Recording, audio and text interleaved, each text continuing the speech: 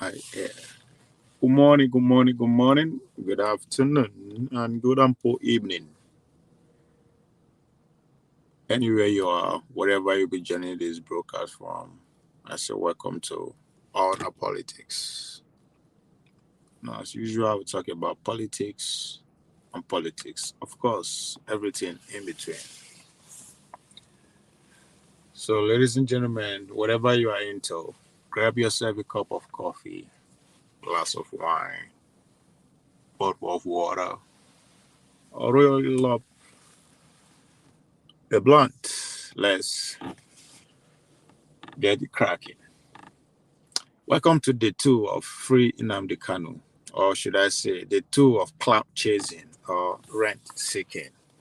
As Mike rightly put it a couple of days ago, that I am all of a sudden advocating for Nnamdi Kanu release because of what I am seeking for rent. And he's spot on, he's right. And I rightly said yesterday, my rent is 2,500, as they say in America, it's 2,500. But my landlord don't call me this morning, say, it don't increase out based on the cost that I embark on to 2,525 cents.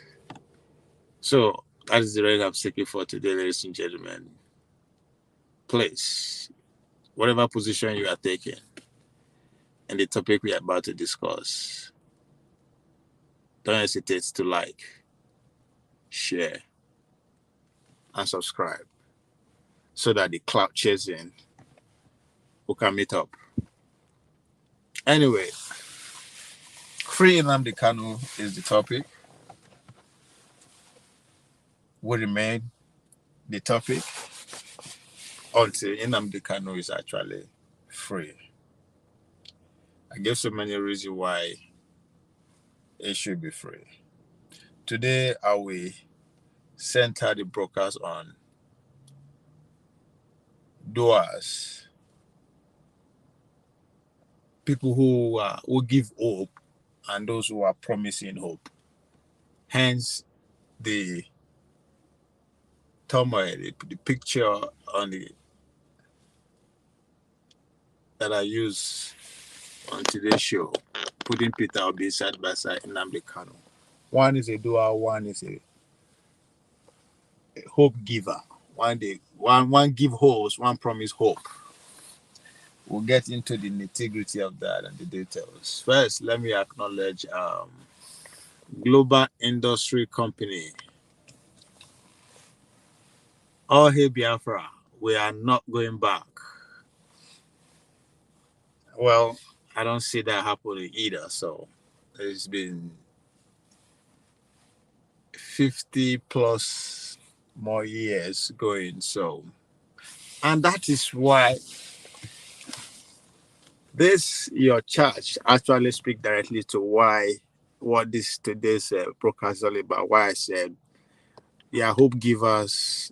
They are people who are actually they're giving hope, and those who are they're promising hope, right? When you say Biafra is not going back, and I think that's where Nnamdi Kanu stand out. He is a hope giver. He has given millions of Biafrans hope, not promising them hope, right? He is not a politician like Peter Obi who promises hope, like Tinubu who promises hope, like Atiku who promises hope, like Gonkoso who promises, like every other politician who promises hope.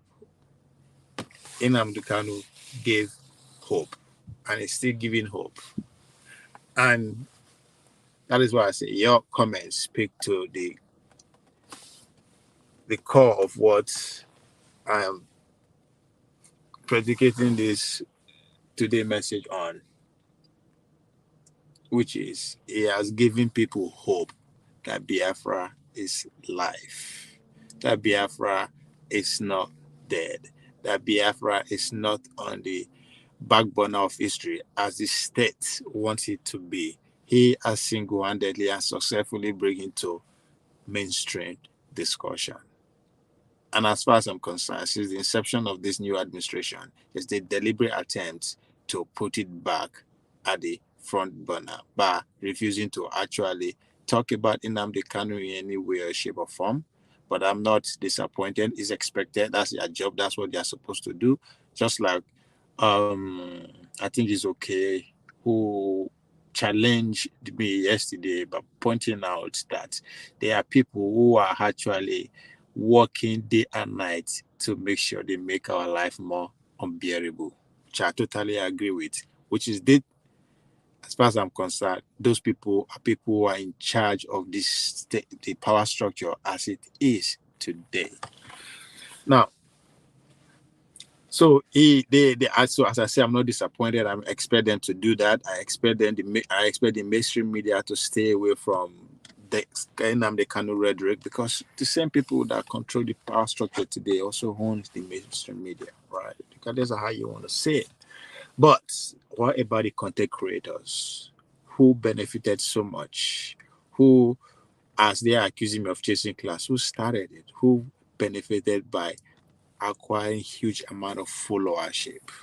They get notoriety, they be famous, they make ends meet.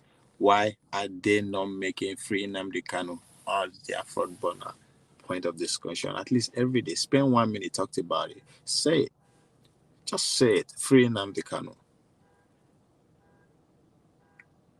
Because you hold that much to that cause. You benefited immensely. I'm talking directly to the content creators who, from both sides, either against the cause or for the cause, who at one point make it their daily bread, talked about it every day, till they attain notoriety, get it amount of followers, she makes a lot of money from it. But where are they today? They are all carried away with the shenanigans of the elites, falling into unnecessary distraction by discussing who own Lagos. But I've been people go Lagos. I've been like what an irrelevant discussion. This is 2023. Who give a fuck? The most important thing is who control the resources of Lagos. And ladies and gentlemen, it's neither Lagosians nor the Benins, but the few people from every nooks and crannies of that country run Lagos State. If the state cannot generate 100% of resources and willingly contribute whatever he wants to contribute to the center, as far as I'm concerned, yes, the state only Lagos State, no Edo State, no Benin. But of course, they want us to engage in this kind of conversation to take us away from what is necessarily one of those in Nnamdi Kanu.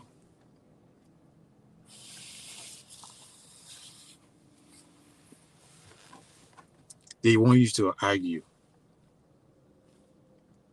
So I'll come back to why I say Obi a promiser, just like every other politician. Like, why Nnamdi Kanu is opposite? He gives hope. So he brought back the Biafra to mainstream conversation single-handedly. And it's a crime against any organized power mongers, any institution that are in power, that control power. They don't want an individual to amass so much have amount of control, because the two of the most important ingredients to power is what? Wealth and population. Wealth and population. And God damn it, individually as we speak, just nobody that has organic followership as much as Nnamdi Kanu, and is just getting started. So they cannot stand that. That's why the guy is still behind bars.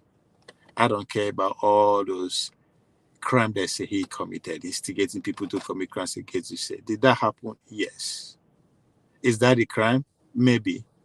Me using maybe is deliberate, because guess what? The same crime Obasanjo committed against the people of OD, that's not in the Constitution. That is against the law. It is treason. That's genocide that committed by individual. But who cares? Anyway, there are people from OD. They're not matters. They're not important. But why did you do the same thing during the NSAS? Is that constitutional? No. Is that against the law? Yes. So, big deal, right? So try him. If that is actually the crime that they are putting him behind bar for, try him. Well, let's hear what the law says. But that's again, they know they're not going to win. They're going to succeed, right? Oh, it's a race. In the Kano is a security risk. I get it. But why is it a security risk? He's not a foreigner. This is not somebody who invaded our space and decided to commit treason or come out of terrorism that you decide to say, I'm going to hurt him for life without trying it. No, he's a citizen of the country as far as I'm concerned. So why is he all of a sudden, as an adult, become a threat to the state? That's the conversation we should be having. That's the conversation I expect the content creator. That's the conversation I say the followers and believers of Nnamdi Kanu should be pushing.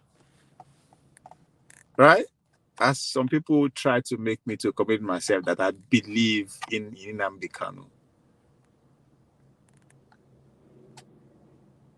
It's just a matter of belief. And I don't hate you or love you for if you want to believe in a human being and what he's doing. I just acknowledge that the power that he's fighting, same power is also responsible for my misery. Also responsible why Nigeria has greater he is still in perpetual darkness. The same enemy that is fighting is also responsible for why we don't have good roads. It's responsible for why millions of Nigerians are fleeing freedom to come and stay in perpetual modern day slavery in the name of trying to have a better life. Right? That's a conversation nobody wants to have. Somebody calls it, a lot of people may so. But again, that's a different conversation entirely. And again, if you say, oh, why all of a sudden, as a pro-Nigeria, you are not supporting the government? Supporting the government doesn't mean I should sing their praises, even when things are not going right. And this is not about the government of today. It's about the power structure. Because the government of today will last for 4 years, or miraculously for 8 years, and it will be gone. Guess what? The same structure will produce another one. And all I'm asking for is that, can we just practice real federalism? Give their state or their autonomy. I see no reason why one big man should just sit somewhere in the name of federal government and dictate to every other person how he or she should run his or her life, regardless of what resources are available to you or her. That is what the founders of America fought for when they carried out their revolution against the imperialists of the United Kingdom. And that fight continued even after they gained their independence. The likes of Alexander Hamilton, Thomas Jefferson, and the rest. When you read the article of, if you read the Federalist paper, you understand why they actually fought and keep fighting. Why the founding fathers of America never wanted the power, the center called the federal government to be powerful, to be more powerful than the state. It is dangerous for the state, the federal to dictate for every federation, every state. Why? Because that is why, again, that's another reason why the founders of America came against democracy. As I was trying to point out yesterday, America is not a democracy. America is a republic with a democracy tendency. What is the difference? A pure foreign democracy that Nigeria claims to be practicing is majority carry the day. And why the founders of America actually were against that, they fear that a group of fascists will use that opportunity to gain access to power and use the principle of democratic majority carry list to now overlord every other person. They foresaw that and they kick against it from day one because that is how the Britons were operating from day one. Hence, they said, we are going to have a republic whereby the power comes from the people, not from the aristocracy, not from the royals or the commons, as it is in Great Britain. The House of Law represents the aristocrats, the criminal that crimes. Then the royal institution, while the House of Commons present the peasants. The founders of America said, no, that's not going to work for us. We want a government, a system whereby the power comes from the people, and we are going to democratize every aspect of our life, which lead to the separation of power, making sure the states have reasonable amount of autonomy. The founders of America literally just say, hey, the federal government should be in charge of military, in charge of financial policy, foreign affairs, da, da, da, da, da. But every aspect of our life should be determined by each state. And this is when the United States is still in just 13 colonies.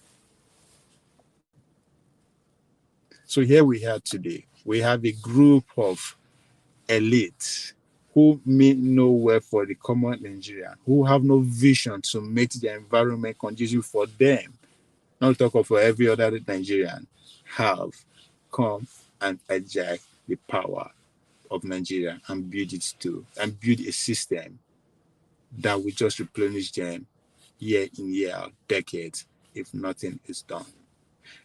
Every reasonable society that produce elites that actually benefit from the society, that don't want to be slave to any other power around the globe, put the environment first and repeatedly carry out revolution that will constantly decentralize the power. Anything that will bring tension actually lead to underdevelopment. So they try to avoid that. Those are elites that are visionary. Those are elites who don't want to be slaves to anybody, who don't want their life to be determined or dictated for by any means possible. So we don't have that elite. Hence, we have to destroy the power structure to get rid of these elites and produce people who are visionary, people who will set their sights on 50 years from today, 100 years from now, people who will put the nation first. And the only, as far as I'm concerned, to achieve that is to actually practice true federalism. We have 36 states in the federal in Nigeria. Give every state its autonomy and see. Give reasonable amount of control. Let the contribution be the other way around. Let every state contribute some percentage to the center, not the center determine contributing to the states. You come to my house, you generate income, you are still telling me how to live, what you are going to give me. That's not how it works. And that's where I cross paths with what Nnamdi Kanu is fighting for. Nnamdi Kanu say, as far as this structure is concerned, it's enslaving my people. It's not giving us power. And once you don't have power, everything you have is given to you. And if everything is given to you, it will be dictated on how you're going to use it. And if we were to go back memory lane, hence the 20 pounds after the Civil War. They were given 20 pounds. That happened because they lost power. And but guess what? The level of 50 years later, that is a threat. So Nnamdi Kanu saw all this, and said, my people will never understand or know what power is if we continue like this. Hence, the power structure has to be reorganized or we leave. That's where we cross paths. That's where the message of creating Nnamdi Kanu is coming from.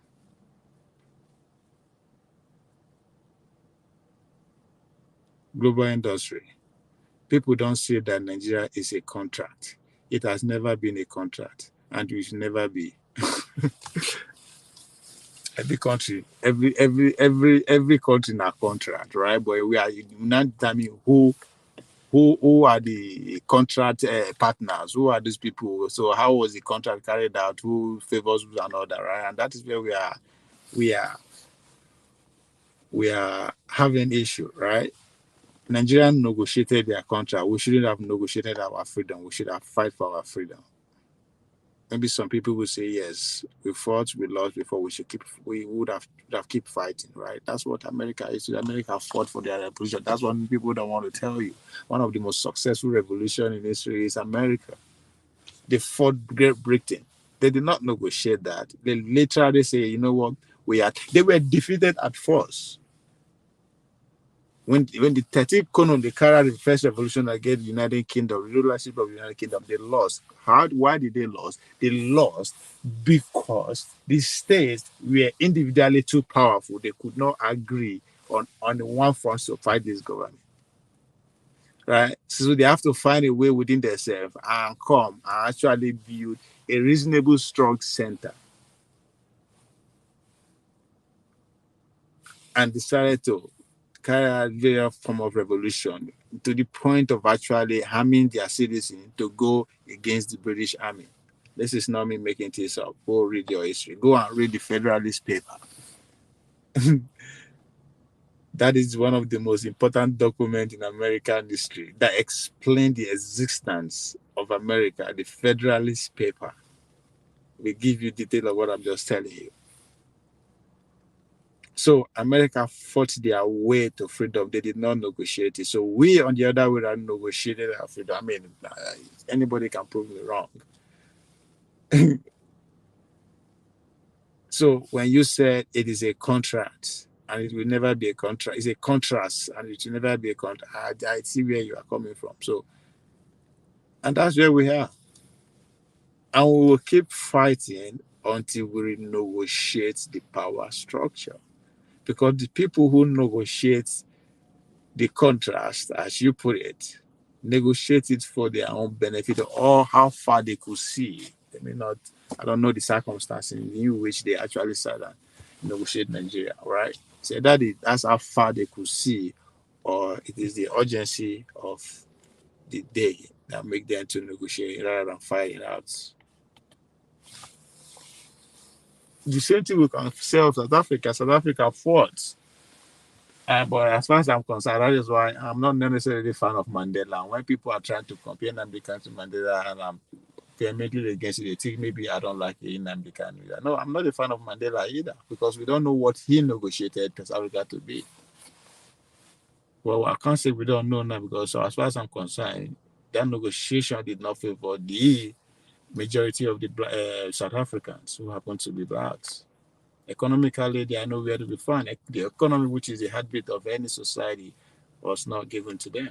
So how is this negotiation carried out after all they have went through? So there's a conversation that I would like to have with people who carry out pamphlet that the man is a hero and all that kind of shit. Biafra is a way contrast conglomerate. Biafran, I don't understand. Biafra is a way contract. Anyway, so yes, a little bit about a promise. I'll be a politician who promise hope. And promise at times can be very vague, right? Ends from production to consumption.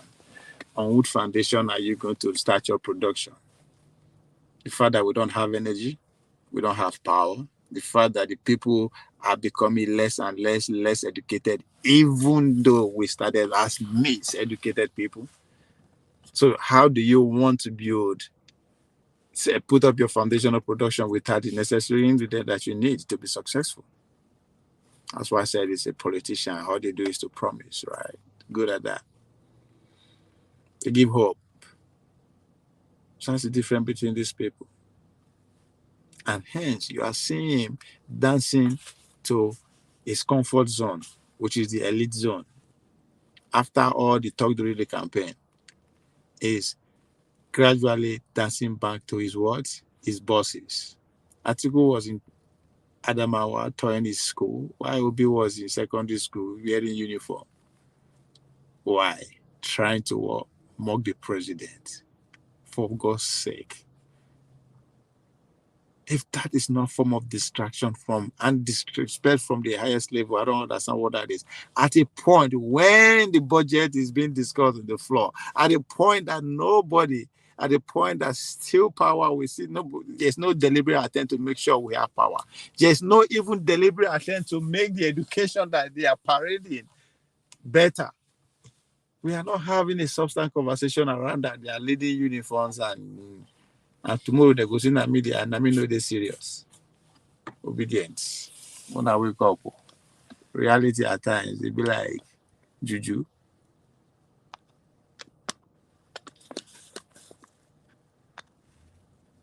Anyway, make I see who wants to join the conversation out there. Click on the link. Let's go to war.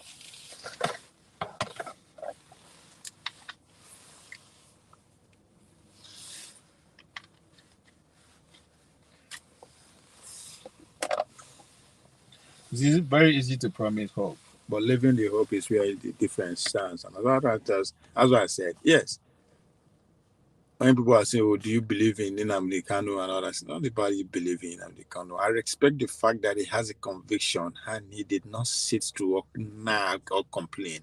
He decided to embark on that journey of his conviction. That I respect. That you cannot teach. That is special. That is beyond just a talent. And whether we like it or not, he has changed the game forever. He has able to insert himself in young Nigerian who will grow old with him in their mind and with that struggle.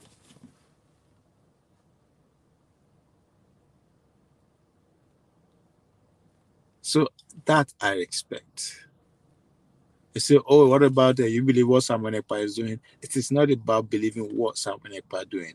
It's the fact that I respect the fact that he has found a conviction and is following through. As I said, we don't know the answer. If we know the answer, we would have achieved success by now. But we have an idea what the answer could be. And now these two people go beyond just having an idea and they push through. Same goes to Shewore. He is convinced that he has a solution to achieve whatever he believes in. He did not sit and complain. He followed through. Those I respect. But the idea is, oh, do you believe me? Well, hey, the fucking human being. What do you mean, do you believe in? I believe in myself. But I still don't have the courage that they have. So, and that's why I respect them on that level. The same thing goes to be, we like it or not, it pushed through. For if you say, oh, it was supported, it was back, it was sponsored, but it was speaking among millions. It was the one that is willing, that come out of his conviction, whether you agree with his message, agree with his person and all that, no, but it comes out of his conviction. I expect people who believe in something and they set out to carry it out, regardless of how successful or unsuccessful that becomes. I will forever respect that. But the idea that you believe, fuck no.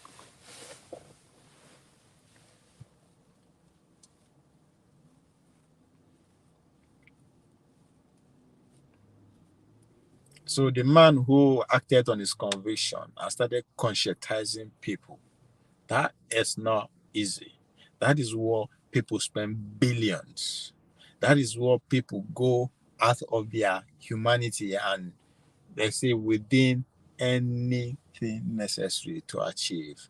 This man single-handedly achieved that by just sticking to his guns and his conviction. And he conscientized millions. However, you think he led those millions, that's not the point. The fact that with this time and day whereby we have a power structure that is bent on miseducating and misleading it as citizen, but you have a man who is doing it better, free. The states, the power structure spend billions every day with all the apparatus within their control, with all the media within their disposal.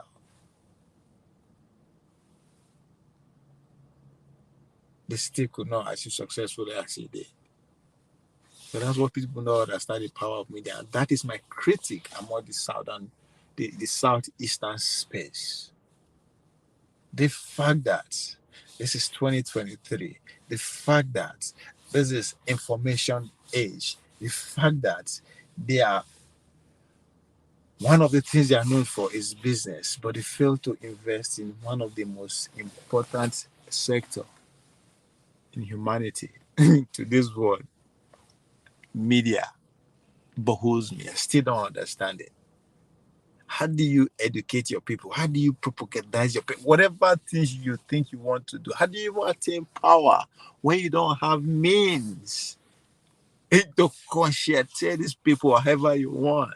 How do you do that in today's world? It's not what I can find here. The fact that the southeastern space, they stand no competition when it comes to the media space. It's still what I don't understand.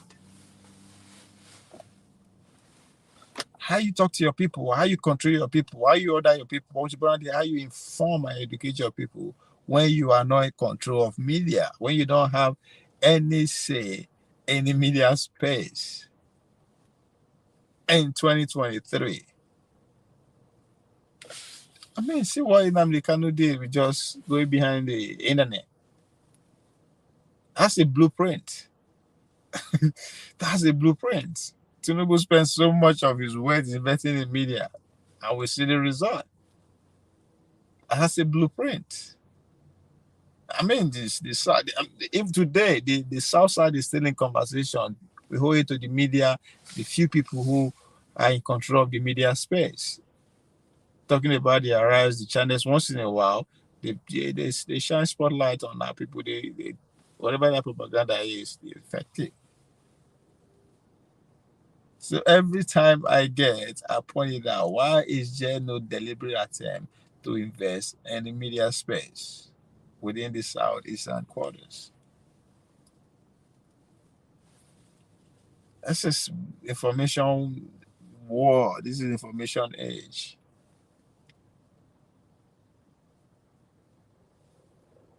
How you fight the modern war and win without having the control of media, without having media space at all? I don't understand. How do you win the war? You win the war mentally first by talking to your people, by controlling your people, by informing your people, that educating your people.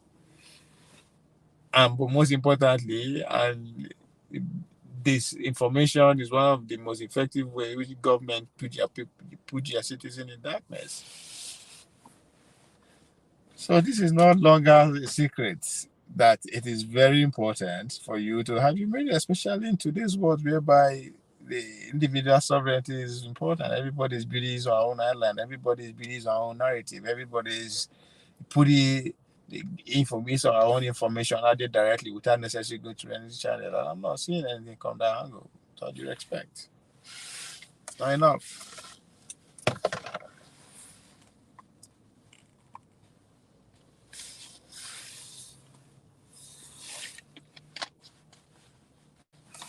So that's why the man is still behind bars. Yeah, pull out the impossible. How dare you, from nowhere, just have influence over so much amount of people? And the dangerous part of it is that these are young folks who are going to be here for the next 40 to 50 years actively. How do you control them? Go after their wealth, as I said. Population, numbers, and wealth equal power. But again, how you propagate your wealth and population solely depends on your media power. Up to today, nobody know how much Donald Trump worth. We all, 99% of people believe that he is a billionaire. Why? Because he understands the media space and has been living in that space for over 40 years.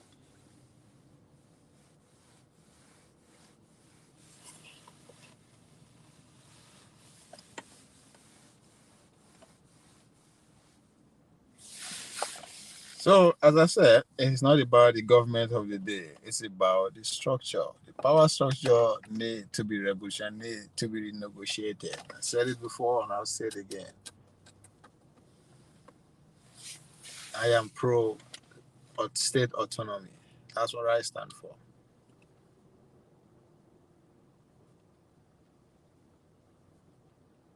Nnamdi Kanu and his followers believe they are for own stateship. They need their own country. It's the same thing we are fighting for. But whoever that is denying me my state right is also the one responsible for denying his own stateship, his own country, right?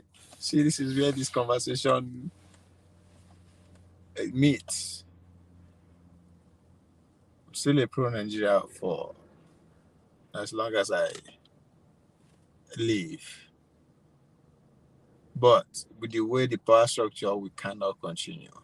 We need to break the power structure down so that it will give the flexibility for us to live happily. That includes the option of anybody that says he wants to live. And I guarantee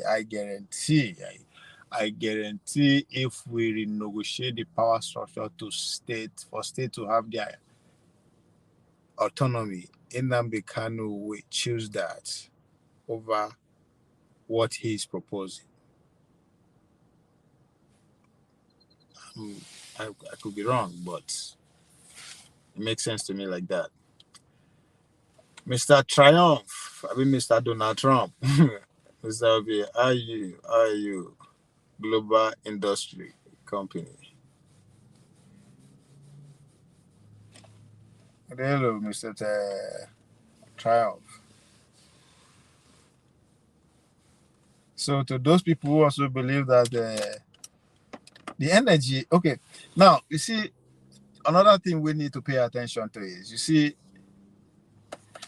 the energy of restructure is died down from the elite conversation. Why? Because Toba Tinubu so far is doing a good job absorbing pretty much every necessary voice. Only the Afeni Ferres are saying it should restructure.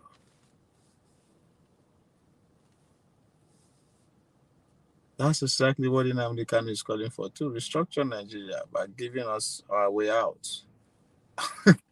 That's restructure. Obasanjo did a little bit of restructure by letting Bakassi go.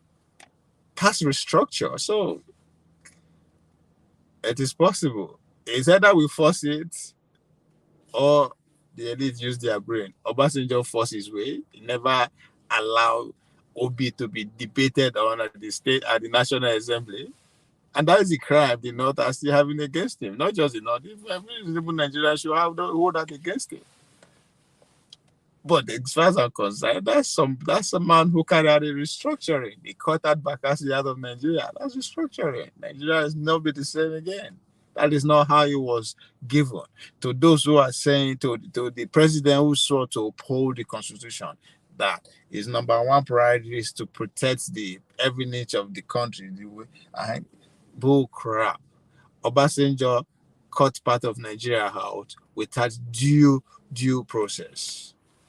And you are telling them they commit treason by asking that Nigeria should be restructured in a way that doesn't favor you. That's a crime.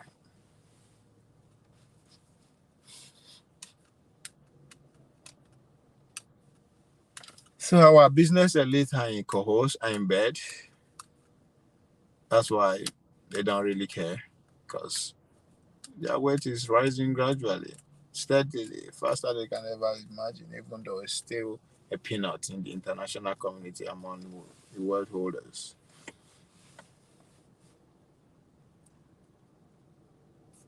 Mr. Trump, great, and you? I'm alright. I'm good.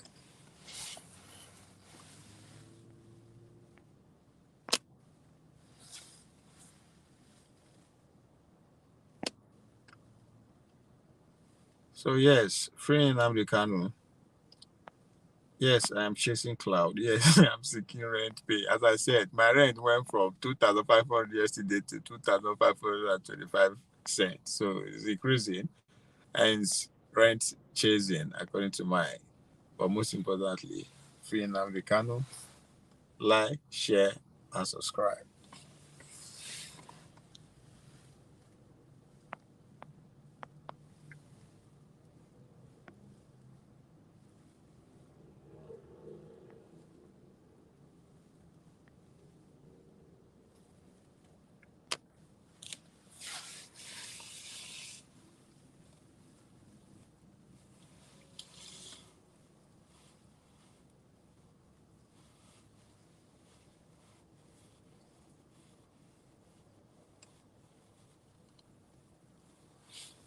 Now, I know Professor Soludo will jump on the train, but pointing attention more to Nnamdi Kanu so it's because he's seeking for re-election.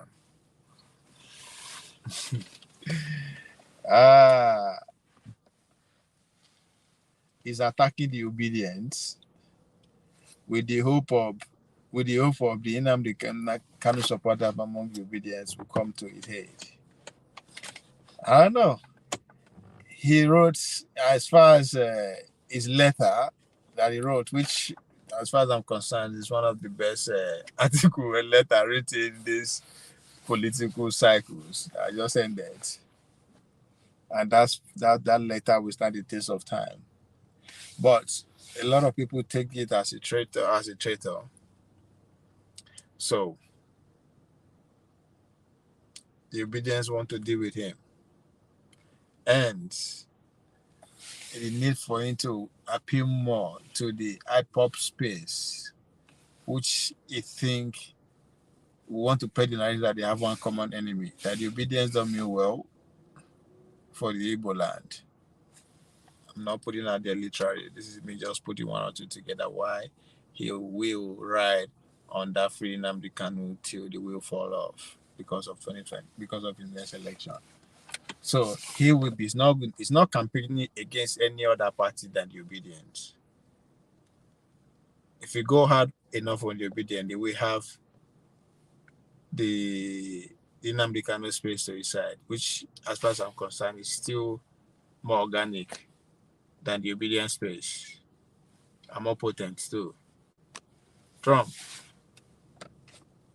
now you they say made them see keeping Nnamdi Kanu. You are muted, Mr. Trump. Nah, Kedu.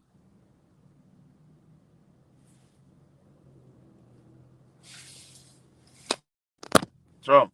I did fine. I did great. You don't be Igbo now. Why do you speak Igbo? What are you talking about? Yes, I hear you. You hear me? Define Igbo. define Igbo now. You say I know be Igbo. How do you know that? Huh? You're not. How do you know that? You're not an Igbo man. All right. Okay, let me tell you. Because I've been watching you for the past.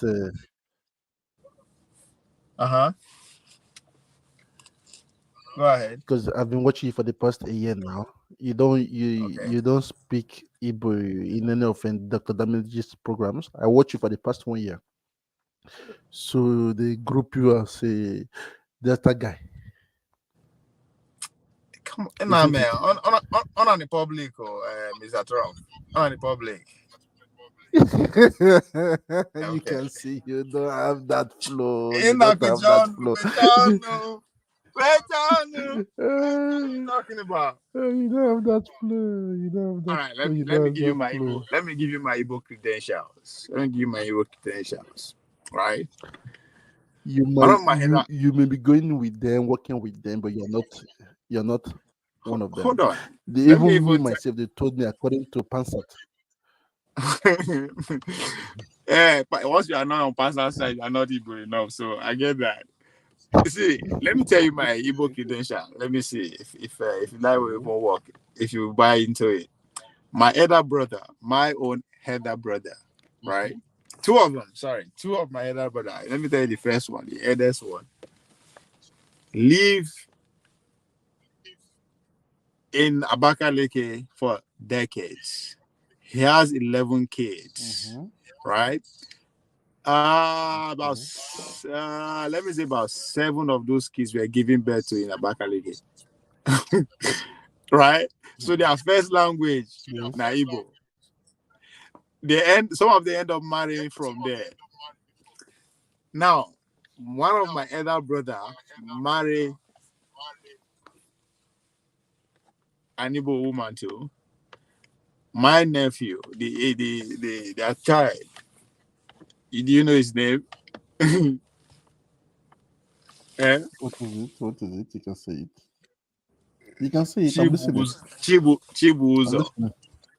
Chibuzo. That's my yes. That's my niece's name. Chibuzo. Okay. Like now,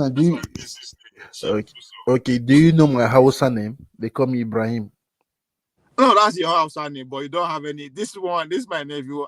She's blood Igbo. I have an Hausa name. I have a Yoruba name. No, me, it's not about having the name. It's about actually they call me having the Jimo. bloodline too. That's not the point. They call me Jimo. My Yoruba name in Nigeria. My mother is a Jimo woman. So okay. So if I'm fighting, but you're not the one now. You're not the one. But you're not related. Am I going to fight? So if Nigeria should go into civil, if Nigeria should go into civil war again, now where do you think? So do you think I will fight for Nigeria? I'll fight for Igbo. I'll fight for the Igbo side. You will not fight anybody. You will be in the middle now. You'll be making peace. You are not meant to fight war. So that's what I'm here for. That's what I'm here for, right? There's a common ground here. I want us to find that common ground. The common ground here is the power structure. It's the one that's making us to seems as if we are fighting ourselves, right? So we should find a way to come together and restructure that power and distribute it evenly. What we need today is dialogue now, Mr. We have told you before. What we need in Nigeria is part of solid dialogue. If the people who are in people charge are just making noise to dialogue, why not? Right? They are ready, but some people are using it for political interest now. We know and about you too. You understand? Where are those people? They use it for They are all outside of the country. They use it for political gains. Yeah, you chop. You go like me. They come closer. Make us this question. That's what I'm saying. Now. So that's why. You go like me. They come closer. That's why the idea of since after the election, many people know they cash out again now. Trump. That's why I say the idea of dialogue. They have decided to put it on the back burner. They don't want to dialogue. Okay. So we have to force them. The easiest way to force them is to do the best way we can. However way. The ones in abroad, they don't want to dialogue. The ones that's why we have to work together. Part of working together is to identify them. Is to identify the people who are. That's why I said it is the power structure, right? These people who are abroad find a loophole in this power structure, or they buy their way into the power structure. That's why they are so effective, right? If we not destroy or reconfigure that power structure, they are going to be on the losing side. I guarantee you that, and that's why they are fighting within using everything necessarily to make sure we never come to see our common ground to take either the negotiation, the fight, whatever it means to them. And that is what we are not seeing. When I mean we now, whatever that you believe in, you believe in Biafra, you believe in whatever. Once you know that this current system as it is not working for you, I think we should be on one side. Right? If we go to war with these people and we are successful, then we can say, okay, this is what you want. You said you want to leave, you can leave. I'm not going to say you can't leave, because that is what we are fighting against. So now that we now have you, I'm not saying no, just because I don't believe you want to leave. No, you should. If that's what you actually do, that's what you want. Separate. Is that? As for you, do you want Nigeria to separate? Yes or no? Do I want Nigeria to separate? For you, do you want Nigeria to separate or to unite? Let me ask you this question. No. I'm answering a critical question. Do you want Nigeria to separate or to unite? Now, for me, it's about survival, right? If we unite, we give us more greater surviving chance as a people, as a race, as a species. That's that's the overall battle here. That's survival. As a country. Yes. Do you know? I was speaking with some guys yesterday. I was in Paris. I came back to the north of France. That was the day before yesterday. They were asking me solution to stop this kidnapping in Nigeria, as an example. I told them that. To be honest, if you guys want me to say the truth, I will say it. When I just mentioned something that they should shift everybody in Nigeria, we'll get the real numbers of everybody in Nigeria that are Nigerians. They shouted at me. They say, I'm a devil. I'm not a devil. You understand what I'm saying? Just for security, you can know who is beside everybody, and I will track everybody's phone in Nigeria. You cannot have a phone. Your phone will not function except you come and do something. We reprogram your phone, your SIM card, your line. They've been So doing that now. so no, in Nigeria, no, they refused. They told me I'm a devil, antichrist. I said I'm not antichrist. So just you understand. I see if they're ready to stop nyanya in Nigeria, is through the hard way. I know many people will be against what I'm saying now online. Those Christians, I know them very well. I know them very So well. that So and that is why we need to give every state autonomy, right? Now that is where what you are proposing can easily be achieved with relatively low no, they should remove resistance. religion in Nigeria. Hold Religion, on, because hold where I on, worked, hold on, just hold on. Now, if they give every state its power, now means that now we would sponsor the middle, the center, right? So if we now say, hey, this idea that you are just proposing, this is what we want in this budget cycle. If we don't do it, the 1 million that we are donating to the center before, we are going to reduce it to 800 or 600, right? Because that's so them they do the state now, right? Obasanjo started it. Obasanjo was fighting Tinubu by withholding some of the federal finance that he is entitled to. But it should have been the other way around, because you are coming to our various states to generate income. Now you come make money from me. You consider tell me how much you go pay me, right? That's slavery. That's exactly how. So it has to be the other way around, so that we can pull the center in check, reduce their power, so that whatever we want collectively, just like with this idea that you propose, they have no idea, that they have no choice than to do it. So in order to achieve that is to push for that the restructuring, which is to me break it down to states. In America, you say no, break it down to give me we want to go. The way these people, he believe that these people are not ready to restructure the process, the structure, which is what you are saying too, right? Hence, is going the drastic route. But you are calling for, you understand, we should dialogue. But the people who wish to dialogue, we are not ready. And the same idea that you are proposing, they see it as a threat. That's why they are calling you a devil. Nobody say it's not a good idea. It's a threat to them. So you can understand. So they will put it in a way, because it doesn't even where I align with used their to do interest. even where I used to do business, when because I was brought up in the military way here in France. Understand? Because military formed me. Understand? So they are strict.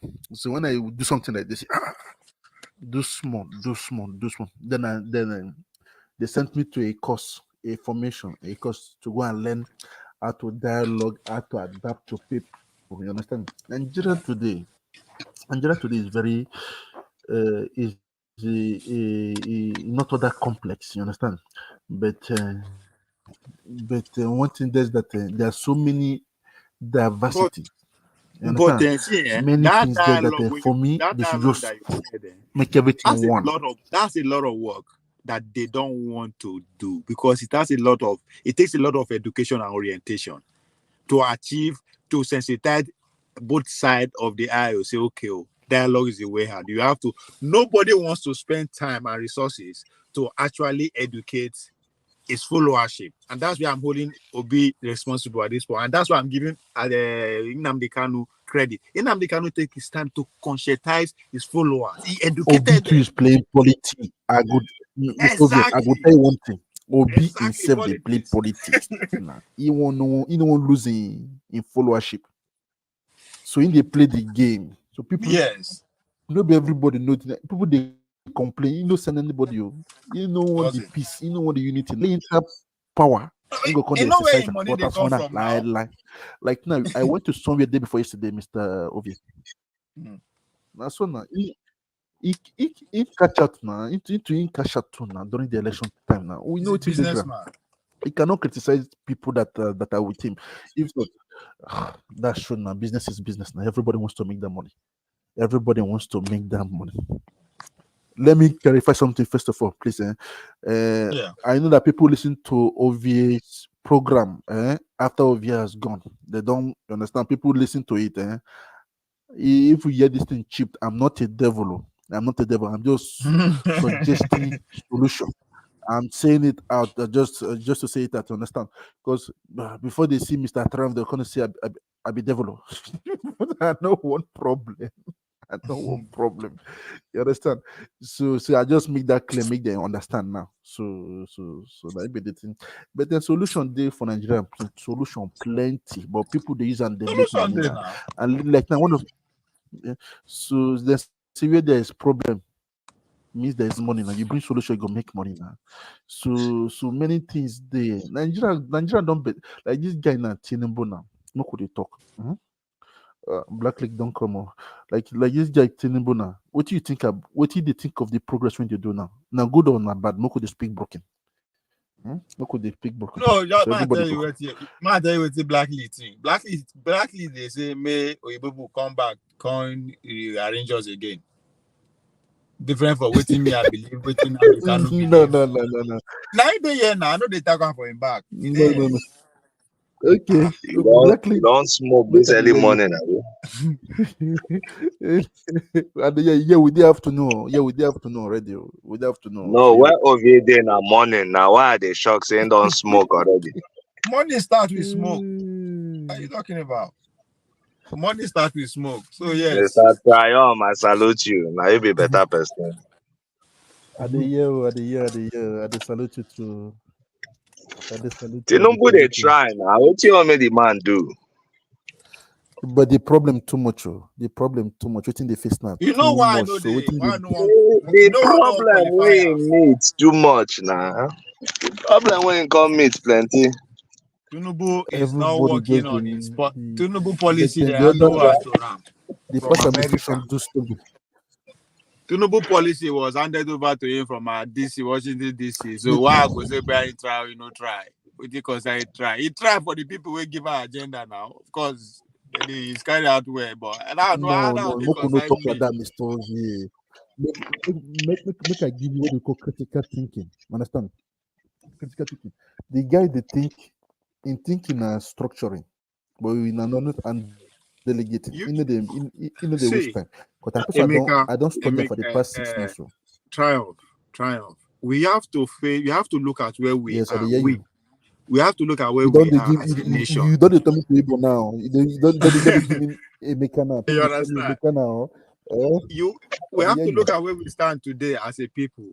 If at 2023 we no get light, we no get energy, we no feel we are not educated. What are you? No, it's not policy you are putting out there that is for me. It's not for my benefit. PDPs and cash out now. PDPs are making money. That's what I'm saying. That's what I'm saying. The policy is not meant for me. So why should I rate him? People will give him the policy. They are happy. He just come. My brother. Now the head now will go to assess the policy is already out there. Now 6 months in the see, let's wait. Let's wait what is in the budget. See, let's see what is in the budget, right? If what is in budget is for what will give me power, is what will make my education system standard, then you can ask me to rate him. But if that is not for what do you want? What do you want? Choose one thing. Education or power. This is 2023, for God's sake. Okay, I bet time with you next year. But this time next year. But the book I give. Okay. What I want is not rocket science. It's very simple. I don't want light. No, I should not talk saying power now. He don't hear you. Believe me. He hear you. He go give you that light. Nigeria, he go give you that light. So no, now you are asking me to rate him now. You are asking me to rate him. So he hasn't done anything for me to rate him. For me, now what he want? He go give you that power now. He go give you that power. He go give you that power. Okay. He go give you that power now. I can bet it. I know the Agbado.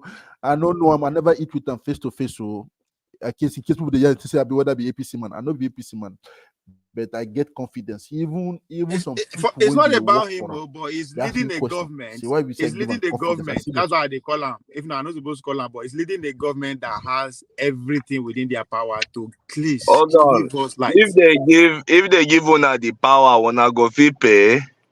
Give Power an no be answer. free, oh. Thank My you. brother, they say, Power see, no be free, oh. hold Even on. petrol that They they say complain of. Petrol education is that expensive. they complain Even of. for brother, first world country, men still they use candle, oh. My brother, they say education is expensive, but they say try ignorance. Let me have the option, but I cannot afford it. And Rolls Royce they there now. I know if you afford that, but they complain. They complain now. Let me have the option So you of like saying, Rolls oh, I Royce? cannot Okay. afford it. You understand? So let me have the option that I cannot afford it. Okay, Mr. If I see it, I'll be motivated to work hard to be able to afford it. The problem is saying, no. The problem is the guy he meets some mafias. That you see, I person go enter position, agree enter in office for good 4 months. Now no ask question. No ask question. I dey America. I I dey for small boss. Hold on now. I dey a place where be say, for me to get anything, I go have to do everything I want. If not to go wash plate to make sure I get light, I will do it, Abi. So it's not cheap, but if you budget the motivation there to go all in. So give me the light and let's see if I can afford it or not. Because some places for Lagos get light too, and then they pay. Then they pay. No be everywhere. Even some places for North, then get light, then they pay. For companies where they get light 24 hours, then they pay. So that make me they ask. Some people cannot afford now. What is that just this? I mean, they just put food for common man for their table. For country where you they just as a blackly put down. Now everybody they feel afford power, but it dey. No. Not life. Like. But we are still paying for the. My as you know, they say we see they pay. My mama house rent. Understand that? But we are still paying even as you know So many people just talk. Just because Trump, just because Mr. Trump, just because you know if you afford something, does that mean they make me no get them? Yeah, you.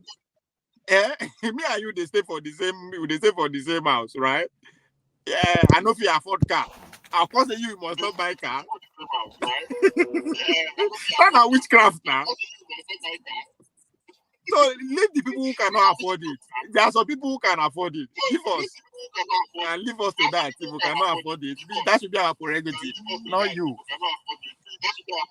I mean, it's 2023 now. There's no medieval development. There's no Abba. That's not too much to ask. Okay, Mr. Ovie. Okay, Mr. Ovie. Okay, I even learned something a few days ago. Let's say they complain for the past administration.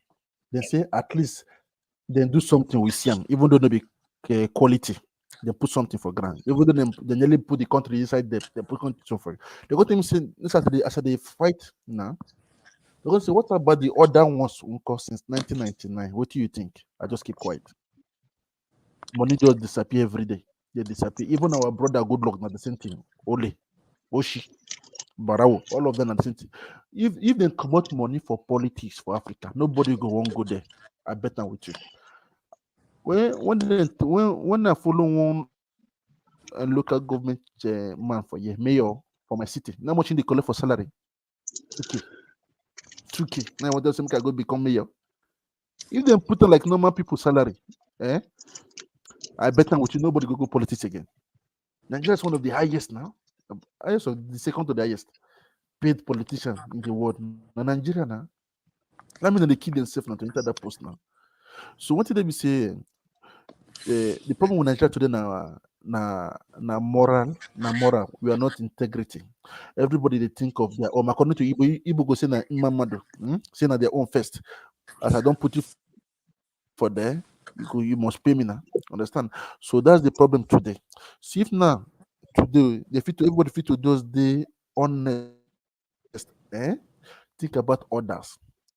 Mr. Ovie, I go better with you. 15 years too long. 10 years Nigeria don't do okay. Everybody go do the work now. Brother, that doesn't We need to do that first of all. doesn't Make happen. they copy. That no, they Yes. happen naturally. You understand? And even if it happen naturally, those people who are the opposite are working day and night to make sure it doesn't happen. So that's why we don't have to wait to make it happen naturally. Now, businessmen for Nigeria now, Mr. V, they are the businessmen. They know, like, can you believe say I know somebody, for them to make money, in talk and koro just like this, for round table when I go visit Nigeria, saying prefer say make the interesting either to give people money, make them go explode transformer for Nigeria, for Lagos, make them for make money. Make people they leave their house, they come they buy fuel, they buy generation, the chop like that. You don't ask them. So the problem with Nigeria now, everybody, not only the government too, not the politician. Now the civil service,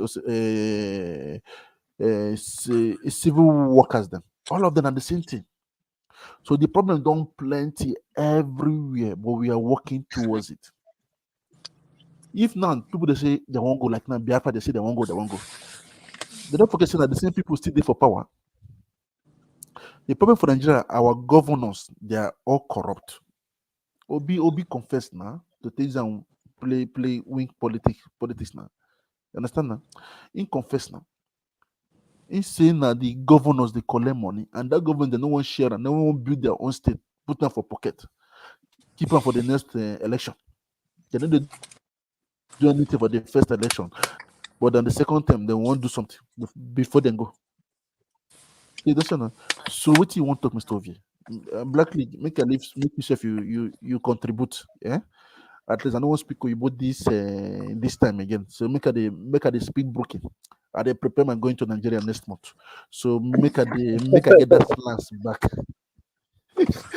Make I get that slants back. In case I talk, they're gonna say, me don't tell me say I be foreigner.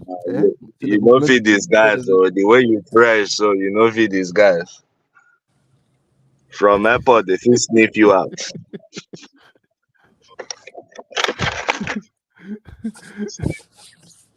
And they carry Nigeria passport follow body now. And they can't follow body now. It'll be by passport, my brother. So the time I still get that accent, but I go try make if I speak, maybe they not go yaram again. So I won't just make a blend before I go Nigeria. So even that they talk, because I remember last time I go now, they just double the price for me everywhere. I go even tax you, everybody they increase the price everywhere. Then they pay what they pay, and which is bad. See Nigeria now they do Nigeria man again. Then them say me no belong to Nigeria.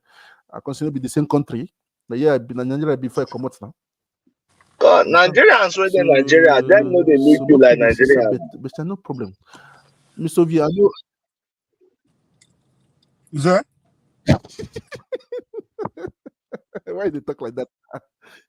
No, them know they look you like Nigerian now. Now you they look yourself as Nigerian. Nigerians where they Nigeria, now different breed you be.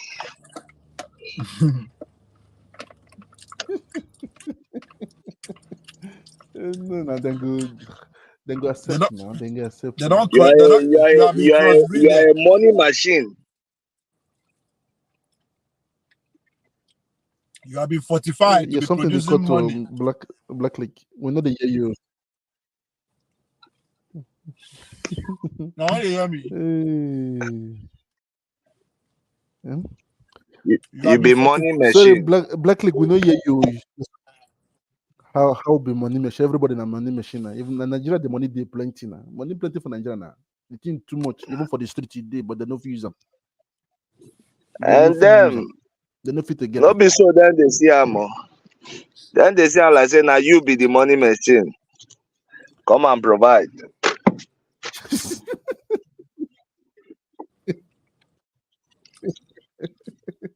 Which African country I go? Say Madagascar. I go Madagascar for business trip. I reached there for two. I just want to buy something for market. I see the price for my front. I see the price. Okay, you got Naira 10. Then see that 15 naira. For my present, the terms might pay 350. I say why?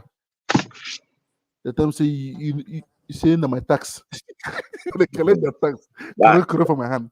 I say why they do like this? And they say you don't belong to me. Koro. Nigeria to do me to the same thing for restaurant. I go now. I paid 3. What's that?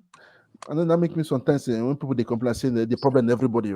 No, now we be the problem for Nigeria. Maybe the politician. Now we. As they come down from airport, I see police guy or military guy, all of them in front of me say, "You see, I don't need my naira note for my pocket. I give them everything." Or else they go delay me. You know, I hate that thing for Nigeria. I hate time when they go they tax people for airport for Nigeria. I hate to see that thing. And it always happen. I'm like, that's the welcome to our country be that. Like first point of contact, you don't they tax me already? Come on, from airport. You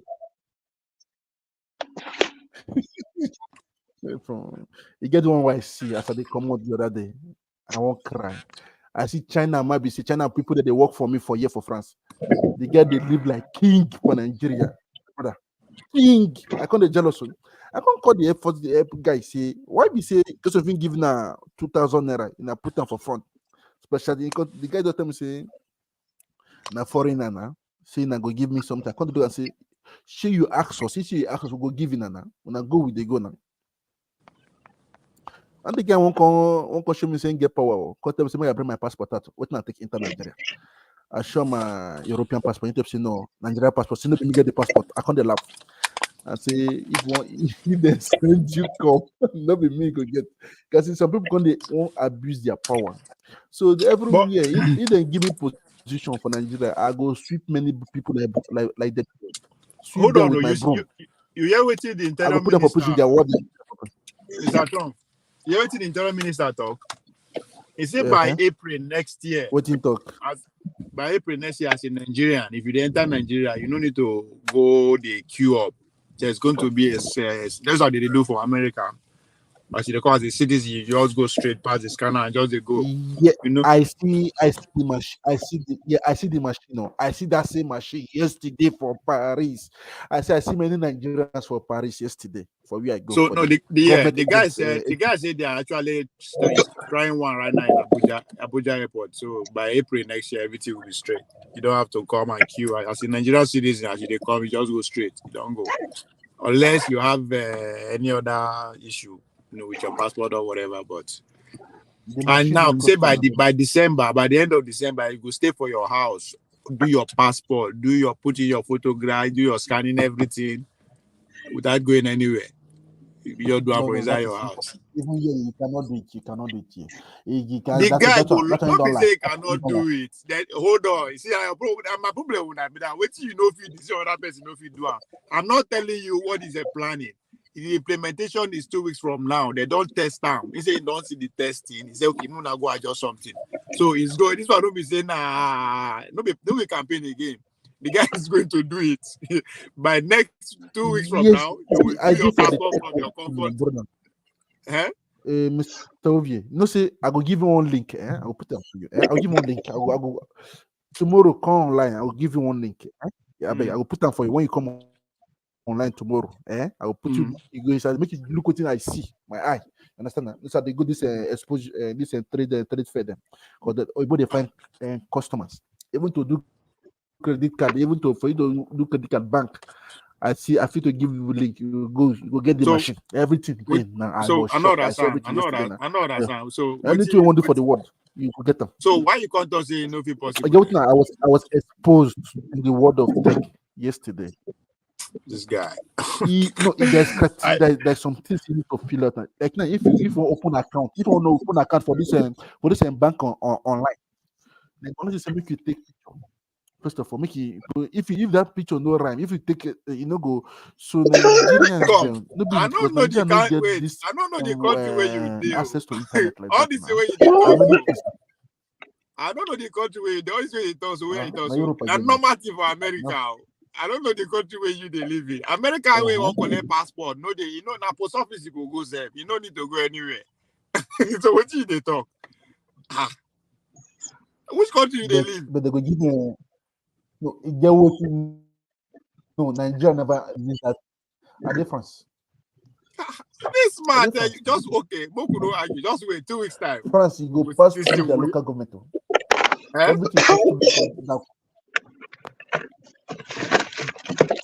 You know why I believe the guy? Everything a local government go pass. You know why I believe the guy? This is a guy that will come clear all the backlog of passports within days. So he know the brag. No, I believe that guy. That minister. The guy a different breed, my guy. It's different breed. It's different. So he knows just the talk. Maybe I tell you, no go people do one. You know, say many people they chop from the company. People they chop. Now they talk. Now you see, you are still boxing on the past. Or other people. This is a different guy. This is young. I believe him. I know. I know what I suffer for that passport office. I believe that man. He's a young guy. He's in his 40s. You know, say now we train him, maybe now for KD the man grow.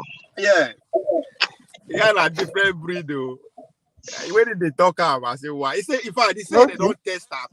He said they don't come do the presentation for us. I mean, just say no, go and judge this and this. If not, now next week for lunch out. You know my prayer for the guy, although the guy they try.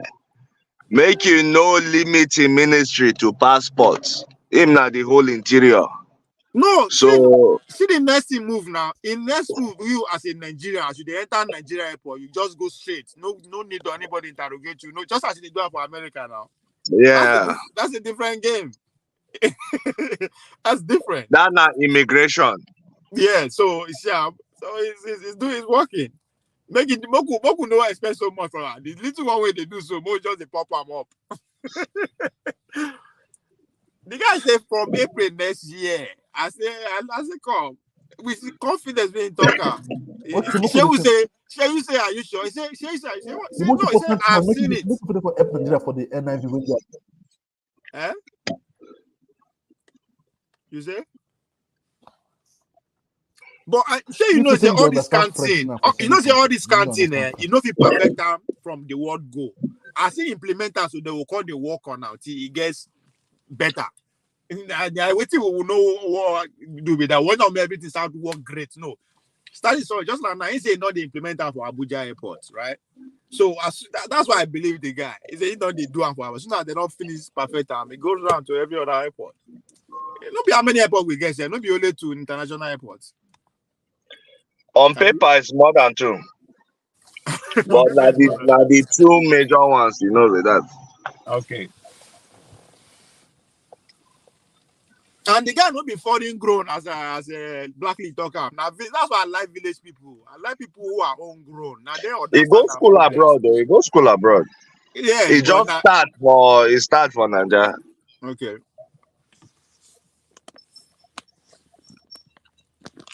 So more give a chance. I see. Make I believe them. What do me I do after? What do me I do after now? The economic progress. The technology almost never be the right time to talk about that one. The technology, the economy no dey our hand. That one now. The economy no dey our hand. They like now, you won't give like now. They come on business from some people hand from China and give Portugal and Germany. Understand? Making the blessing na China because the last part of the administration give money for China now. Understand now? So now you can share now the one thing, you know, say the gas will get if this world go finish one day, now that day our gas go finish. Gas will get it to power the whole Nigeria, the whole Africa.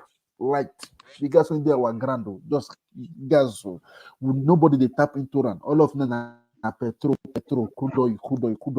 That is not the most important thing. So you just we just get better people they give advice for these guys then. People that are ready to bring their money to come invest for Nigeria. Because they are perfected the form way of stealing the oil money with ease. So to diversify like that, now work they are not ready to do. What's the point when nobody's scrutinizing the oil anyway? It's free for all. Then go down now. By fire by force according to Nigeria. Then go down. Now just with time. Me, I don't know people when they work with them. We have to force them. We have to do them by force, by fire at this point. We're giving them 16 years. You know who they hold Nnamdi Kanu behind the bar. You know who's the men that know the release? Tell me. Who? You get idea? I give you one Who? small hint. Who? The government. Now people, now your own people, now them put them there. You know, now in people them those 5 states, they're not making come out. They get to the power now. So and that's what I'm saying. Now your own people know the government too. So, but in your own people is that's just part of the you understand. I don't want to mention them before they go. Hold on. Hold on. In your people, now just part of the. We know who. Part of the problem. They are not the main problem. They are just part like team. It's a teamwork. Now they be the problem. So they share out. So now their own part be that. So that's why we need to join force with what we believe in, because we are fighting the same cause to fight these people. They force them. We have to force them, because that's your point. They have to force them to restructure, to adjust the power structure. The person will replace them. When you with and follow, yes, you with and follow do sport, you can run, and you can. I know mention name. They get to the name. You want to see? You like making boss come out. I don't call the name. They go replace them. They get to the cash out too now. This ain't go making come aside. That could be a wish, but a wish might just necessarily rhyme with those people. That just the power that be. So now, not necessarily have the soul power. It's just that waiting him wants, now waiting other people say wants. Remember what I tell you the first way for me. Now they talk now. You see, one-headedly doesn't have that power. It's just that his wish rhyme with the power that be. That's why they work. If he wish no rhyme with what they want, he no get the power to save the keeper there. It just happen to be playing the game according to what the higher power say want. But that's another reason I want him out. If he come out, we'll go see how the power dynamic will play out between him and someone else. That would be a great show. You like problem or you like trouble? You like trouble? Only the true people leader of them go stand now. The two of them cannot stand as a captain. One will stand, and the only one will stand, and the people where the people. Well, I don't know. I can't say where now because I would say where now the people could determine. But Nnamdi Kanu has done a great deal to actually create followership that die hard. We have over 3 million. We have over 3 million people when they are brought away from Nigeria, when they registered over 3 million. And those 3 million, half of those 3 million, they give money to this guy. They send money. I know many guys there for France that they give the guy money. That they watch play too. They say they give the guy money because they believe in false hope. You understand? They say the guy they do the thing. For me, I just look and say, son, I'm correct business. If I fit to internet, I go enter my brother. I'm not gonna lie for you. I'm not gonna lie for you. I'm gonna collect my own. But you have to give him. You have to give it to him. It's putting in the work. You not just sit down. In the work hard for that, but in the work hard. Which work? Listen, thank God for Damages now. Dr. Damages show, Rudolph show. I don't know saying to him marry Igbo now. You know marry Igbo girl now. According to listen, like that take minutes now. Say your the second in command. Where you can do sport now, no one call his name.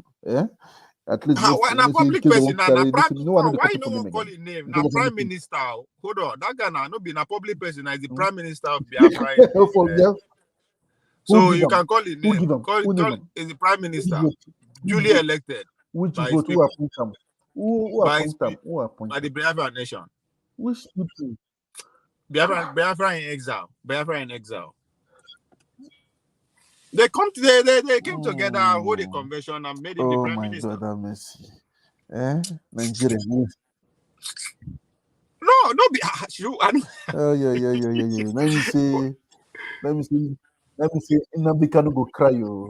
Nnamdi Kanu go cry you. In there for prisoner they cry. Wait now. This prayer, Mr. Visney. Make us not stop what you don't prepare for you. What you don't prepare for yourself. No.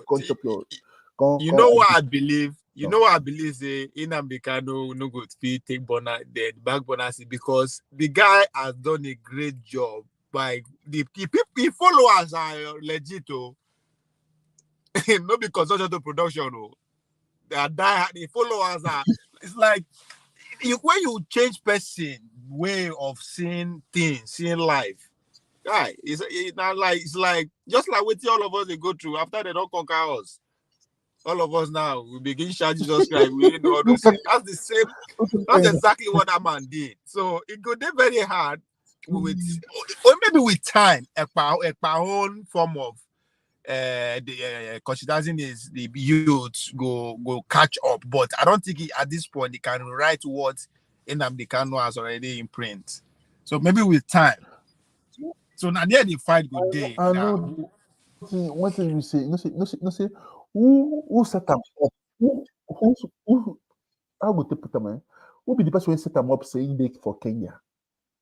Who set them up when they say go Kenya? What you say? Now person they inside them. No, I talk now when they arrest. I did not say maybe say if they ask question, I'm sometimes people like, no person I give the link when they close to Rama. Constantly they go do meeting for Kenya. Why Kenya? Now some of the elites from the south they sell them out. Now I didn't give them out for Kenya. And that's what I said. They close to them for abroad, then I ain't talking. Yeah, I say that then now we do ourselves. That make me even I made the vow. I made the vow. Say me formerly the last black lady I employed to work with me. I cannot be try them again. All my workers now evil. If I see any color that I fear. I don't go lie for you, Mr. View. I fear. I don't go at the fear. I don't be resistant, but I fear. I prefer to work with foreign and I start to work with my own Africans. I don't go lie. I don't hide my own korokoro. I don't hide my own korokoro. So what did they say? So you know we work with black. Then go release them maybe before ending of this year. Then go release in Nnamdi Kanu. That's my prediction too. No fit. I'm not fit. You know we work with black. The problem not they finish. Then to complain. Then to complain now. So you cannot work with me to free Black man, no. The person who come go my back, carry me go court, gonna ask for more money. I don't tire everybody. Trump, so you cannot work with me to free Nnamdi Kanu. Are you saying you cannot work with me to free Nnamdi Kanu? I'm going to ask you some questions now. Go ahead. If to free Nnamdi Kanu now, we go for abroad now. We go Nigeria there. We go Nigeria there now. All of us go Nigeria now. Go they do the riot for the march for freedom for Nnamdi Kanu now for Nigeria now. No. All of us say we'll be internet warriors. We are calling for dialogue first. Nobody you believe in dialogue. All of us are internet warriors. Nobody want to go Ghana. My guys, this is my. We go there now. We go there now. Not for abroad. King Emeka don't come. Emeka don't come. I know say Nigeria don't come. Now they will come fire me now. Emeka, morning. Good morning. Nnamdi Kanu cause Emeka free Nnamdi Kanu. Well, yeah, I think Nnamdi Kanu is about that time. He should be free. All right. Yeah. And Mr. Trump saying no go fit work with Black League because he's an African. And can you work with the Biafran, Mr. Trump? Can you work with Emeka? He's a Biafran. Since he's not a Nigerian, or he's part of the African brothers. No, I'm not Biafran. You won't set me up. I'm not Biafran. I'm not Biafran. I'm not Biafran. I've been Nigerian. I've been Nigerian at the same time. I'll be African at the same time, European. Well, Nnamdi Kanu is still a Nigerian, so let's free him. As far as today is concerned, he's still a Nigerian, Abi. That's why they arrest him. They don't arrest him. The president won't leave him, man. So now when we get Southern president, come outside now. But now the best time we will get Nnamdi is now when we have the Southern people know what making come out to. Now people know what making come out to. No be the president to. At this point, these people are his followers. People like just Emeka. Just Emeka are his people. Nnamdi Kanu, we are from the same. He's from Abia like myself, but again, he's right with his opinion, right, to seek for the emancipation of and liberation of the Igbos and those who associate themselves with such form of struggle. For me, I don't believe in that. Why? I don't think it's a viable economic option, right? We it's like, you know, I said it yesterday. Why would you go and, it's like you want to go and kill yourself, self annihilation, when you have not put your house in order. So the best thing to do. Thank you, Mr. Emeka. Thank you. We keep screaming and crying the wrong, or weeping the wrong tears. Put your house in order first. Like I was trying to explain, you know, others don't want to hear. They were just, no, you know, I don't like to get emotional over this kind of discussion. Is simple, you know, politically. We are not there yet. Politically, we are not there yet. We are not there yet. So we need to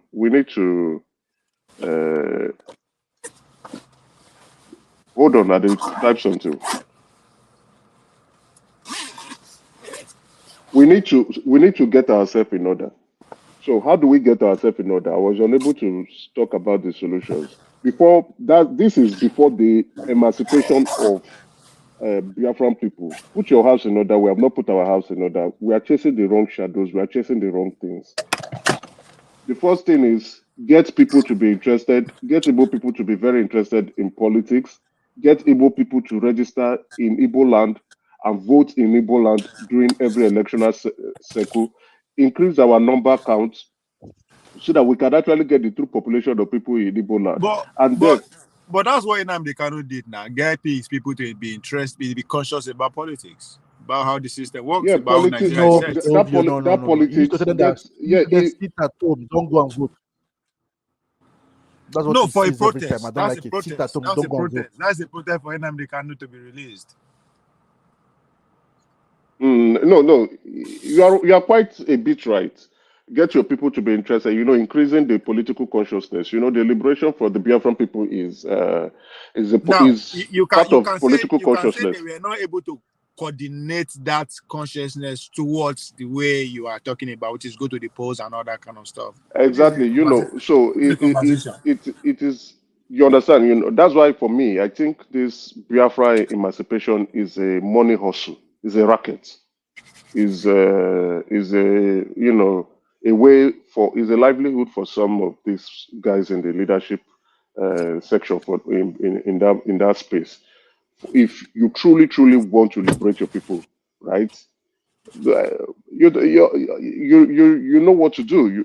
You fight for it. You don't keep dancing around and telling them it's a confused situation for me. At some point you are saying, okay, give us Igbo president. And at the same point you are not telling the people, okay, we don't want to be in part of Nigeria anymore. So it's a confused duality for me that needs to be addressed. What do you actually want? That's what we need to ask the Igbo people at some point. And like myself, you know, ask the average, and I was telling Alex yesterday, the average Igbo man and majority of them do not want to leave Nigeria. I think why I don't know the reason why, but I'll be speculating that a lot of them have invested a lot in Nigeria and they do not want to leave Nigeria. It's only just a few minority that are making the loudest noise. So majority of Igbo people do not want to leave Nigeria, including myself, because I still feel that being in Nigeria gives us a better opportunity to develop our place. You know, if you look at our IGI cumulatively for the entire Southeast, we are not doing very well. We need to step up the game. We need to step up the game in that area.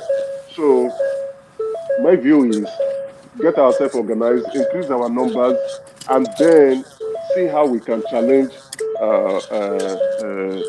for an Igbo president. But at the moment now, I don't think it's feasible. Ovia, this your car alarm. I don't think it's feasible. You know, Asiwaju is the president currently, and the North will not want to vote for another Southerner that will now come in 2027 and now run for another 8 years again, possibly. So they will not want. They will rather want to stick with an Asiwaju who will finish his term in 2020 by 2031, and then power will rotate back to the North. So that's how it's going to look like. So. And I think that's the reason why P2B is trying to work with Atiku to see if they can come back in 2027 But with that respect, we need to put our house in order. We need to get our numbers up. We need to understand what we want. Create a proper ideology that would serve the interests of the Southeasterners, and then hold our governors, our Southeasterners governors, responsible and accountable for what they promised to do. That's what we need to do. You know, we keep crying the wrong cry, and shedding the wrong tears. No, we and Asiwaju in Abuja is not responsible for economic woes that go on in the southeast. He's not responsible for that. He cannot come to your state and come and fix your state when you have a governor currently there. Then for Nnamdi Kanu, I think he should be freed. I know Ohaneze is saying they should free him as an Xmas gift. Um, the two courts have ruled on his bail. I would be suggesting that the president, who always claimed to be law-abiding, to let him go. Just let him go, except there are security reports that are indicating that his freedom will create more crisis in the region. But notwithstanding, they should revise everything and see how that man can live. His freedom is paramount, in my own view, for the stability of the Southeast. It's paramount for the security of the Southeast. It's really important that he should be freed, and so that there will be no excuses for those criminals and the criminality ongoing in the Southeast. So for me, regardless of the fact that I do not subscribe or support his calling for the separation of Igbo people from the Nigerian state, but I think he deserves to be let go.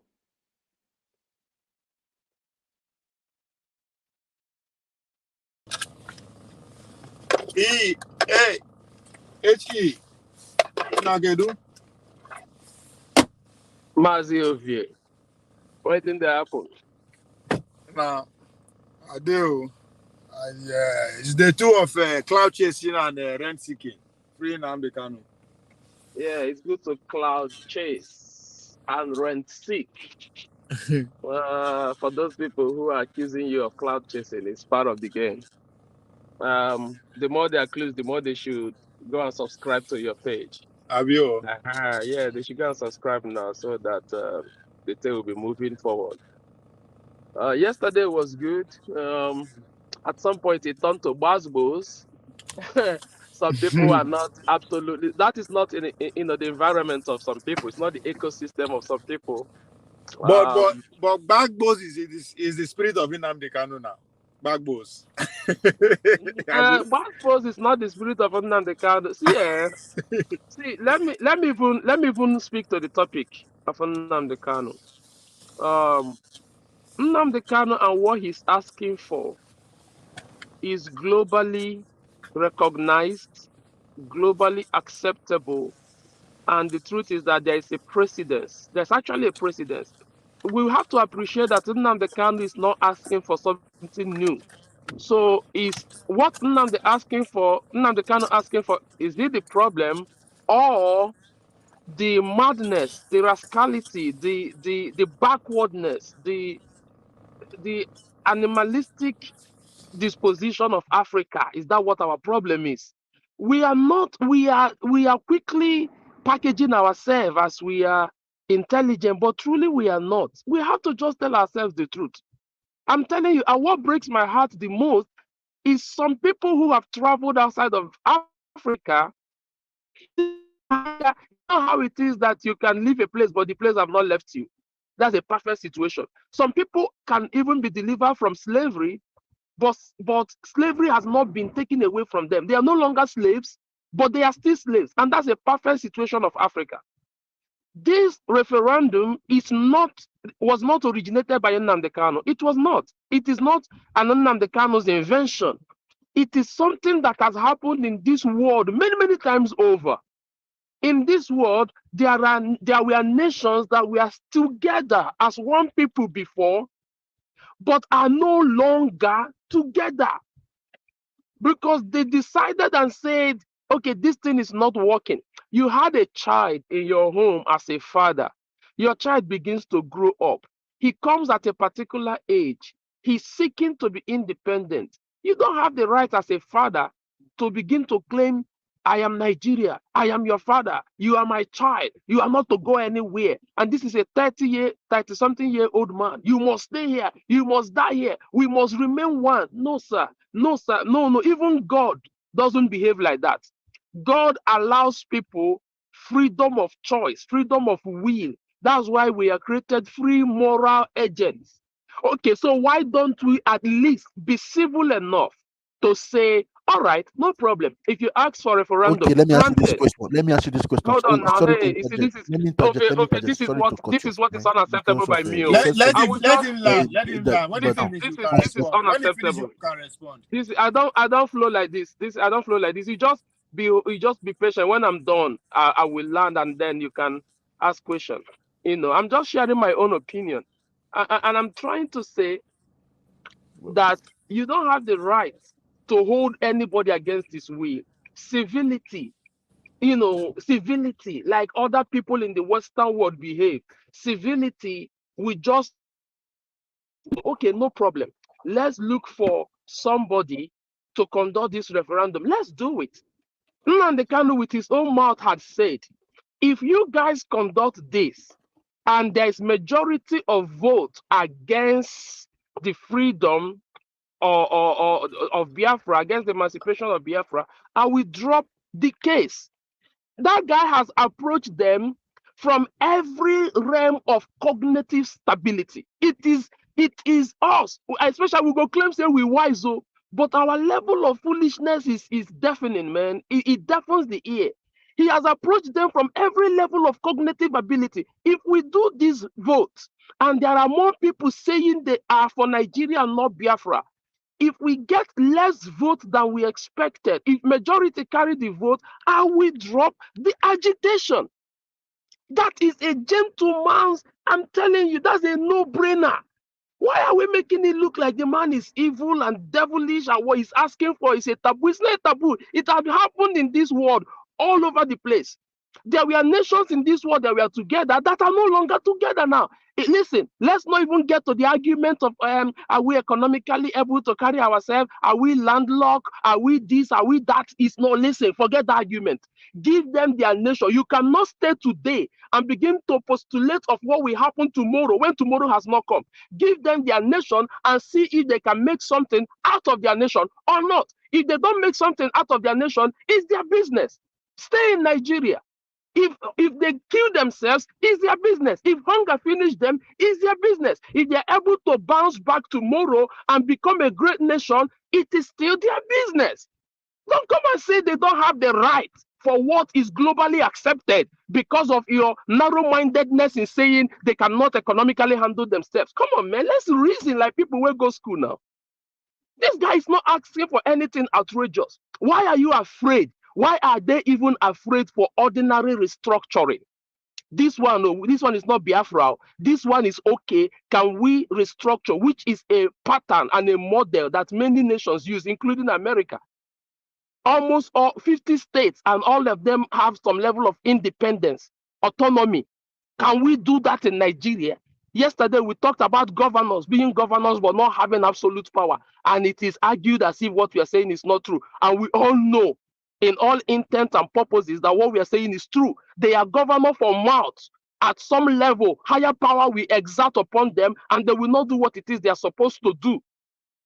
So even ordinary restructuring, this evil man. Okay, I know it's okay for you to disagree. I'm just sharing my opinion. People are listening to us. People are reasoning with us. Ordinary restructuring. These evil men will not agree. How can they agree for a referendum? They know if that they go referendum, they might be disgraced. These guys are holding us captive, and we are hoping Nigeria will change. Let's keep hoping. Well, let me stop here so that I don't speak too long. I like giving people opportunity to talk to. You see, there's a difference between hope and reality. Hope is fantasy. Thank you. Reality is Thank you, Mr. practical. What you have on ground. You could keep hoping for Biafra, but if you don't do it, you will never actualize it. So what is currently going on is hope, is a struggle. So you must look at things from a reality and practical standpoint. We all wish for things to be easier and better, but when we see certain outcomes, it doesn't look the same. Like what we are saying, which is the topic of the day. Should Nnamdi Kanu be free? Absolutely. From a human standpoint, from a fundamental human rights standpoint, and from the causative situation, he has a right to call for whatever he wants to. That's his fundamental human right. He should be freed completely. He should be freed. But again, the only time we would look at it and say, okay, Nnamdi Kanu, I think you are violating the law, is when he now begins to conduct himself or carry out acts that will create more tension and insecurities in the country. Then we're like, okay, yeah, this is BS. But should he be free? Yes, even the courts. They've looked at it and they say, yes, this man should be bailed. That's his right. But again, when you are, I think, in my view, we the Igbos or majority or those who are seeking for a separationist movement or pursuing a separationist movement do not even know what they want. They are not clear. This same sect of people continue to say, okay, talking about an election and saying it's not free and fair. And I will say no election is ever free and fair in anywhere in the world. But that's why I keep calling for the Igbos. Understand what you want, know what you want, and pursue it. If you want to leave Nigeria, pursue it. Pursue it. But if you are doing all this, you are not pursuing it, you're only crying. If you want to leave Nigeria, go after it. Take up arms and begin to shoot at the Nigerian army and win the war and you leave. But if you are dancing about, nobody is going to let you go. Or you can go through your leaders or go through your leaders or representatives or whoever they are, the socio-economic group like Ohanese, and call for a referendum or sponsor majority of the people in the Senate and call for a referendum. And I will tell you, I think many Nigerians will want we the Igbos to leave. And we'll be shocked. They'll tell us, oh, you want to leave? Yeah, you can go. And why do they want us to leave? We have been a nuisance to them. We don't even have a national asset, and we keep bragging and talking. We don't even have a seaport. We don't have railways. Our airports are not viable economically. We are not strong. We are like someone who has polio and struggling to walk and keep disturbing those who has good legs to walk. That's why I keep saying there's nothing wrong with leaving Nigeria, but there's absolutely something wrong when you know if you are leaving, you will not survive. Have you checked our IGL? So if we leave, there's an opportunity cost that comes with it. The money we get from federal allocation, we'll lose it automatically. And we are now open to the hawks, the international hawks like the World Bank and the IMF. And instantly, from day one, we start running on loans because we need to develop. We need to build hospitals. We need to build security infrastructure. We need to build borders. We need to build roads. We need to construct airport, viable airport, seaport, so that goods, because you can't, if your goods can no longer come to Biafra, go and they'll be going to Lagos, or they'll be going to where? You have to construct your own seaport. You need the money. So where are you going to get the money from? Nigeria as a whole is actually even broke. They talk less of the Southeast. So where will you get the money from? You will not go and borrow from day one from the IMF, and they will not begin to tell you, give you conditionalities on what you need to do. These are the things we need to begin to think. I think that's why I said what Samuel Ekpa is doing, and even possibly Nnamdi Kanu, is a money hustle for me. If you want to leave, I truly know that's why the Ohaneses and the governors, they know the true picture of the economic situation of the southeastern states, and that's why they are not calling for it. Because we cannot stand. We could make cries, you could shout, you could say everything, but the reality of the matter is dead on arrival if you want to leave. Where's the money? Do you have the money? You don't have the money. You don't have the money. I think the rest of Nigeria will. Yeah, you can come in if you want to come in. Okay, let me say, sir, that Igbos surviving. You talked about hope, you have your reasons why you will say this thing is hope and not reality. And like I said, Anna Gocha 1, Agowa 2. So if I dare Nigeria, I double dare Nigeria. Please, can So you at explain what you least just said? Please, can you do. just explain what you just said? You said you made Okay, an what I average. said in Igbo is Let that everybody understand. you will first count 1 before you count 2. I'm talking about What you said jumping the is you gun. first start with 1 before you go to 2. That's what Yeah, you were you trying to first say. count Sorry, I was on 1. mute. You know, in numericals, you count 1 before you count 2. So where I am is, if what he's asking for is not potent, if there are no majority of Igbos, let's put it to test, right? If there are some Igbos, like my brother Emeka, who don't believe in Biafra, and there are those who believe in Biafra, no argument. Let's put it to vote, right? And like I said, that is the one that I need us to count. Whether Biafra will survive is not even the point and the argument right now. But to say an Igbo man does not survive, it is yet again a global fallacy. Everybody knows that. People know world over that these people, the Igbos, if it is survivor, they have it. Even those who hate us have accepted that there is something about them that they have a way of. let's And I'm get coming real. to. Let Let's me get let me real. I finish want up. to ask you a Let question. me I finish want up. to ask you a question, Let me right? finish. I'll lose my Let me thought. ask Now you give a me 1 second. question. I'll lose my Okay, thought. finish your thought. Finish your thought. Finish I your lose my thought. thought. So I'm coming to the fact that even those who hate us as a people respect our survival instinct. We go to a place, even if it's a ghost town, we make something out of it. They pin us down, they humiliate us, they are disadvantageous to us. We Why can't the people do it in the east? process In the it east now? Why can't you people and still bounce. have a market that is empty? I saw it online. Lord God. Why can't the people I do mean, it? some Do the people same know. thing you Some people do people in know. other Somebody places? like Why me can't people will do it never. now in Will the southeast? I give me and the. I make at the back, make I land now. Because if we're going back and forth, I will lose all my thoughts. I'm be the while now. So what I'm saying is, for example, even what is happening in Lagos, that can be subject to argument, right? What is happening in Lagos, the blind knows that this thing is indirectly against the Igbos. Indirectly, the demolition, everything. And funny enough, like I said yesterday, a lot of things happening today, Nnamdi Kanu prophesied them, more or less. Nnamdi Kanu begged Igbos, find a way to take your investment back home because the time is coming, and that time came. A man builds a house of hundreds of millions of naira, and the house is destroyed, and it is the Igbos you say they will not survive. And if this Igbo is limitation, even though if I say this, some people say no, don't include us, but actually by extension, it is majority of the people in the southern region of Nigeria.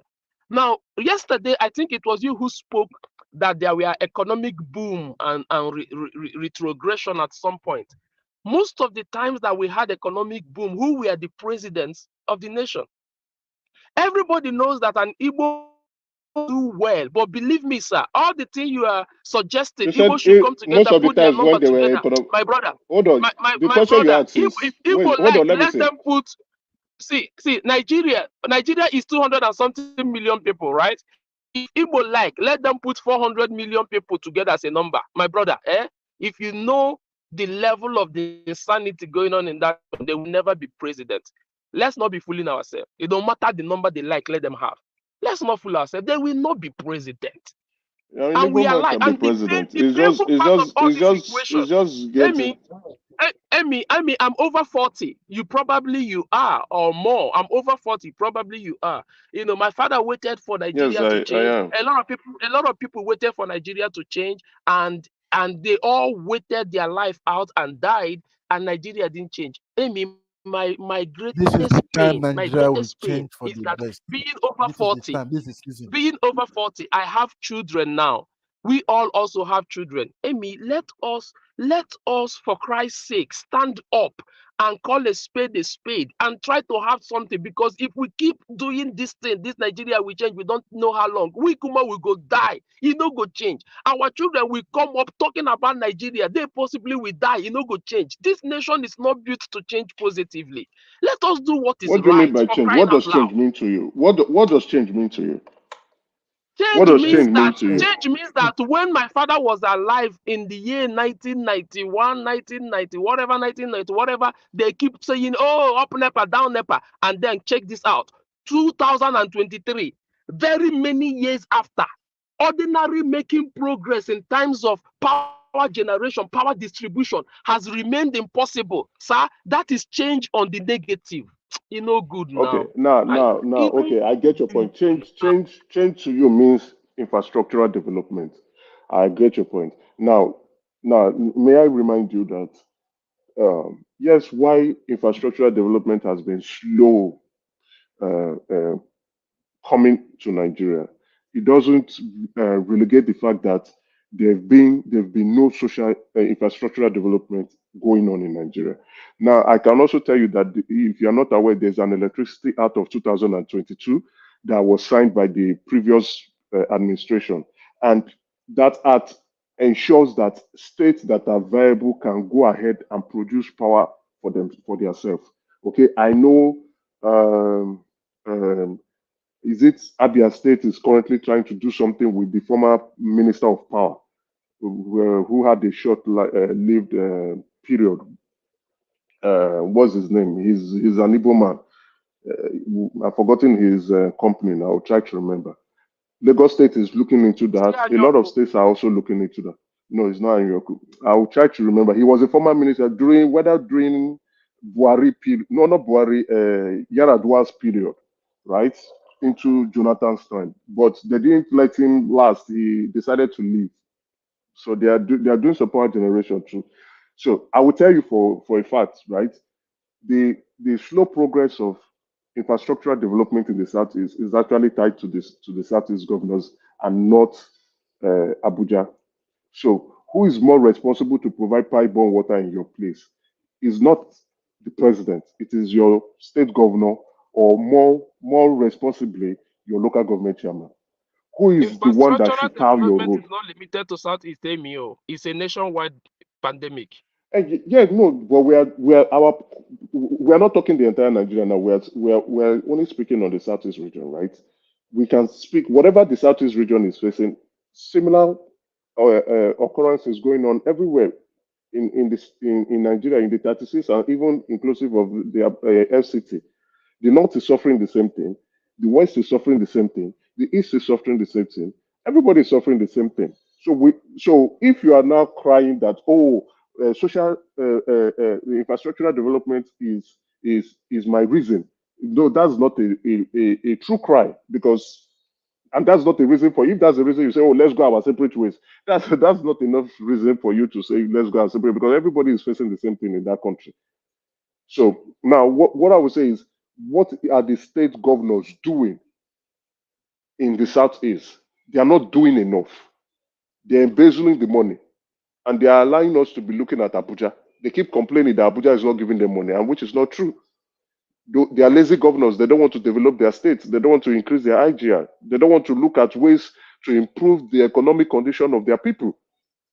They should start working on that. And I would think the Igbos should hold the governors responsible first before they begin to hold the president. Now, if we're not talking about state-owned facilities such as seaports, such as railways, railways, such as those that can that has national implication, then we cannot begin to talk about we cannot begin to talk about Abuja. That okay, Abuja, what can you do for us? We need seaports, we need railways, we need a viable airport that we can use to conduct trade. We need okay, let's come and do land visibility studies to see if we have mineral deposits in our land. Let's see if we also have oil. I am hearing Imo State has oil. Has any drilling gone there? No. Have they done any drilling? No. Or okay, can you come and site a refinery in Southeast? I hear there's a modular refinery in Imo State, which is very good. It's private, but it is good. That can serve the region. That's how we start. A modular refinery that produces kerosene and refined oil. It's fine. No, it's not big enough, but it's good. We should look for more. We should request for more. Seaport. Let's look for ways to open up that Southeast so that trade can begin to come in. We can trade not only within ourselves, but with other people in the world. That's what we should be looking for. That's one thing we should be telling the government, come and do for us. But if it's to build roads, if it's to do pipe bore water, if it's also to do electricity, your governor is responsible for that. And it is your governor you should be looking at. If it's employment, your governor is responsible for that. Your governor is responsible that he should create employment for the state. So that's why I keep asking, what do the Igbos want? Do the Igbos know why they are crying? Many of them don't know why they are crying. Thank you.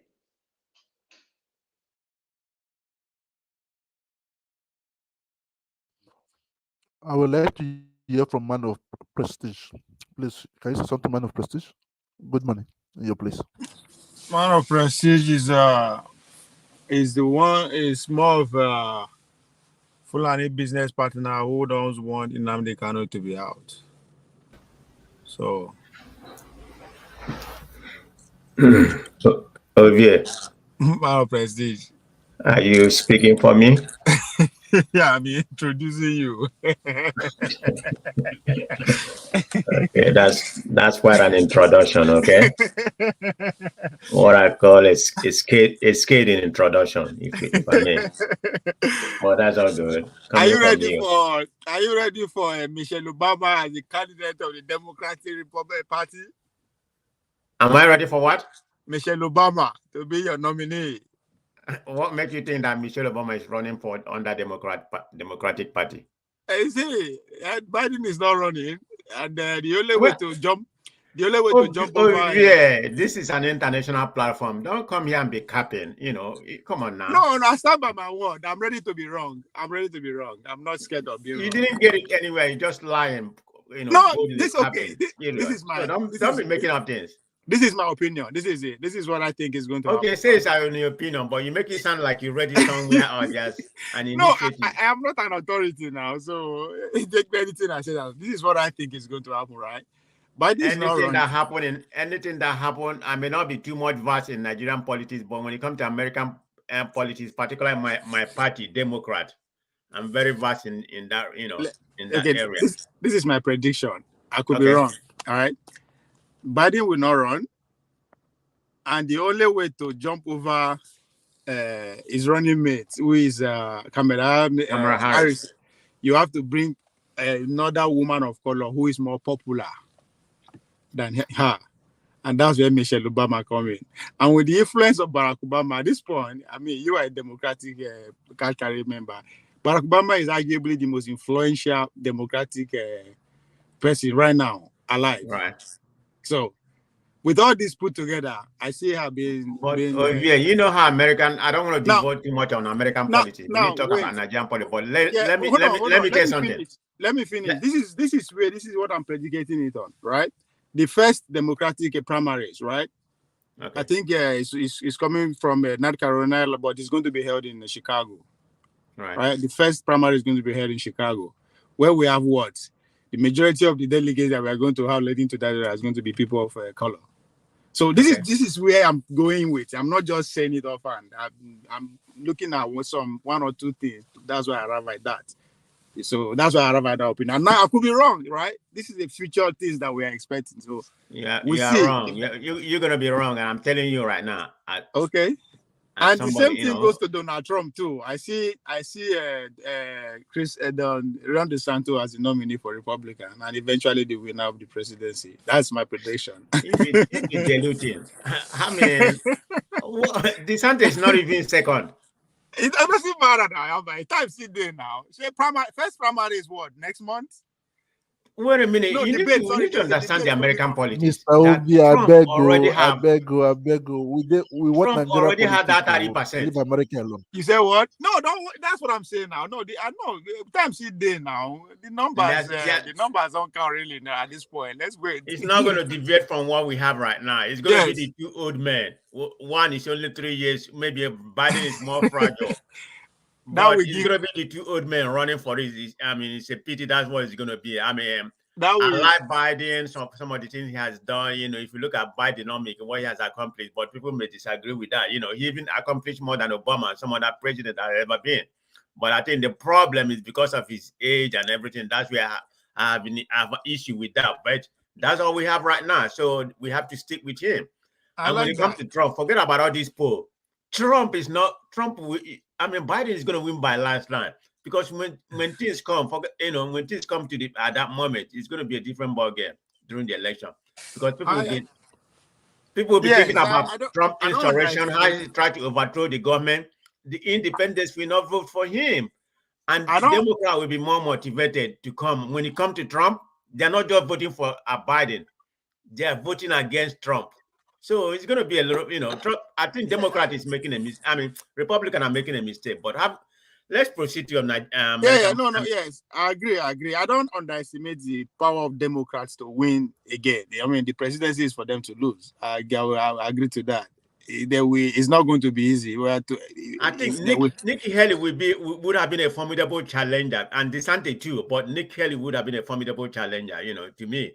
But yeah, I think if Trump wins the primaries, Nikki Haley will be the running mate for sure. Probably, but that's not going to make any change because who carried the momentum is Trump. So that's what the electorate is going to be concerned. So all this, and why I'm rooting for Dos Santos is because he's calling for the free Nnamdi Kanu. He's also the part of the movement of free Nnamdi Kanu. What do you mean free Nnamdi Kanu? What do you mean free Nnamdi Kanu? When you come here, you just trump up sentence. That man doesn't even know about Africa. As educated as a Harvard graduate or something like that, don't you think he pray for Israel? Battle prestige. Allow me to at least do small propaganda now. Am I not allowed? But why are you confusing the panelists and some other people? Because everything you are just saying is completely dream.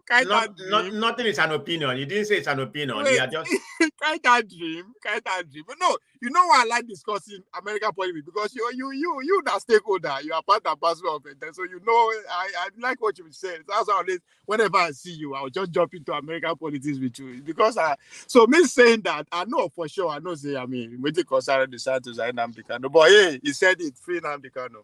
Yeah, it's all good. So let me dive into what we are talking about. I think it was I can't find their name. I think it was Mr. What?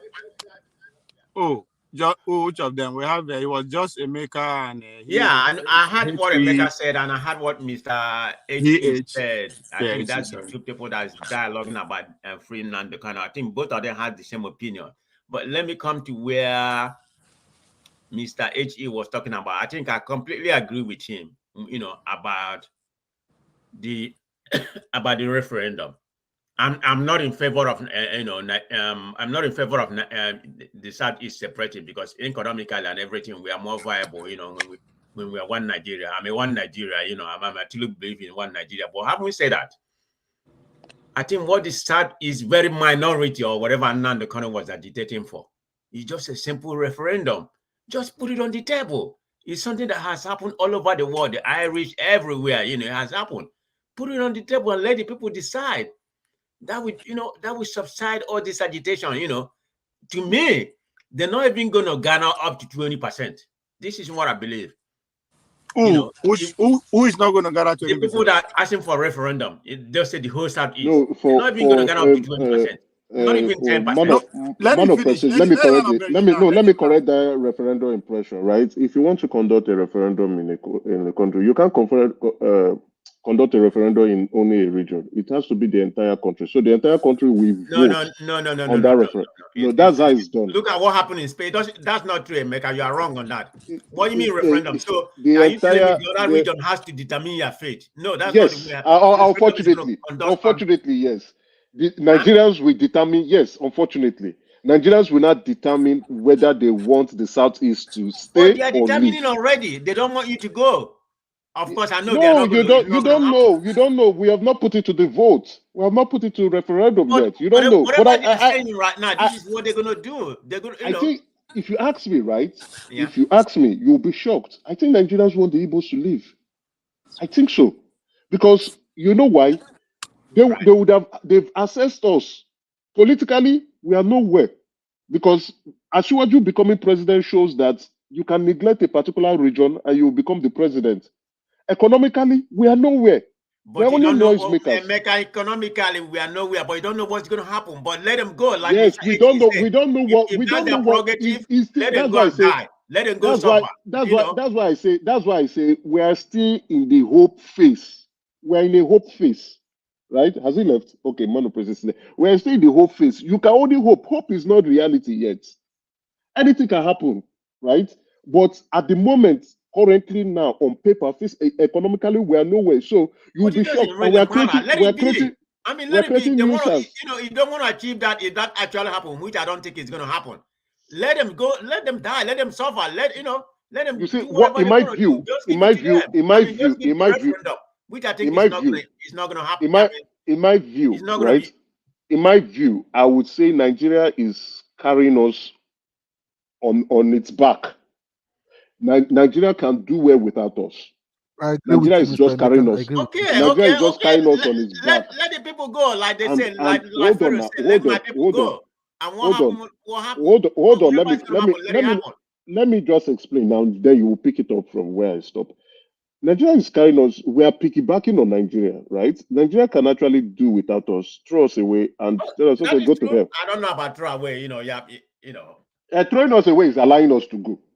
Okay. You understand? Yes, that's my word of just saying allowing us to go. They can throw us away, but maybe out of sentiment, they just say, okay, we understand. Yeah, these guys are okay. Let's just keep growing as a nation rather than just breaking up. We can survive together, right? Which I think is the best route for the Southeast at this moment in time.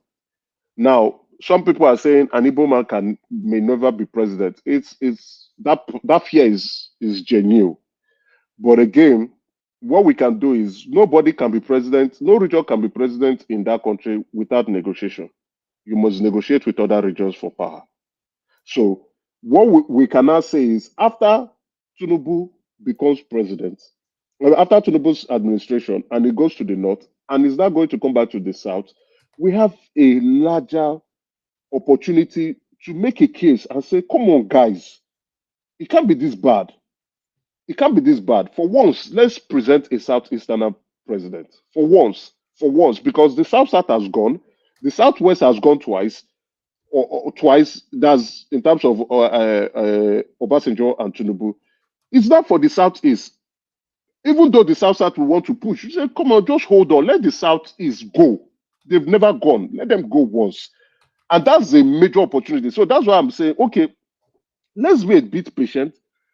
Let's Asiwaju finish his tenure. Let the North finish their tenure. When it comes back, then we can make a larger case. We have to negotiate. And that's when we negotiate within the party. When we are negotiating, it's party politics within the major parties, right? It's not like Nigeria is negotiating. That's why I keep talking. Let our Igbo leaders get their house in order. Present a viable candidate that is strong. And let's go and now negotiate and say, okay, within our party, now we now say power is coming back to the South now. And within the South, I think it's time for the Southeast to present somebody. Other people, keep your ambition. We know you have the numbers, but just keep your ambition. Let's present ourselves. And once the party agrees, we cannot say, okay, the party has chosen this individual as a consensus. Because if we go to party primaries, the Igbos do not have enough delegates. They do not have enough delegates. So we say, okay, as consensus, it's time for the Southeast. Now let's rally behind this individual and get Nigerians to vote for him. So when we present somebody, a Southeasterner, as a consensus candidate, then Nigerians will now say, okay, I think it's time for us to vote for a Southeast president. That's just it. But first and foremost, we must clean our house. Our house is still dirty. Who do we know as leaders of the Southeasterner? For now, it's P2B. Even with P2B, they are still fighting P2B. They are still fighting P2B. We have not identify our core leaders politically. Those we know, yes, this one can represent us in the National Front. This one can represent us in National Front PDP. This can represent us National Front APC. Let's be very realistic. If you are not in APC or PDP, your chances of becoming president is very slim. It's a miracle. What Obi got is a miracle. It's a miracle. So I like to call it the way it is. And then if we are not saying we want to leave, also let's put our house in order. We don't have the social economic, we don't have the social economic power. We don't have good infrastructures. We don't have seaports. We don't have viable airports. Look at the airport in Owerri. You can't compare it. It's like a factory house. It's not good enough. And I'll be expecting the governor to see how to try to revamp that place to make it look good. It's not good enough. There's no one in Anambra. The one in Enugu, almost the same thing. Almost the same thing. So it's either we look at the one in Enugu, revamp it, or the one in Owerri and revamp it to international standard. And let our people begin to open themselves up to trade with other countries. Our governors need to step up to their responsibility in the first place because they are our leaders at this point in time, but they are not doing it. So we keep doing the wrong things, and that's what is upsetting. But for now, what I would say is, Nigeria is doing the Igbos a favor in terms of carrying them on its back than Igbos doing Nigeria a favor. Because if we leave, you know, I see Samuel Ekpa is drawing maps and even including some part of Edo State. They will follow us. South will not follow us. And South is where the oil is. They will follow us. They will follow. If they agree to follow us, beautiful. Beautiful. If they agree to follow us, beautiful. Then we can now say, yes, we have the muscle, we have the money, we have oil. We can use that to begin to build ourselves up. But the South will not follow us. They'll tell you, go your own way. They're already singing it. Their leaders are telling you, we are not in support of this nonsense you are doing. So it's because we don't have our house in order. But if we have our house in order and things are going, we are trading, we are doing well. Look at everybody claiming Lagos now. Even Benin people are claiming Lagos now too. Everybody, Yoruba people who are not from Lagos are claiming Lagos as their own because Lagos is doing well. But if the Southeast is doing very well, I will say we want to leave. Other people will say, we will follow them. Oh, these people are doing well. Oh, they have their shit together. We will follow them. It's like Nigeria is not even working for us. Because Nigeria is literally not working for everybody because we have corrupt leaders, right? We have selfish leaders. Nigeria is literally not working for everybody. So if we are doing well, we are pursuing a strong economic frontier. The South will say, I think we can piggyback with the Southeast and go form a separate nation, and we can all collaborate together and become successful. At this point, we are not a success story. So the South who has the oil will say, we'd rather be with Nigeria than going to go and become Biafra. They won't want to do it. So we need to get our house in order, clean our house, sweep all the debt away, put ourselves in a much better position, and then begin to say, okay, what's next? What's the next phase? What's the next phase? Thank you. Okay, you have said quite a lot there. You know, some of them I agree with. You know, you make some very relevant points, and some of them I disagree. You know, completely. But it's your opinion. You know, and everything. Like said, what? you know. Like what, Mr. Like, what are the negative parts you don't like? What are the negative phrase you don't like? I would like to know, please. Okay. Let me start with the positive, then I go with the negative. I mean, okay. Let me start with the negative, and I'm going to answer you the way the way you present it. For one, Emeka is thinking that way. Of course, that's his opinion. There's nothing wrong. I mean, I can see where he's coming from. You know, that Igbo will not survive. We never survive. But Emeka, you don't know tomorrow. The Igbos are very ingenious in their self. You know, I mean, their capital development, because everything does not have to depend on natural resources. All this oil where you depend on, right now, oil will be useless in the next 10 or 15 years. Look at what Saudi Arabia is doing right now. They are spreading their wing all over the world, because they know this oil dependency, with their money, is coming from. It's not going to last forever. the Igbo have the human capital development they can use to develop, this is just my opinion, but I can't forecast what's going to happen tomorrow. But I can't just sit here like Emeka, you do, you think that if the Igbo separate. And let me be very clear on that. I'm not for the separation of Nigeria. No, I'm not. But we are just speaking hypothetical. So that's where we are dialoguing this here, If the Igbo separate, I think they can survive. They may suffer for, I don't know for how many, maybe a decade or less, or 5 years or whatever, but they can build themselves to become one of the most prosperous countries in the world. Look at some of, Singapore, all those countries. Do they have any resources? No. And the Igbos have that kind of ingenuity in them. So there's no way they, in my own opinion, they're not going to survive, if they decided to actually. So that's why I completely disagree with, Emeka in that regard. And let me talk to some of the point that he made that, I agree with him. Yes, the Igbo doesn't have their, the leaders over there, they're just like my governor, they're just there to eat money. They're just there, to embezzle the money like every other Nigerian do, but their own, they don't have any vision. Some other state like Lagos, I know Lagos has the money, the IGI is the highest in the country. They have the money to do whatever they want to do. Yeah, I'm not saying somebody doesn't eat money or whatever, but they are doing something. But when it comes to the Igbo leader, they're not doing something. All they do is commission like a gutter. Look at my governor, Buhari came there when Buhari was the president. He said he's going to commission something. What did you do? You go and commission gutter, you think it is something to be brag about. Since that man, I think Imo, from my own understanding, they used to be a number 10 or when it comes to internal generated revenue. But right now, they're in the bottom, they're in the bottom 10 since Opus Odeman, came over. The little thing that he wanted to do, because of, he could have gotten the oil well, I think about 40 oil well, but Supreme Court truncated down, give it back to River State. Because that oil well, is actually around Ebema, which is part of Imo, in that area. I think it's like Emeko Bibio. If you go that way, I don't know anybody familiar with Imo, all those places, they have oil. They have not been able to tap all the resources. They don't have the vision like Emeka properly said. That's why you said the Supreme Court gave it to Rivers. No, okay. It was under River before, right? This happened like 3 years ago. I think the first year when he was in office. Yeah, they gave the appellate court gave it to Imo State for the. Has it gone to Supreme Court? Then the Supreme Court decided to give it back to River State. Okay. Right? Wow. Right. But that could have put Imo State as the I understand. Producer of oil. But they still produce oil, right? In terms of Southeast, they are the highest producer of oil and Southeast, but that's not followed by Abia. So the other state in the South, you don't have any kind of they don't have any oil or whatever. So having said that,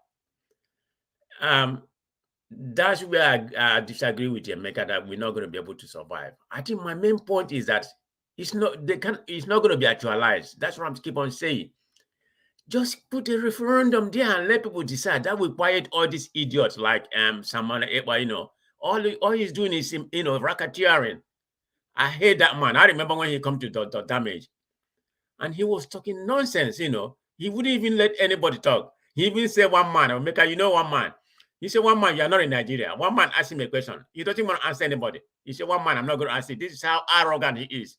He said, you're not a Nigerian, So I was about to come in because I was going to curse him out. I don't care what he is, but he left before I came in, Dr. Dame. That's been almost about 6 months ago.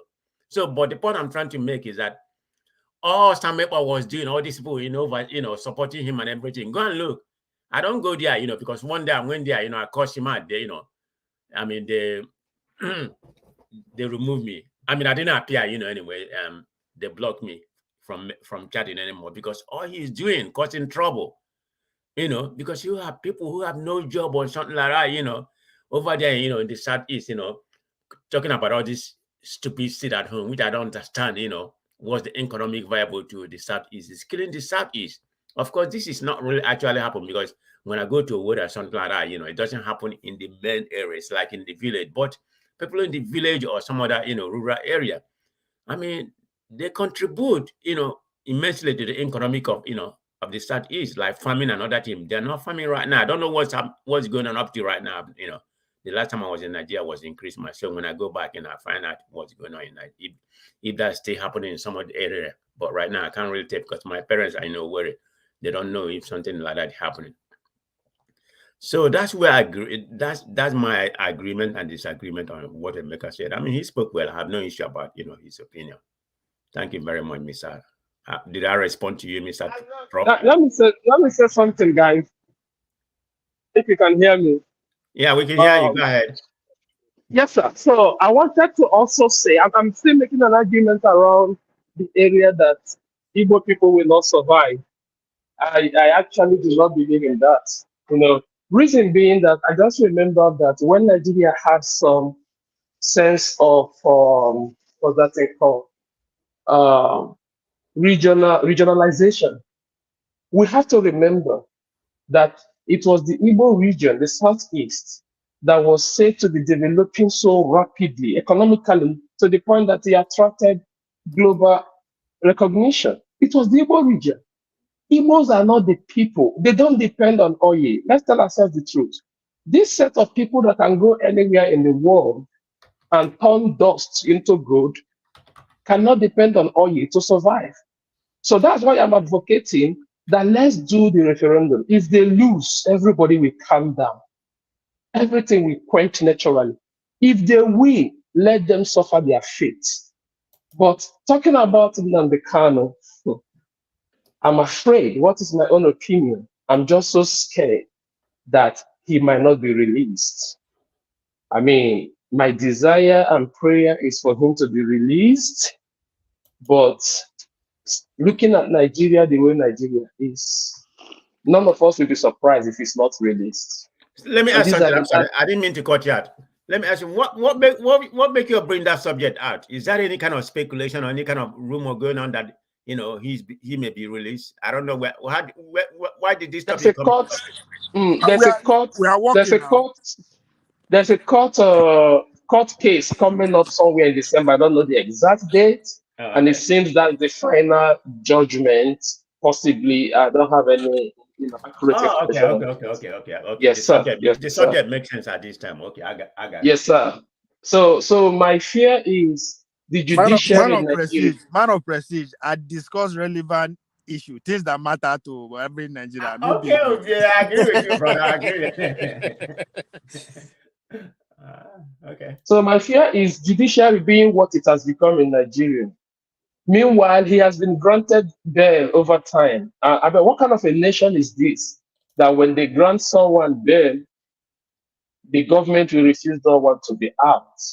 It's an insult to law. I wonder how lawyers, those of them that are serious-minded lawyers, I wonder how they feel. Because somehow what is happening in the judiciary is insultive to some of our lawyers that really went to study law with all seriousness. The kind of people that are on the bench are making the law look ridiculous in that nation. So Nigeria being what it is, I'm very skeptical. I mean, honestly, I don't see. I want to ask one question, right? I like what we're saying, but it doesn't sound. It sounds like fantasy to me, and I don't enjoy living in fantasy. I know that's what women do. They like to dream dreams, but we men, we like to build things. So what I would ask here is, what do we produce in the Southeast that the rest of the world wants? That's the first question. And that is how you begin to see if you are going to be economically viable. It's not about oil, it's not about it, but what do we produce in the Southeast, or which in the Southeast, states in the Southeast, what do we do in the Southeast that the rest of the world actually wants? I can't think of anything now. I might be wrong. Please let me know. I know Ebonyi State produces rice, but they don't produce it in large amount of number. Owerri, I don't really know what they produce other than let me be careful with my choice of word. Hotels and the rest. Abia State, Aba produces clothing and shoes, but they don't do it in a large quantity. We can turn about to a manufacturing hub. We are not doing that. No governors have actually been able to do that, which is very stupid and silly. Enugu, I don't know what Enugu is doing. Enugu seems more like a civil servant state to me. So I want to know, Anambra Onitsha can be transformed into another manufacturing hub, but what are we producing in the southeast that the rest of the world, I'm not even talking about Nigeria, I mean the rest of the world actually wants? It's a good question, and I will want an answer. Thank you.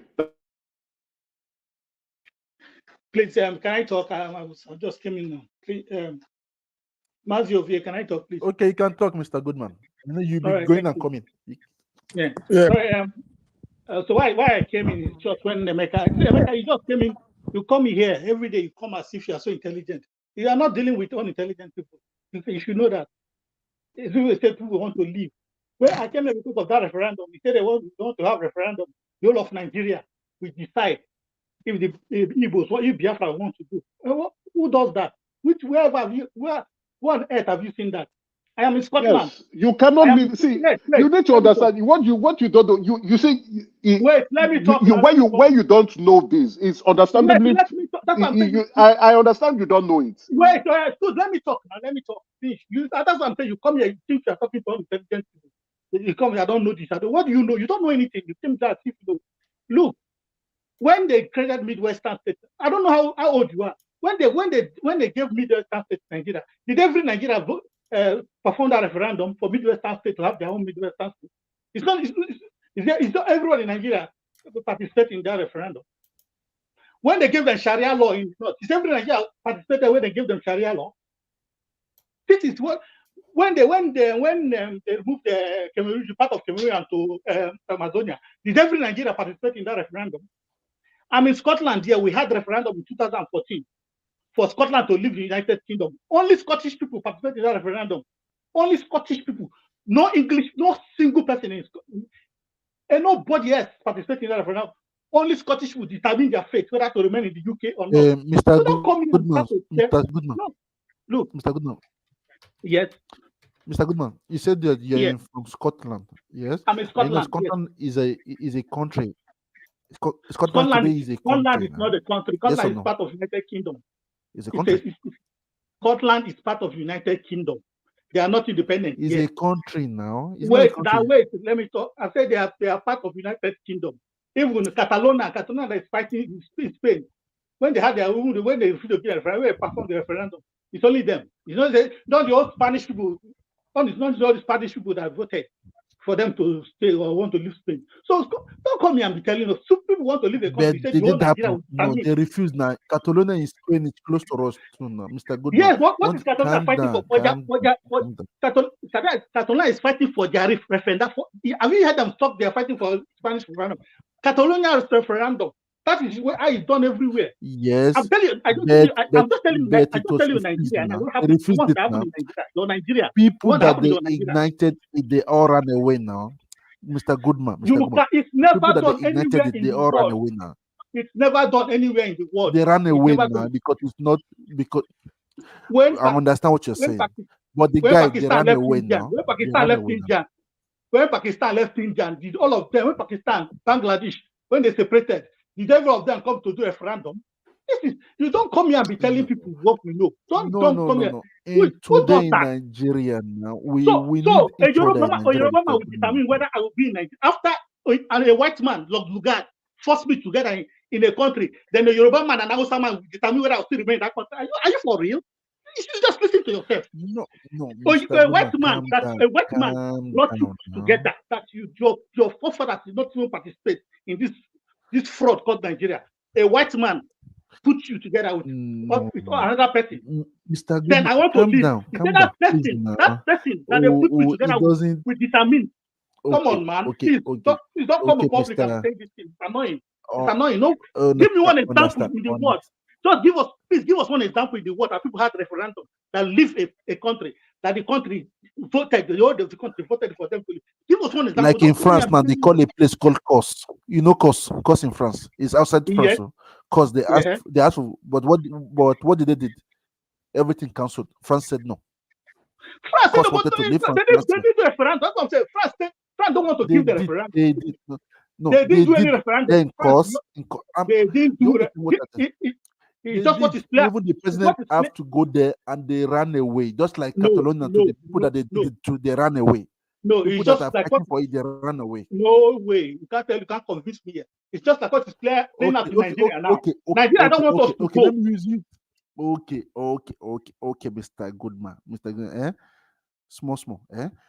Catalonia now use as an example. When they did their referendum, they said they want to go away. They declared them as a state. The man that declared it ran away. Yes or no? He ran away now. Wait, the woman came to Scotland. The woman came to Scotland. I'm here, I'm Scotland, I follow you. So the lady, you Spain as an example now. You Spain as an example now. Spanish own. Look, Spanish own. The Spanish people refuse to give the referendum, just like what Nigeria is doing right now.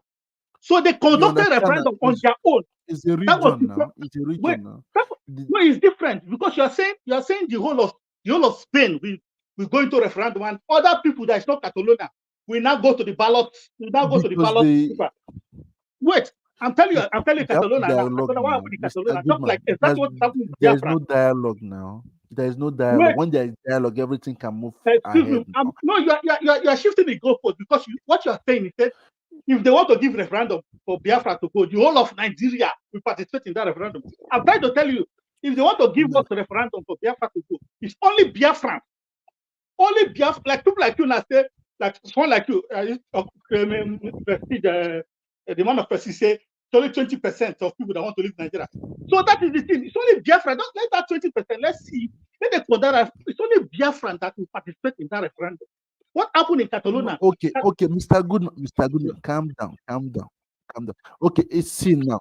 People that say they want to leave now. Do you remember last 2 months I saw something on the internet? I saw those people that they call themselves IPOB shooting on thin air, their guns, and then people from the market ran away. And when I saw a little baby on the floor crying, without the family, without the mother ran, because the mother ran away for her life. But do you think that even now they want to do a referendum in the southeast? Won't it be influential? People we want to make riot then and just to put fear on people to go and vote against their will, isn't it? Because that's what is happening today in the southeast. All this see, we've grown past, we've grown thick skin, and we've grown past this propaganda. Let's talk. No, I'm trying to tell you that we are in 21st century. We are not in 18th century. What is propaganda? This is the problem with Africa. No. It's true now. Let me tell you. All this propaganda okay. Before the ending of this year, Nnamdi Kanu will be released. Just for you to know, it will be released. Wait. What will be the fate of Samuel Ekpa and Nnamdi Kanu then, when both of them are going to be released? Do you know that people from the east, those elites from the east, doesn't want Nnamdi Kanu to come out? Are you aware of it? Because they're the one that sold you. They're the one that you can see there is no unity. There is no unity. No, that's what they say. They keep saying there is no unity. People don't have a leader as for now. Emeka, this is the same thing they keep telling us in Nigeria that Igbo don't love them. So this is the same thing you are bringing. You see all this? We have gone past all this propaganda. There is no unity. Igbo don't love them. That's the truth. It's a proper lie. All this Nigeria. Okay, Mr. Goodman. Are you waiting?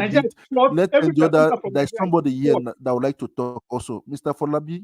Foley, can you say something? Because everybody. I want to counter you on that Catalonia. Let me finish. This Catalonia you are bringing. Okay. Because you are telling us that if they want to conduct a referendum, a Yoruba man, a Fulani man, an Hausa man will come and determine whether I want to still. Let another form of colonization. There is another form of colonization or slavery. How can somebody?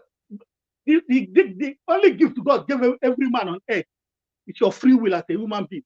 How can you now another person that determine how you're going to live your life? But who does that? Sometimes you listen to yourself when you talk. You just listen to it. If I want to live on my own. Then do you know that the problem in the southeast are the we don't have problem. Do you know that the problem in the southeast are the governors? Are you aware? Every problem in the south is artificial. Are you sure? Yes, it's government sponsored artificial problem.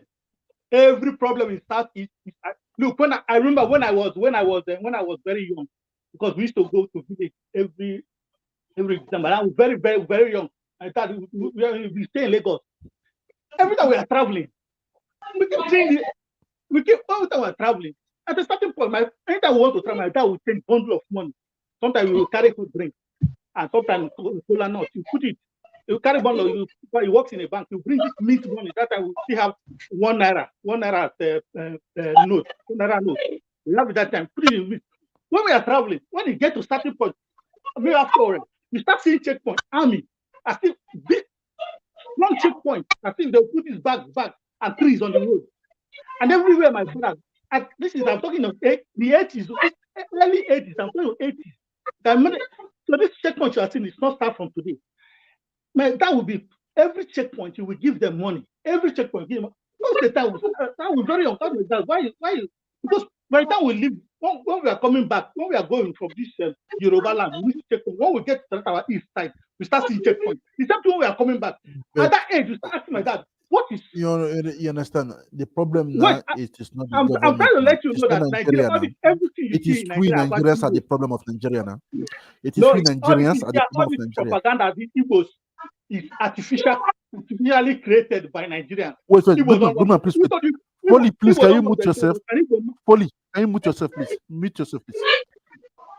Mr. Foley, mute yourself, please. Please, mute yourself. Thank you. Okay, you can speak, Mr. Goodman.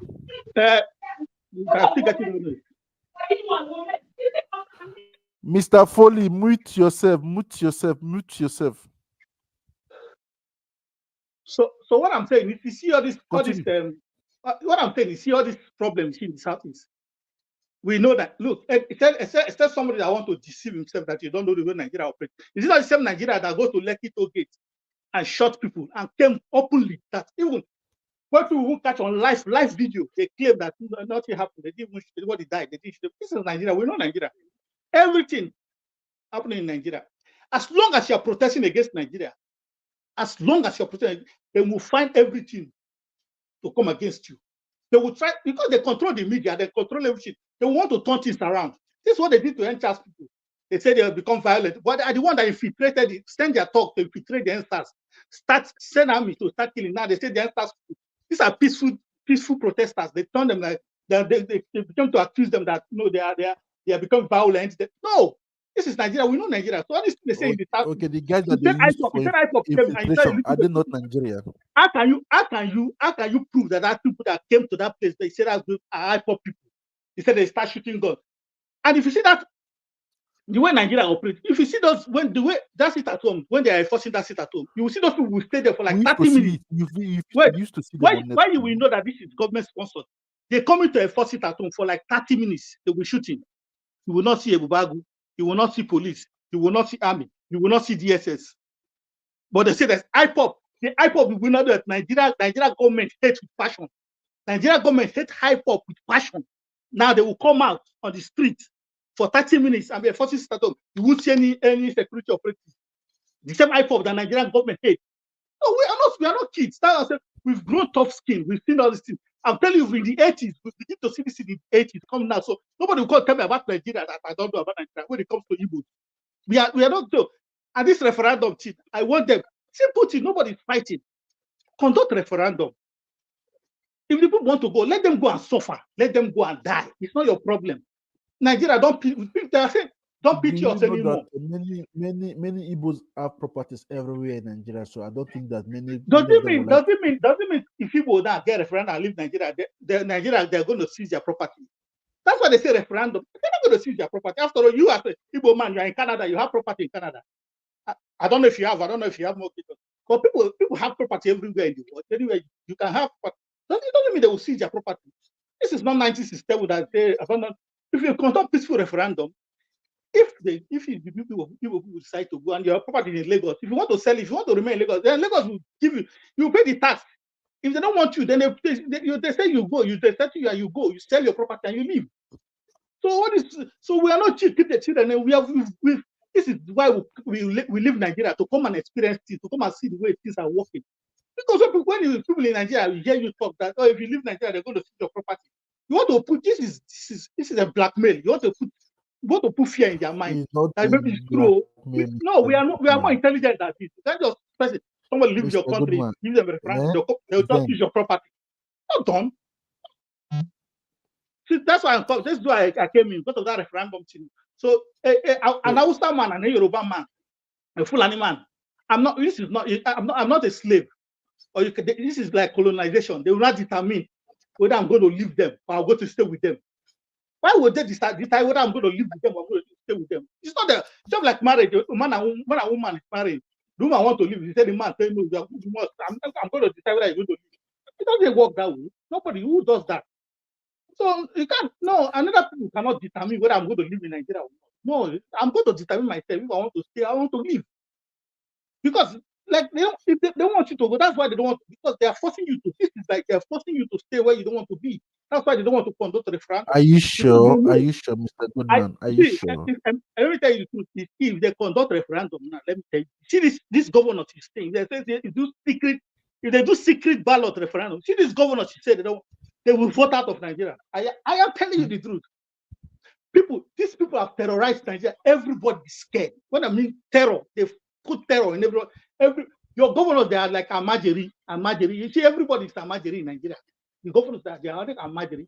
You know, it's Amajiri system where they have Rakadede as the big oga sitting in the throne. Then everybody go there to beg money to go and feed your family. You go there with your own plate. They give you food to go and feed your family. This is what happened in Nigeria. Can you tell me? I know I can tell the natural resources you have in the southeast. But can you tell me what are they producing today in the southeast? I would like to know. What are they producing in the southeast? What are they producing in Nigeria? Apart from oil, what are they producing in Nigeria? That's why Nigeria is a destiny killer. Nigeria kill your destiny. Nigeria kill your destiny. I am telling you the truth. All these engineers, all these engineers that goes to that. Why is it if Nigeria in Nigeria they will not produce anything? But the moment they leave the shore of Nigeria, you begin to see them. They begin to flourish. Nigeria is a destiny killer. You should know this by now. Nigeria, I'm sorry to say this, apologize, but the caliphate, they're against. No, don't go there. I am telling you the truth. This is the people they are against innovation. They are against it. Okay, why are they scared of give every state autonomy? Let's start from there. Give every state autonomy. Let's see what they can produce. You can't be doing Rakadede. Everybody go to Abuja, Rakadede. One man sit at the throne, and everybody go with their plates to go and beg for food to feed their family. This is what this is the system. This is the system of this is the Islamic rule that you have one big oga in the top, then everybody go there to beg. They feed them to go and feed your family. This is the way they draw our system. This is the system they draw in Nigeria. Everybody go to one place to beg for food to feed your family, and when you come to that your family, and if and in that your family now, your cousins, your relations, you have your immediate family. You want to feed your immediate family first before you feed others. But give the state autonomy. Okay, let me use the way you just your analysis. Let me use your own, Mr. Goodman, please now. Yeah. Listen now. Let me use your analysis. You say that they go there, to go and do I'll go and beg. Okay, they give them something for each state, isn't it? Let me use your southeast, those 5 states in the southeast. They give them money. Did they use that money to feed the people back home, but in your state, or do they use it to develop their own people, or they just siphon the money? What do you think about it? I want to hear your view. Ali, talk. Yeah, they siphon the money. They give them money every month now. They give them over 4 billion. The month of August, over 4 billion naira. You understand? What do you want to say about it? I'm listening to you, Mr. Okay, Goodman. Because of people are there now. Okay, they siphon him. But if you watch it, if you notice, if they siphon it, it's when they go to that Abuja to collect that thing, and they siphon the money. People of that southeast try to rise up against those governors. They will still run to that Abuja. Abuja will not give them military to come and attack those people. But that is the what we are saying now. That is what we are talking now. This is what. It's not. You can see that the problem now. It is not Nigeria. It's Nigeria. It's the governor of your state. Tell me which state is not siphoning money? Which state? Tell me what state? Lagos. Suppose say Lagos is not Lagos. No. I'm talking about. You came here. We are talking about southeast now. That is why I'm saying Nigeria is the subject now. We are talking about southeast. If they give us autonomy, I am telling you, they don't run to Abuja because there is that Abuja set. If they give us autonomy, which state are you from? Permission to ask, which state are you from? Because now before Buhari left, he signed each state of Nigeria to give out powers. Do you know that 80% of the people that sell generator in Nigeria today are from the southeast? If they start having that electric power, many of them will go out of business. Are you aware of it? Who cares where they go out of business? They will find another to find another business. They will find. I like the way you. Are you saying now? Are you now telling me is the school or something that's sabotaging electricity in Nigeria? No. Look, I'm telling you the nature of their businesses now. And it doesn't mean they have other businesses they do apart from generator. So that is because of Nigeria, the system of Nigeria that made them into that business because Nigeria refused to bring power. That's why they switch to enter into that business. If there's a 24 hours electricity, they won't go to that business. I won't call the person's name. Do you know that a few years ago, you said that you're above 40 now, a few years ago, that when the government want to create an international airport in the southeast, some people that has transportation buses stopped it because of what they will eat, because of their businesses. Are you aware of it? I'm hearing that. Okay. Hold on, Mr. Trump. Where did you get that information? That sounds very inaccurate. No. I don't know yet. I don't. Somebody come international airport because of bus. No. It has been long. Does bus fly to UK or fly to Hong Kong? Speak your opinion on what you had. That doesn't make no sense. You have been hearing what he has been saying for long. One thing that I'm trying just to make a very good point for him also, because I would like him just to bring out everything. I understand he has been talking since, but the problem in the southeast are your elites in the southeast, and that's the problem today. And even though you people separated, your elites will still be your leader. That means that you people will still continue in the same problem. We don't have to deal with them. They don't go to Abuja. At least our police then, our army there will be from the southeast. They won't go to Abuja to bring Fulani man to come. Because Fulani man, naturally, he hates Igbo man. So when you bring a Fulani man to Igbo land, he's going to shoot you. And naturally, he hates you. So when the Fulani man come from Abuja, he's not going to look. But when our police and our army are Igbo people. Good man. Let me ask Mr. Trump something. So are you saying Nigeria don't want the southeast to leave because they feel sorry for them? They're not going to survive, or because of they don't have any resources. They don't have any resources, and there are people who won't be able to work together. Are you saying they are pity for the southeast? That's why they don't want to let them go? Because that's not true. It's not about pity. No. Can I can give you facts. Like now, in Abia State, they have gold, they have lead and zinc, they have limestone, they have oil and gas, and they have salt. You understand? In Anambra, they have clay, they have a glass sand, they have a gypsum, they have a iron ore, and they have lead zinc, they have lignite, and they have a phosphate, and they have salt, and they have limestone. Are you hearing me? And in Oboin State, they have gold, they have lead, zinc, and they have salt. Even in Imo State, they have oil and gas, they have limestone, they have marcasite, but the problem is not the resources. It is the finished goods of it that matters. What are they doing with it? Like now today, what are they doing with it? You have to think ahead. I used to tell you people to think ahead. We can start shouting, lamenting, but we will not change anything.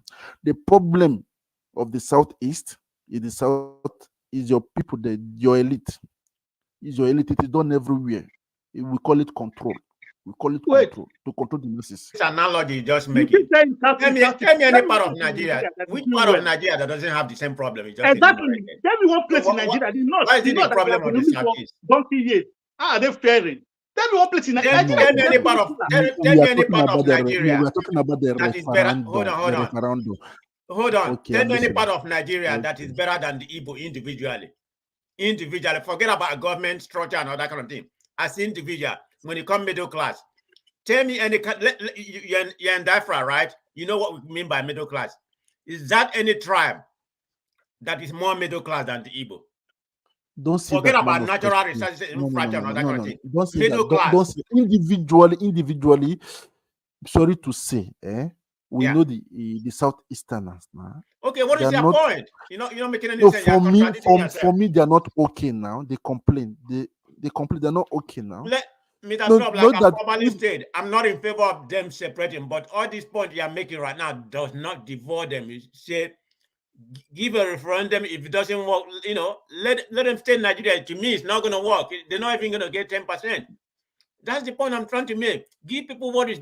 Do you know, like right. Israel and give people the right. That's what I'm saying. Forget about whether they're going to survive or not. Just give them the right, to see what's going to happen. Okay, let us let Mr. Foley to talk. Okay. Because he has been here. Mr. Foley, you can contribute. What do you want to say about it? Mr. Foley, are you here? Foley. Okay, if he's not here, let's give it back to. Let's give it to Mr. Echi. Mr. Echi, are you here? Before we give it to Mr. Emeka.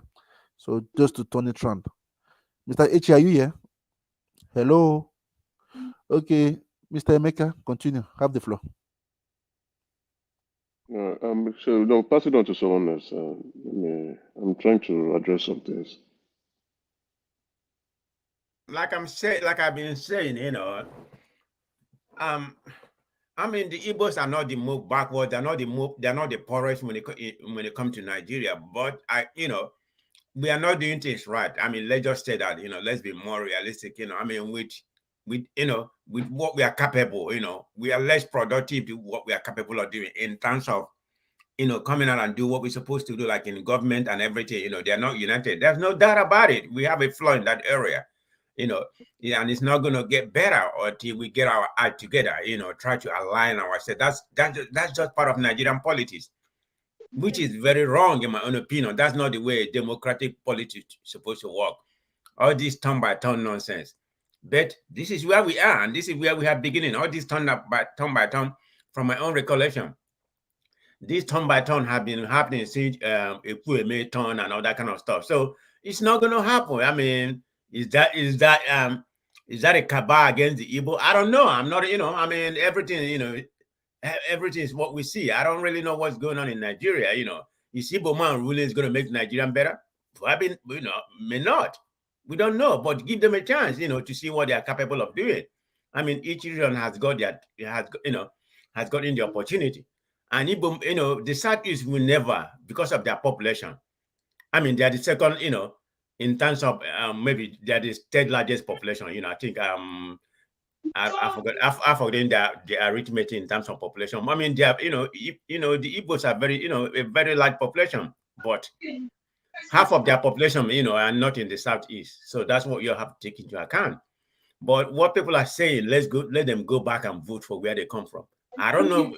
That's not a democratic that you have to go back and vote where you're from. Wherever you are supposed to be a resident. I mean, Nigeria needs to, redesign their mentality and need to redesign some of their, electoral college or their constitution in that regard. I mean, if you are born in Lagos, you are a citizen there. You have a right to vote. You have a right to do everything to vote for that particular state. You have a right to run for electoral office. I mean, what kind of democracy are we practicing? Yeah, and a Yoruba man will not go to Kaduna or Kano and contest. A Yoruba man will not go to Imo or Anambra State and contest. A Igbo man will not go to Lagos or wherever and contest. What kind of nonsense? Because you are there. Once you are there, here over here. Once you're in any state, if I move to any other state, like if I move to Florida, I have two residency right now, California and Florida. But once I move to a permanent place, say, okay, stay there for a year, I become a resident. That's the way it's supposed to be, but we're not going to change that way. I think the tribalism is what's killing Nigeria. And I hate that tribalism. It just does something to my core. Like if I go to some platform, people are being very tribalistic. I mean, I hate that. I hate that, I mean, that drum is just like, I mean, what's the difference between, tribalism and racism? There's no difference. And we here, when we come to America or Europe or whatever, we talk about racism. But in Nigeria, The tribalism is even worse than racism. Hello? Oh, okay. But anyway. I'm listening. I'm hearing because okay. So Goodman said so many things. Goodman said so many things. He said that that the demolition of houses and shops in Nigeria is against the Igbos. I don't agree that. I don't agree with him. I don't agree with him because I spoke with someone. There was a time I spoke with somebody. He told me that he bought a house, he bought a land. For the past 15 years now, they told him that the land belongs to the government. Look at it too. They told him, but instead of him to continue building, he stopped. He said that somebody sold him the land, but he never knew. But when he went to the local government, they told him that it belongs to the government. You can see the problem in Nigeria is not the government. Man of prestige. If a good man is hearing me, it's not the government. It is so the let me people. ask something. Let me ask something, Mr. Trump. So are you saying, like in Lagos, for example? Okay. So people will just go buy land. Somebody will claim that this land belongs to me without issuing a certificate of authority from the government. I mean, people buy it. Is that what you're saying? You know that in Lagos, because it's very confusing. I was born and brought up in Lagos. I know how Lagos functions. Even me, I'm telling you today, they brought me a land to buy over 300 something million, but I refused because I don't like the area they gave to me. That I have to pay another almost half of the money I bought it with to fill the land. Understand? One thing is that let us be honest with ourselves. I like being honest, and that's my motto. The way I work in my place, I'll be honest, and if you don't like it, that's my own cup of tea. If you like it, that's my own cup of tea. Everybody has his own opinion. The government cannot just come and start breaking houses. Know that when you are building houses in some areas, even in Imo State, the local government will come and put a red sign to it that you are not.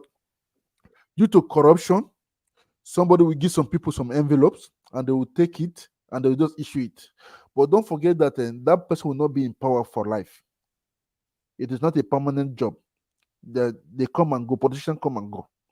You understand? So now, due to the problem, I saw it on the internet, on the news, due to the problem in Nigeria, when there is rainfall, people even a canal that used to take out water, they build house close to it. The canal looks like a little size of a gutter. People are building house there. You understand? In the name of building house in the island. Let us be honest with ourselves.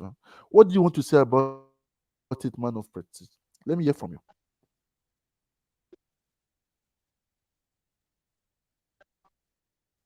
Man of prestige, I know you're there. Let me continue. Because for me, for you to build a property in government house and government properties, housing government properties, it is unfair. It is unfair. And do just for you to have a house in a certain place, it doesn't make it legal. When there is rainfall there, the evacuation of water doesn't go easily. That's why sometimes water goes to people's houses, inside people's houses in the Lagos Island. So what it does that for me, if they are using it for a good cause, it's not against the Igbos, according to what that's for me. It's not against the Igbos because Mr. Goodman came and was saying that indirectly it's against the Igbos. No, it's not against the Igbos. So for that I disagree with him. Okay. There's a law and regulation in every state. Let me say something. Like I said, I have something, in Ajah area, close to between Ajah and Lekki, but nothing has happened to that, that I have right now over there. But having said that, I'm not in Lagos, so I don't really know what's going on, because I see, very few from other tribes has come out and cry, but majority of people that I see is just the Igbos crying. Are they just crying for foul because you say they are very loud or otherwise, of course they are, I mean, we are like that.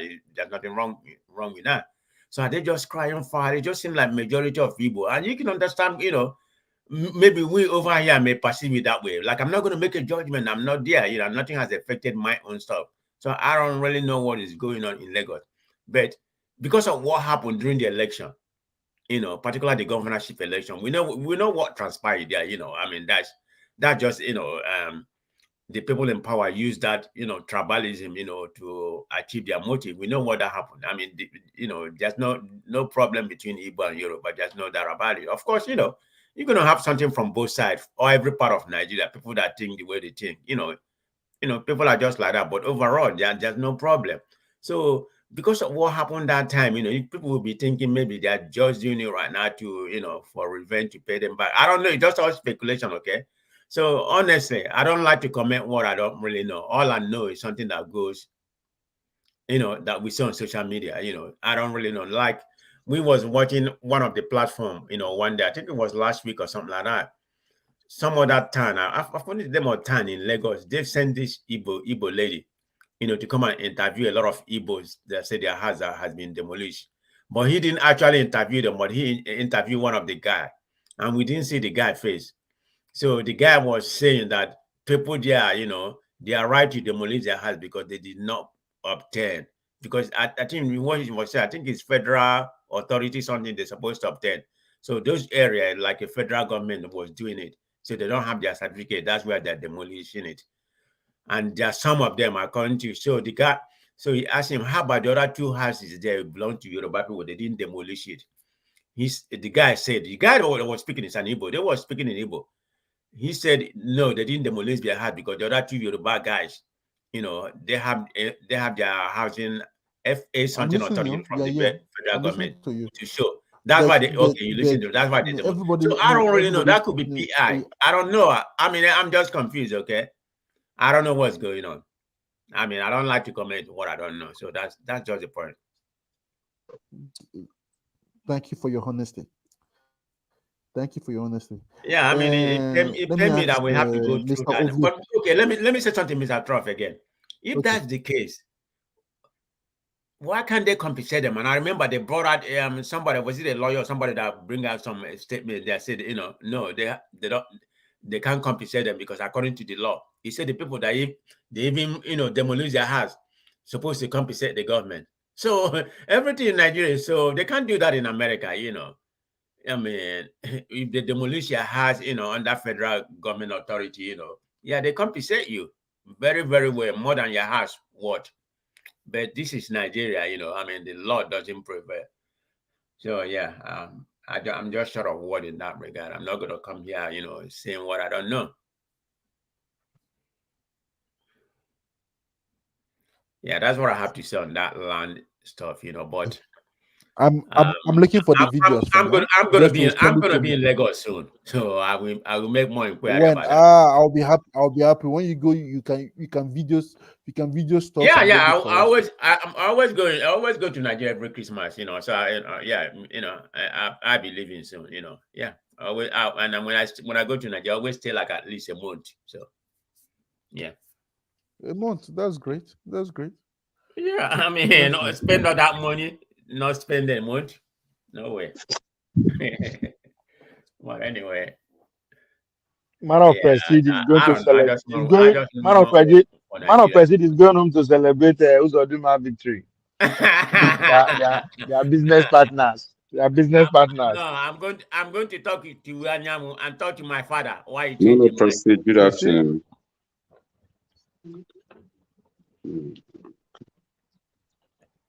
Yeah, I'm gonna go talk to them. Mr. Foley, we have been trying to talk to you, Mr. Foley. I can say. Yeah, good afternoon, everyone. Yeah, welcome, Mr. Foley. Show what a guy. No, I'm the Kanu guy now. I'm the Kanu guy now. Foley is there. Free. Obey, where have you been? Obey? Now you are going to ask now. You will forget us for streets. You know they send me the link again now. I know, seriously, I don't get your number again. I don't say me, my phone, and they got to delete my number now. You don't see. No, I changed my phone. Send out to me for private chat. Make I had them. Okay, now. How far now? I do as una leave us. Now I don't abandon me and Nnamdi Kanu for streets. I don't forget us. If you will tell all of you, one of you they carry a bit for it. All of them are being now. Now them man of prestige. Okay, now you can cause now. Ah, me na say ah. We tell you all now. So they no go release Nnamdi Kanu. No, actually, I want them to release that guy. They'll make them release that guy. Make it go enjoy himself. But you know, all this thing that all of them were actually clamoring for, it's not something in Nigeria can actually achieve. If we can go through civil war and we don't achieve Biafra, I think we should be talking about how to build a Nigeria that works. Because this thing we are requesting for is going to come out through war. Which one is civil war? You say what? Civil war. What do you say civil war?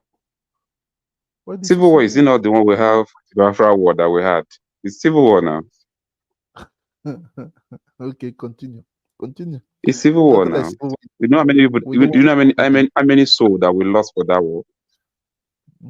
No, Mr. And yet we did not achieve anything. Don't say that. What we need in Nigeria is dialogue. We need dialogue. Continue dialogue. You are getting him wrong. You are getting him wrong. He is saying that if we went through civil war and still Biafra was not actualized, what is the probability that it's going to be achieved now? Abi Foley. Yes, now, yes. So it's pretty much saying that if we went through civil war and still we could not achieve it, what is the probability? So he's just questioning that. Then we are not this interwoven. Then we are still the junior is not this deep then. So if then we cannot achieve it, I'm not sure we can achieve it now. So we should be talking about how to get our system together and make it work for everybody. And that's why we are saying during the campaign in 2023 that the best candidate that actually bring that uniform, that can bring people together is Showore. And people don't really see it. People think he's obese. He has kept quiet recently. Why is he so quiet these days? He has never been quiet. Maybe that means you don't follow him. He has never been quiet. As at this morning, he's still saying something. He has never been quiet. I beg, Mona, like, share, and subscribe, followed by Free Nnamdi Kanu. While at the same time, you can also support the platform by buying a coffee. Aside that, fully carry on. All right. Actually, I didn't actually know where you guys are taking the matter to, but I think I've been listening to you at the background. Few one I can listen to because I was on a program here too. So I think you are discussing about releasing of Nnamdi Kanu, yes, Samuel role in the whole thing. No, the problem that Nigeria government, don't let me put it Nigeria government, the oppressors. The problem I think they have is this. They think by silencing somebody that they can be able to conquer the system instead of them to try to negotiate. They will want to use force to make sure they silence the gun. And gun is not silenced by force. You can only bring more gun, which we are forcing people.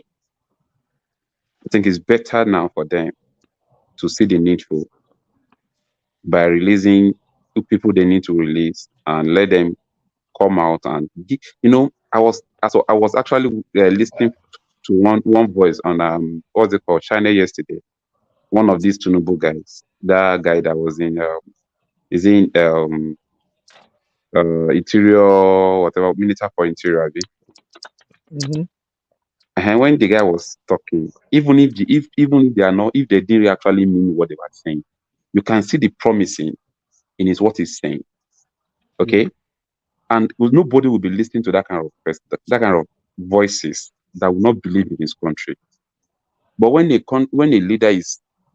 ask a question from a leader, instead of him to give me a kind of promising solution, even if he's not going to achieve it, and he's threatening you with it, I'm sure the problem will be increasing in number because that the more you are trying to threaten people, the more the sympathizers goes. That what did it mean? What is it think it can console, it can defeat us? People will like to come out in another different way. So a good leader must learn how to bring people together, how to make sure that people believe in his leadership, not by you are forcing people. That's why whenever we are talking here, I love talking about leadership here, not the rulers. We don't need someone to come and rule us. We need somebody to come and lead us. And anybody that wants to lead must see his followers as part of his body. Just like the same way you have your head that is championing the whole body of the whole system of your body. So you cannot be a leader when you think your body is not part of your body. You think it's only your head that you have. You never achieve anything. So these are the things that these people don't really put in consideration before they act. There is no way you can force people to join things. I'm sure I didn't been sure where I was elected. I know by now that day, instead of removing subsidy, we will have released what's it called, Nnamdi Kanu. He will have been doing meeting across the board to make sure that Nigeria actually have a promising future. What we need there is the gap between us and our leaders. The gap is too much. We did not believe in them. They did not believe in us. They didn't even see us as if they are leading us. They are just leading us by force. Because a good leader must come with level of communication. Let your people know what you are doing. And these people don't have it. People that cannot even allow you to have free and fair election. How do you think they can actually coordinate the system that will work for everybody? So we're in it. We're in it. And even we are not even united as well. We don't even know what we want. Someone is talking about Biafra, someone is talking about Nigeria, someone is talking about the Dua nation. So, and this thing is just a division between us.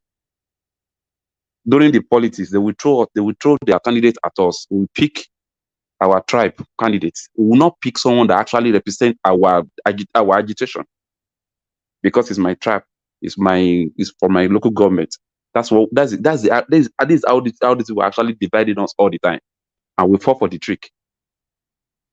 And we are here lamenting, coming here every time to come and waste our data to discuss things that will not yield.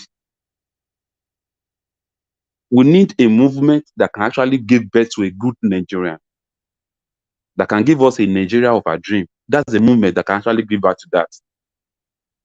I'm not even sure this election that we're having now can actually give us what we call election. What do you think of MOP?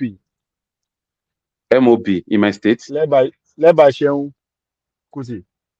MOB, you know, Shehu actually understand the game perfectly. Shehu is trying to build a movement, but the movement that Shehu is building, can only stay in Lagos area alone.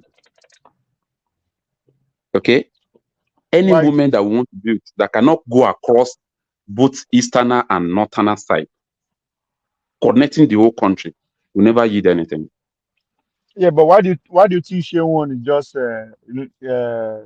just on Lagos? He doesn't have plans. So no, it's just because what Shehu is, if Shehu actually see people who are really, really ready, it's not necessary to be MOB. It can be something different, but at least Shehu will be part of people that will be another body that can unite together. Yes, it's time to register it. It's time to register it as a political party. Before you proceed, can you tell me what's going on about with Kuti? I don't know about that. So he has a movement. He has a movement. He started by his father called Movement of the People. But he's trying to register it as a party.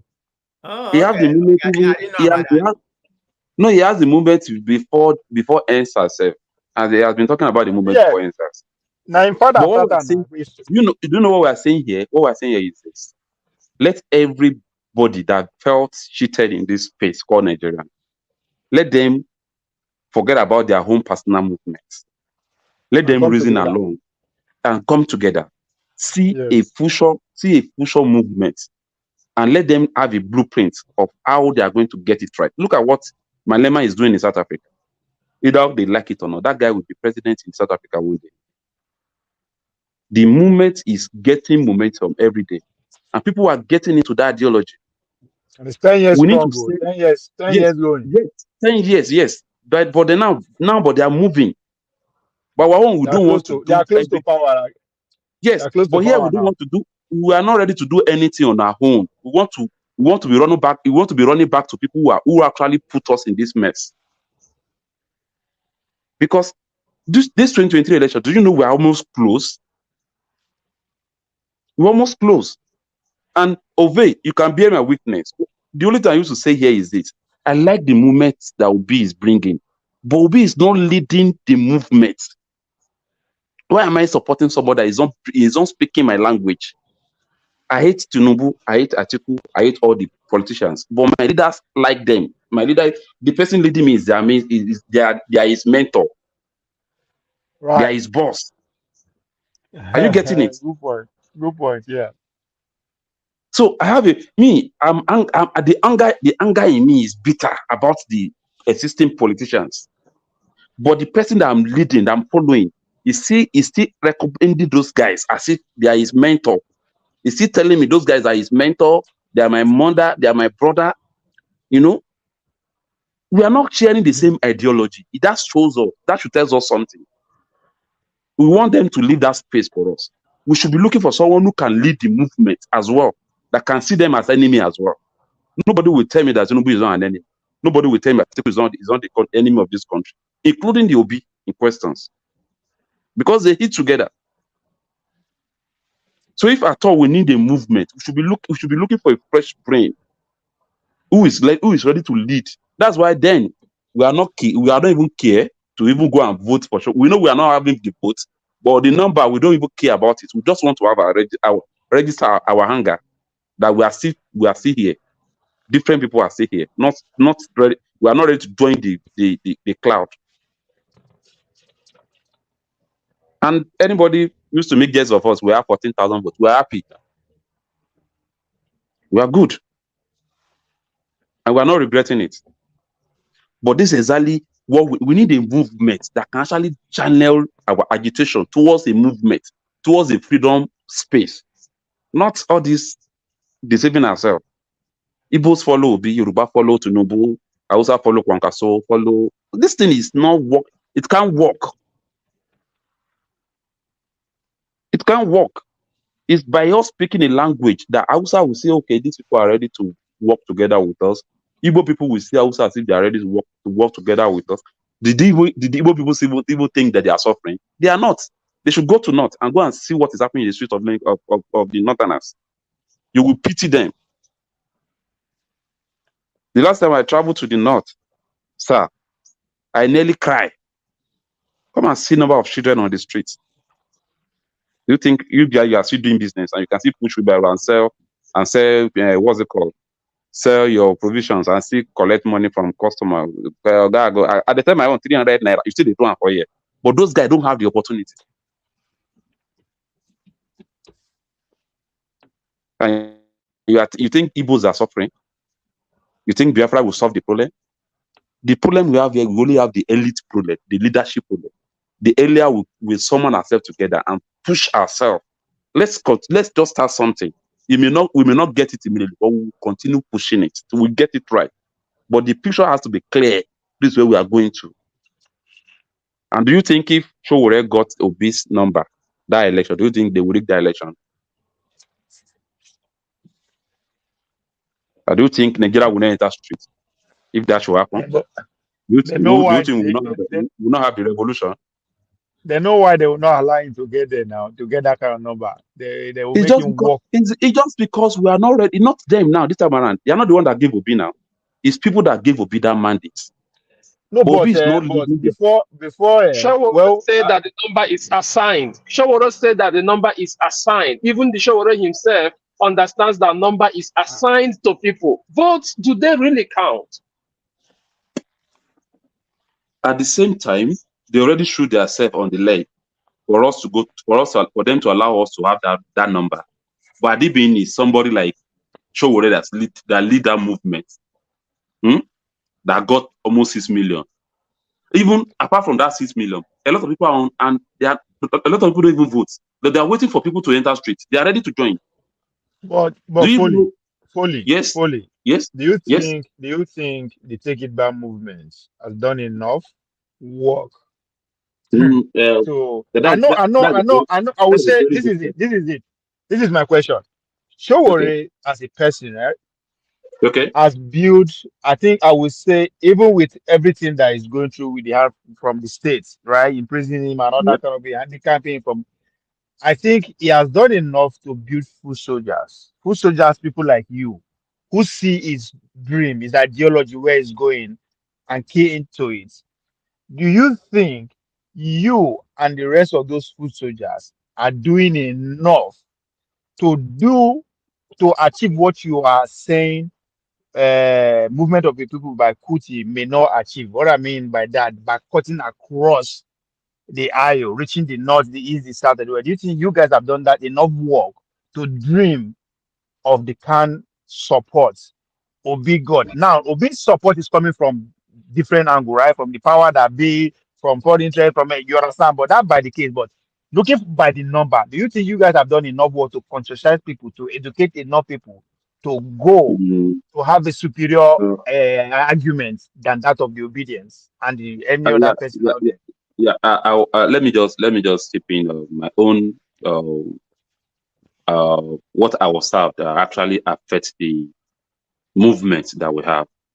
After 2019 election, something happened to Sowore's movement, which took them almost 3.5 years before they can get out of that mess.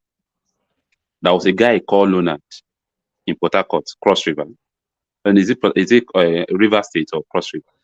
The guy was actually paid to adjust. This is what I'm saying. Okay, may I use another example so that you see it from a different angle. Nnamdi Kanu, right? Nnamdi Kanu has done the same work, but for me, I would say on a higher level in terms of conscientizing people, right? Making young people believe in his idea, his dream, what he thinks is possible, right? Now, even behind bars, those people that he conscientize, those soldiers, they are still going strong, and you can see their conviction, right?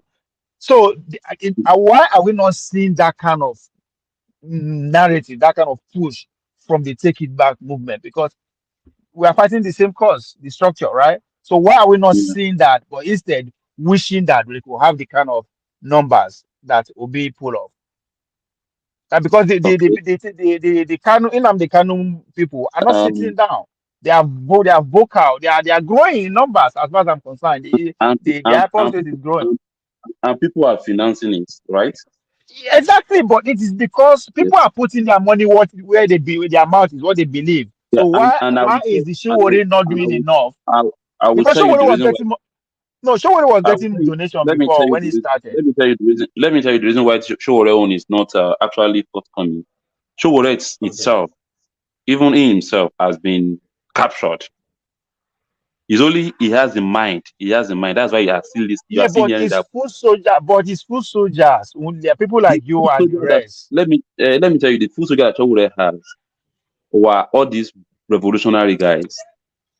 Yes, most of them, same thing. Yes, most of them, they can face anything, but they didn't have the financial aspect of it. And Nigerian system Hold on now. See, Nnamdi Kanu no get money, but it is because of his way. Nnamdi Kanu agenda is different from Sowore agenda.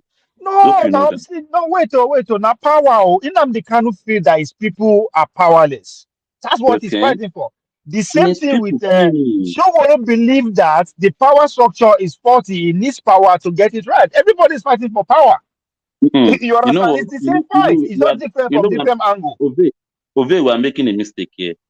Nnamdi Kanu project and Sowore's project are not the same thing. They are the same. They are the same. They are not. No, they are the same. They are the same. What is okay? Tell me what is the tell me the difference. Let me tell you. So Nnamdi Kanu project, already have a foundation, which is Ojukwu Foundation. Hope you know that. Okay. Biafra Foundation. Uh-huh. Anybody that come to that, to come and speak about that, easily for him, he can capture people's mind back, right? Hope you know that. Okay. Okay. Yeah. But Sowore is trying to carry a national project. Okay. That people are not actually ever used to. People don't really see that it can happen. So he's driving that space on his own. I'm just telling you, he's driving that space on his own for him to capture people's hearts now. Before people can get the message, it will take time. Okay, no, but let's look at this. Let's look at where these people are starting from. I understand. I understand that, yes, putting the historical context to it is a good thing, right? Talking about how Ojukwu started in Biafra and all that. So there's a foundation there already, right? There are a little bit of consciousness and all that. I get it. But now look at Sowore advantage, right?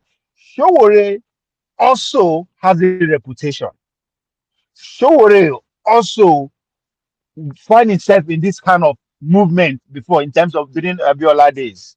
So he is not a novice. He is not a newbie. He is part and parcel of the struggle. He also has a foundation. But now, fast forward to 50 years later, towards the present days of organizing people, because that is what is boiled down to. That's why I say they are the same. Ability for you to conscientize people, to get people behind you, is what really influence is about, right?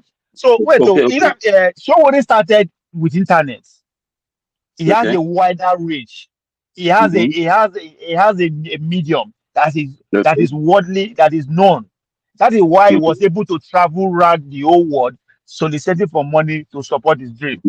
So he has a foundation. So I'm just saying that what do you think is the problem for the failure of that foundation to keep growing despite him being handicapped? Because Nnamdi Kanu too now is handicapped, but the message that both of them sold, we can see which one is growing and which one is not. So that's what I'm saying. The full soldier that is different. It is you and your friends. Yes. Do you know before Sowore was arrested, he actually traveled to meet Nnamdi Kanu?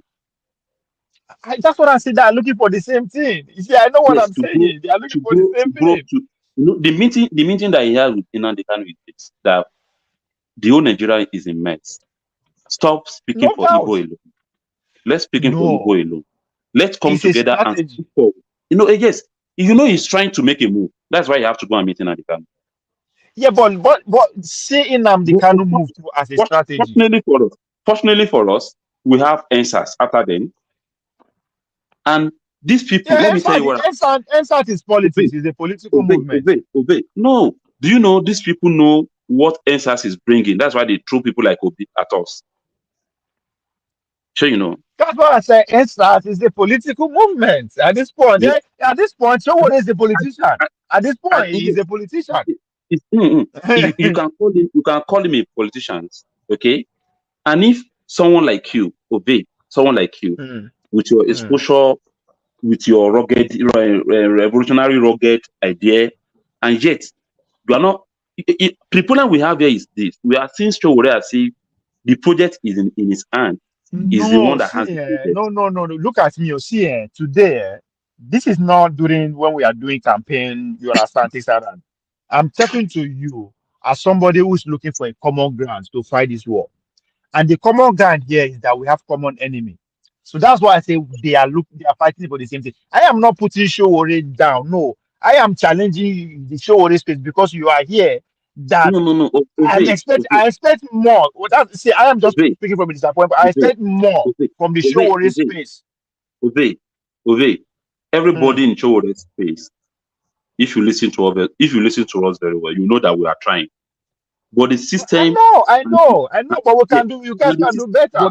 Do you know the problem? The problem is not actually listening to us fully. If we don't have a system, there is no movement. There will not be movement if there is no system that is not fair to us, right? So you don't expect the system to just go and sleep. No, If the system spend 1 billion to fight you this year, they are going to spend 2 billion next year. Please. Let me shape in this thing. Why do you think we had NSAS movement? Okay, and we're all planning towards 2023 election. And the time now come, we left the struggle for people who actually activate the NSAS movement to another body, a complete body that doesn't know anything about NSAS. What do you think is happening in that place? It's just because the informations, people have not yet consumed the real information about what they need to do. So will you say that is organizational failure or is it planning failure? No. We have, people. You know what Sowore is bringing in? Sowore is trying to bring something that Nigeria never believed can happen. Okay, so before people can any truth you are trying to bring on the table, pass through stages. Okay, Sowore is passing through that stages. The truth is passing through that stages. People don't believe in revolution before. People don't see him as if he's saying anything when he was talking about revolution. When Sowore said, these people can never allow us to have free and fair election anymore, except to do something fully. I'm looking for how we can find a way to step up our game. I mean, I am not condemning him. I'm just saying, come on, tell me the problem that the full soldiers you are facing so that we can work together. That's what I'm asking for. I'm not saying, Sowore is I know what he wants. Yes. The question I will ask you now is this. In Nigeria today, which movement do you think what do you think we can do to save this country? In your own way, what do you think? We need all movement on the table. All. There's no one movement that can save Nigeria.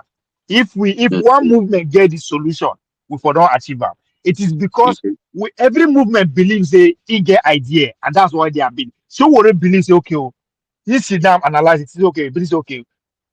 Igniting a revolution is the way out, right? It's a trial, right? He believes in it. That's the difference, right? Nnamdi Kanu said that's come. The only way to actually take these people on, now to say, I want to live, right? And he believes in it, he's going for it. So we need everybody that is against this current power structure on the table. And I am not against what you believe, but the fact that we believe that our problem is one, right?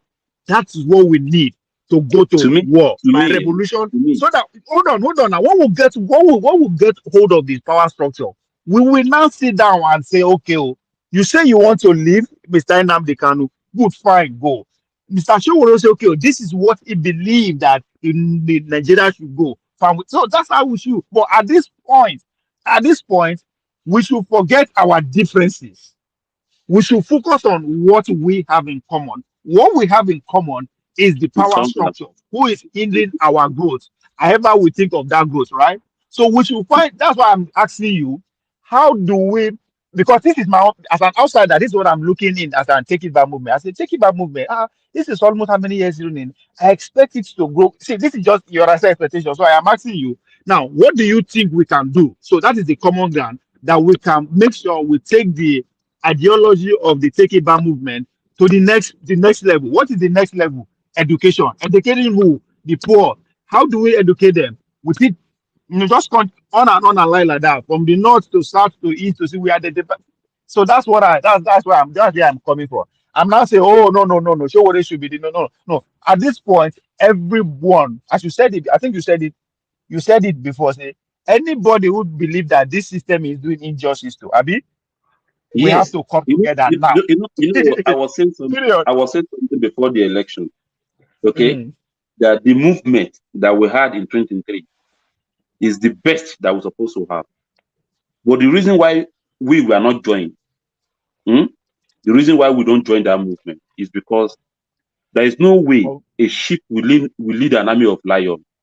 There is no way. I agree. It will not lead them. There's no way we lead them to, or you just lead them to no destination. See, at this point, I don't think we need one leader. Based on you understand, I can't say, Sowore should lead or Nnamdi Kanu. No, we just need all the leaders. Everybody should bring their followers on the table. That's why I tweet at you, Ove. You as a Nigerian citizen that want better for this country, play your own role.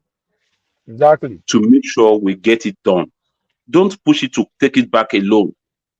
No. I am see. It's as I said. It's because you are here. That's why I'm asking you. Because as I was telling you about MOP. That means I follow every movement that I believe that is just on this course. That's why I talk about MOP. Right? I know they are existing. You understand? So I know a lot of things. So me now who have the platform. If you listen to Sheung, I listen to Sheung every. Sheung will always tell you that listening to voting for Sowore, you're not voting for Sowore, you're voting for yourself. That means she will respect Sowore's struggle. I know.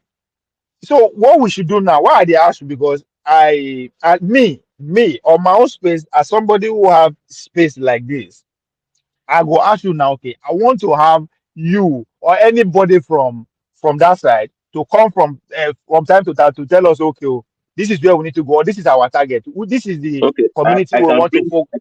I can bring the coordinator of Take It Back. Exactly.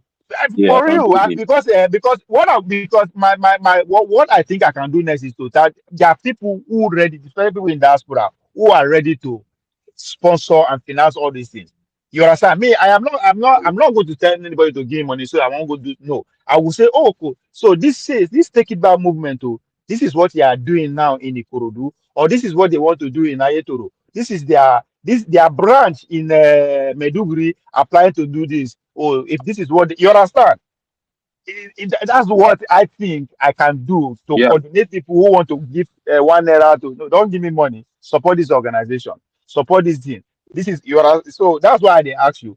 Bring people. Tell me this is the area because we just have to look for it. I don't believe we should be everywhere. Okay, maybe can I send his number to you?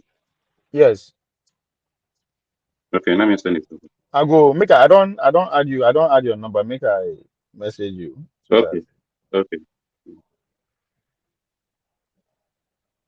So that's it. We just need to start going to school. We need to start now. We don't need to wait for 2027. Mr. Foley. Can you hear me? Hello, can you hear me? I think he can hear you. I can hear you. Okay. I can hear you. I've listened to you guys the way you spoken. That's good. One thing is that do you know that the money brings out the real character of people in power. It is shack. You understand? It is shack according to Nigeria. Do you think that Sowore can do the job? Let me ask you this question. Do you think that? Because I heard that he has a scandal with money. That was a few years ago. True of us. I heard about it now. Somebody came that he took. Mr. Tryon, right? Yes. Is that Tryon? Okay. Still, I never changed. Never changed my name. You know what? I would love one thing. Yeah? I don't want us to be the one that will be saying this is what Sowore is and what Sowore is. Sowore is open for everybody. The book. Everybody can actually try to know about him. The allegation you are talking about, these people just use the allegation to try to take. Yeah, I will know about it. And the allegation, they were talking about the money that have been given to Sowore during the campaign. Okay, and there is a sheet, yes, Mr. Sheet, that contests for governor in Imo State. Is it Imo Abia? Under AAC. The guy knows. Okay. The guy knows the balance sheet of that money when the presidential election finished. It was the one that they forward the remaining balance of that account to, for him to be able to run it, to use it for his campaign during that election.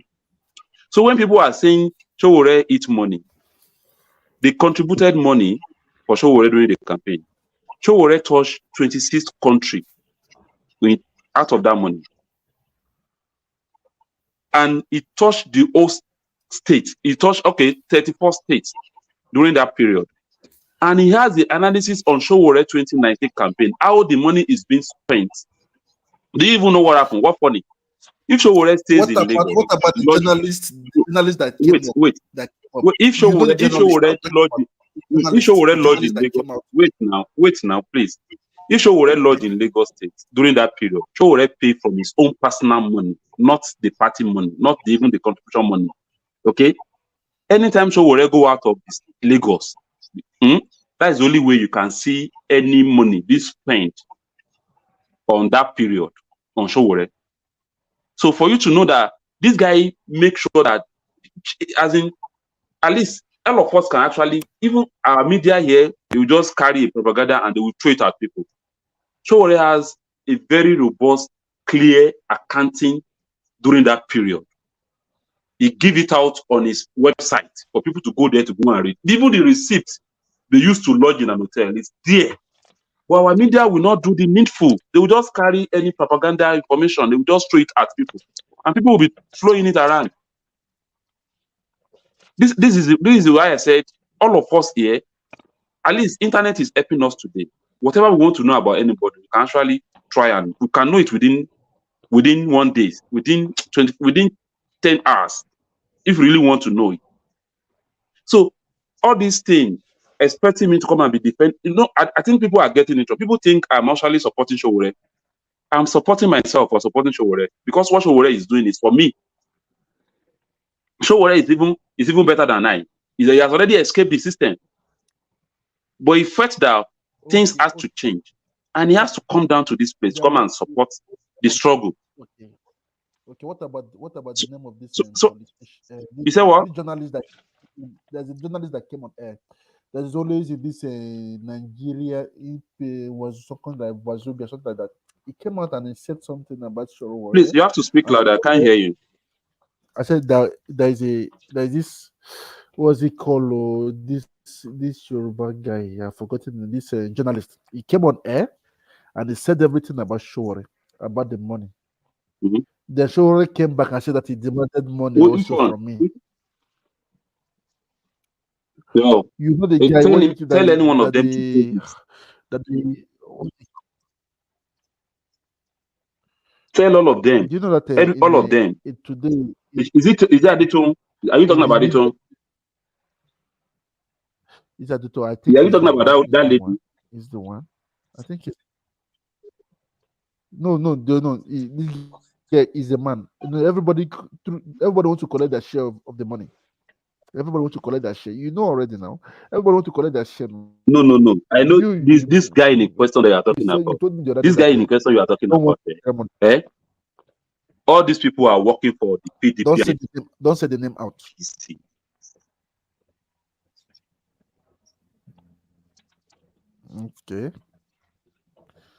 Okay. I don't like calling names because they can take you to court with it. You understand?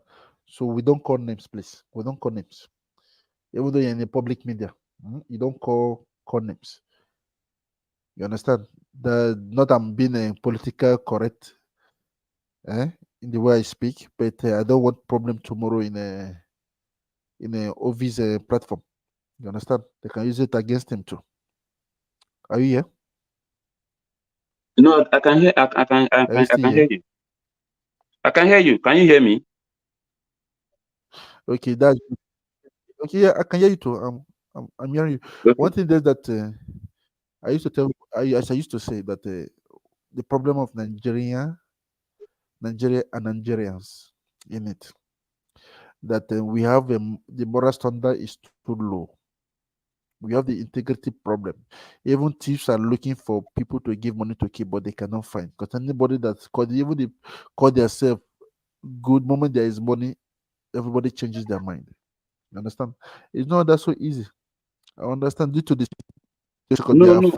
I think this mindset of all Nigerians are dubious. I think we have to begin changing it. I'm a Nigerian. I live in Nigeria. I say men. No, sorry. I'm talking to you here. I'm talking to you here. Yes. And if we really want I think the problem we have here is if you this time more. You said? But I'm not saying the data. I'm coming in. It's what I'm going to Nigeria. I'll spend a week, then I come back. Just a week. I'll spend a week and I come back. Not really I come the problem on Friday. Mr. Trayon, do you know the problem we have in this country? It's like people don't even trust anybody again. So it even make you But you are trying to be good, look dubious. Are you hearing it? Are you hearing me? Yes, and I'm telling you, it's not all Nigerians. It's not all Nigerians that are bad. It's not all Nigerians that are thief. We still have good people in this country. It's only our system reward the evil ones. That's why we all think everybody is criminal here. We still have a lot of good people. We have people who cannot even step on your 1 naira in Nigeria. We are here today. We are supporting Sowore. Sowore is not evil. So if you are talking about money, money is the least that can actually you can use to track Sowore. Is the least. Because this guy does not even, money don't move Sowore. Money don't move him.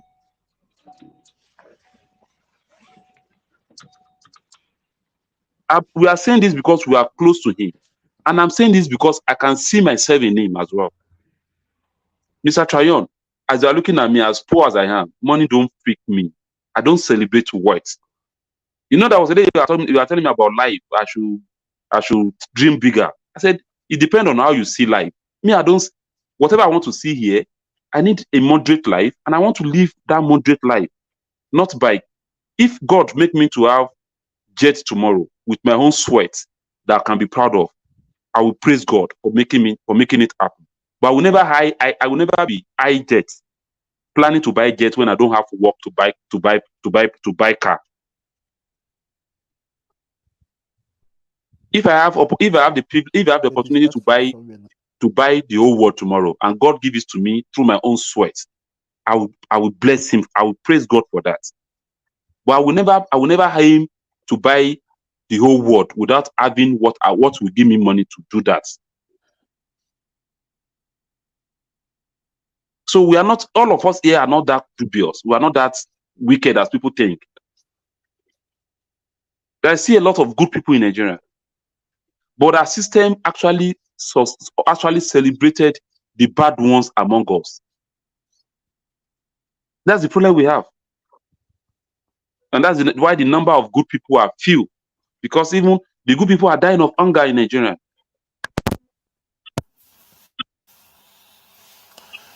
And the system is rewarding the bad ones and giving them the cheapest thing.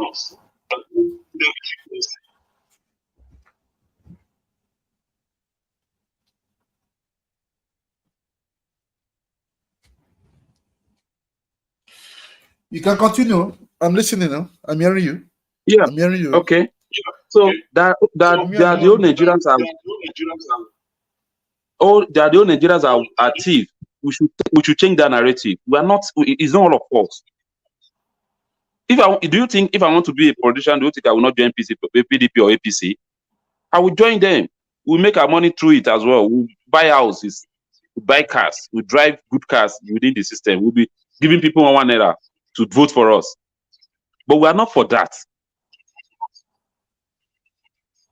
As I'm still talking to you today, we'll see what it takes to penetrate the system to be elected.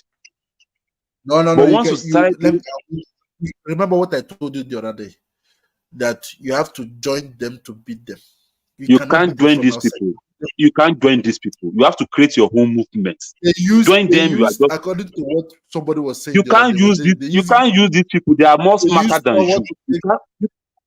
You can't use them. You can't use these people. They are more smarter. They have the materials. They have the money. They have the system in their hands to manipulate. You can't use them. If you think you can join them and manipulate them, they will manipulate you. They will even change you. So it's better you stand on your own. Look for your own battle and go to your battle on your own. People that have been joining them, what have you been achieving through that? The system will consume you by joining them. We have to organize ourselves. That's what we're saying here. We need decent voices in a group that these people will know that, these people are coming after them. Decent voices. People who are selfless. But I've not seen what he has done. That's the problem. I've not seen anything that he has done now. You understand? You have not seen what? So I cannot say what you have not seen what? Contribute. What are the benefits? Sorry. I don't know. The area we think we are getting it wrong is for us to be believing that until somebody build a ball or somebody build road, that's when it contributes to his country. Sowore, out of his 52 years old, he has spent 33 years fighting for a betterment of this country with his own life. And he's still doing it. As I'm talking to you for the past 4 years, Sowore cannot see his family because he's speaking for us.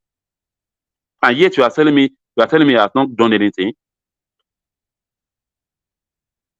See, they make sure they attack his business. He can't even travel. Sowore cannot even go. He can't even leave for 3.5 years. Sowore cannot leave Abuja for 3.5 years. He can't even travel to Suleja. The system is fighting him, and you are telling me he has not done anything. But is it true that they gave him money that he after the cases? Okay, let them prove that. Okay, all this, you hear about that money they give to him now. That he did not, but you don't try to do the findings to know other truth. How truth is that? But you can carry it around and see the same you still want somebody that will come and that will stand for us.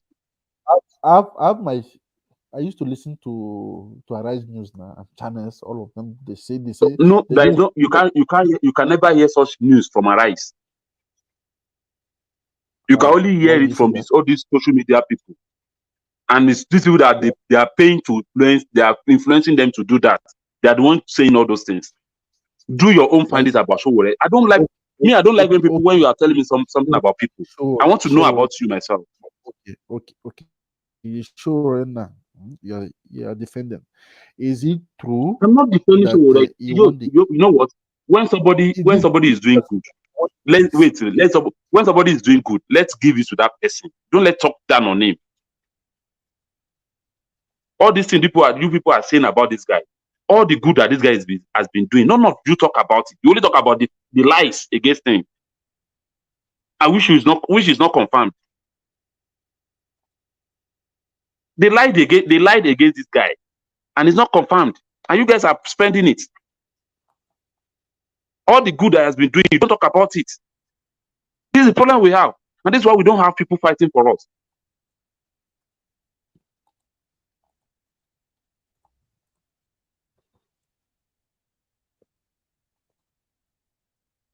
But one thing that I have to tell you that I cannot speak for him now. Because you don't know him, but you have the time. You have the time to know him. No, do you know that judgment are made? What you see in public, the judgment have been made already before you see anything in public, in private. Everything. We all know these things. Okay, we all know these things, but we are not here to support to do any excuses again. Okay. We are just here to begin to say the truth to Nigerians. Okay, when they told the whole youth to come together, all of them to come together to contest. That was 2015. Is it 2009? Yeah, 2019. But they refused. They all refused. The whole youth, Magalu. They did not refuse. They did not refuse. You know what? There is no way you will see a revolutionary mind person to join a movement with somebody who is not revolutionarist. You can't. If two are not agree, there is no way they can't do together. They can't live together. They can't work together. I have an agenda. I have what I believe, and you are bringing me. Let me tell you what even happened during their conversation. Someone is telling someone that the elders were actually asking them to go and bring someone among the youth who can listen to them. And if you're a revolutionist, do you think you accept that? Because already the aim and objective of you coming together has already been defeated. When is his elders that are actually sending people to go and bring someone among you that can listen to them? And you think a revolutionary will stay in that kind of meeting and allow that to happen? No, it will never happen. If it's to bring the country forward, why not? Which people? The same criminal. The same criminal is asking for someone that can listen to them. How do you think you told me a few minutes ago? When the same criminals that were all saying we don't want, were the ones saying go and bring someone, how do you think it will work? Do you know them personally? No. You don't know them personally. Which people are you talking about? Which people are you talking about? The elders that we are talking about the elders, people like Obasanjo, Babagidas. They were the one bankrolling the movement as well. They call it third force. The same way they try to produce Obi. That means Obi is working with them. That's what you want to say? Yes, now.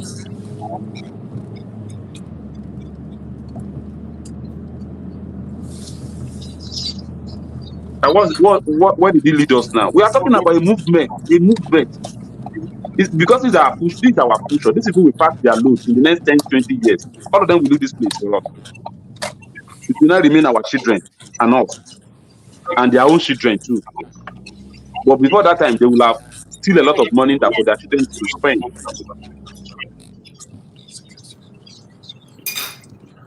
But are you sure? Our future here. Are you sure? You said what? Are you sure of what you are saying? Are you sure?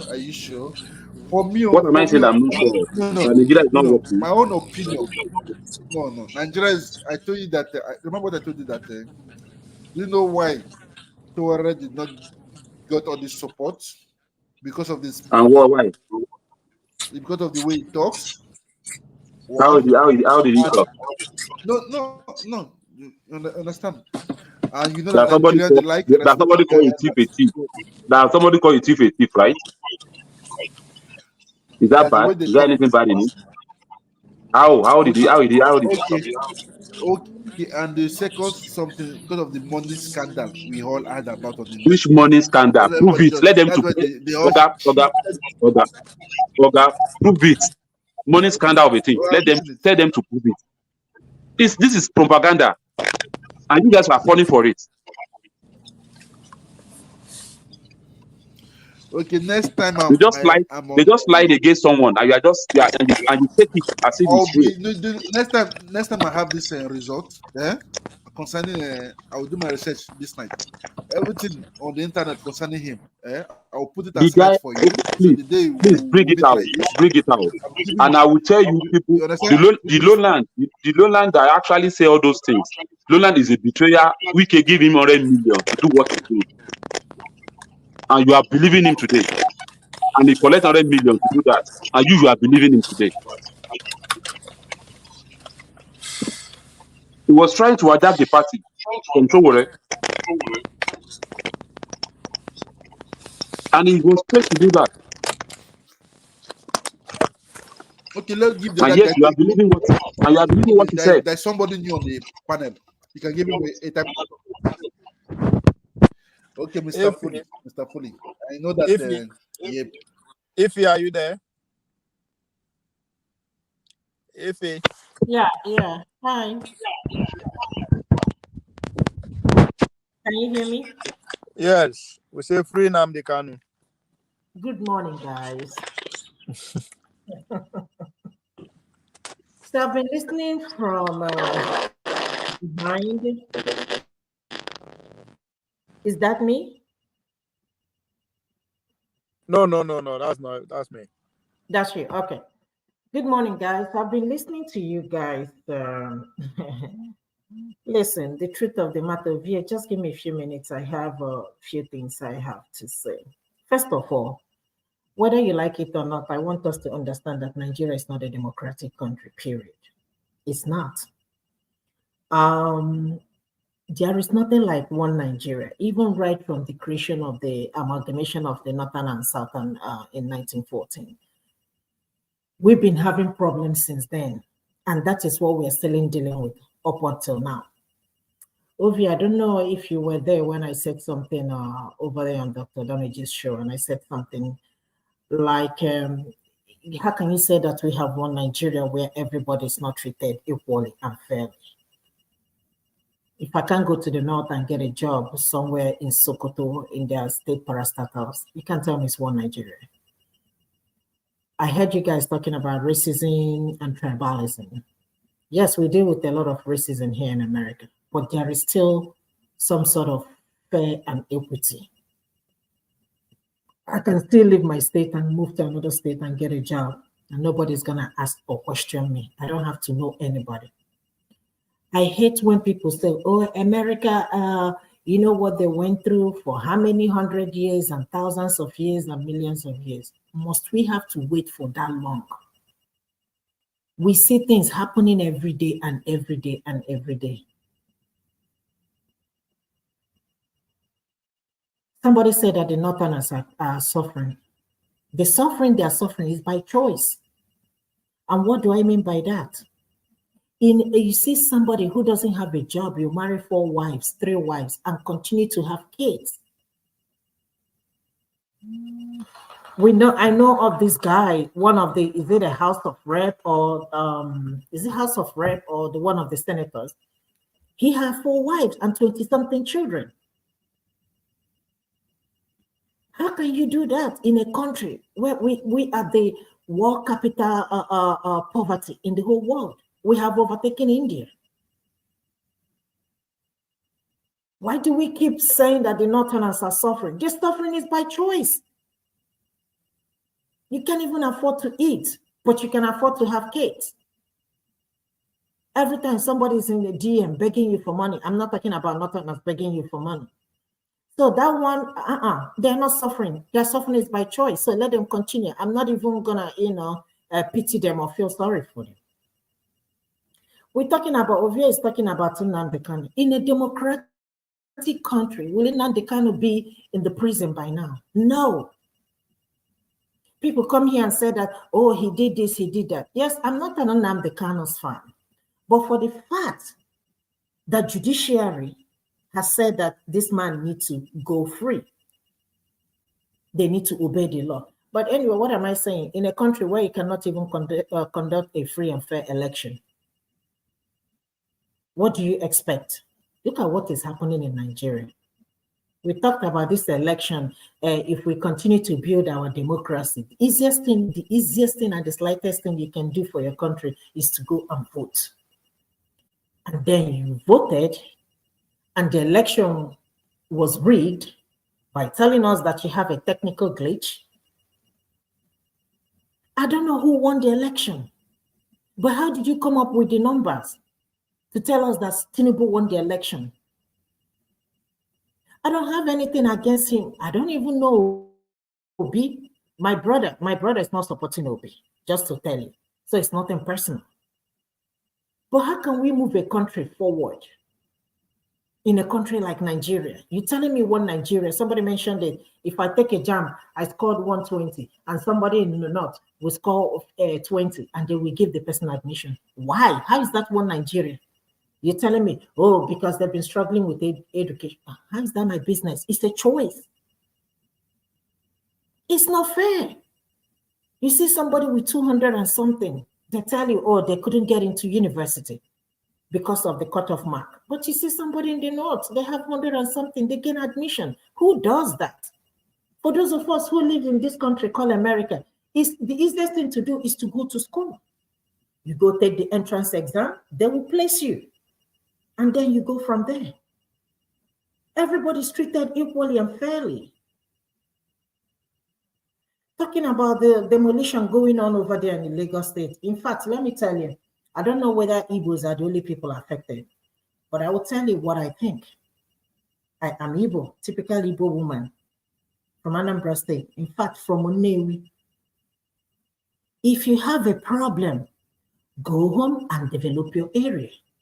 Do you see my pain? My pain is that 7 years, 10 years from now, they will sell the same property, the same land that they demolished. Guess who's going to buy? The same Igbo people. Isn't that madness?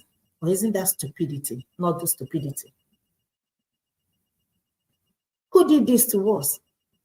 You know, some people say, because we don't have the seaport, and because we don't have the international airport, and that's why people are trooping in Lagos and this and that.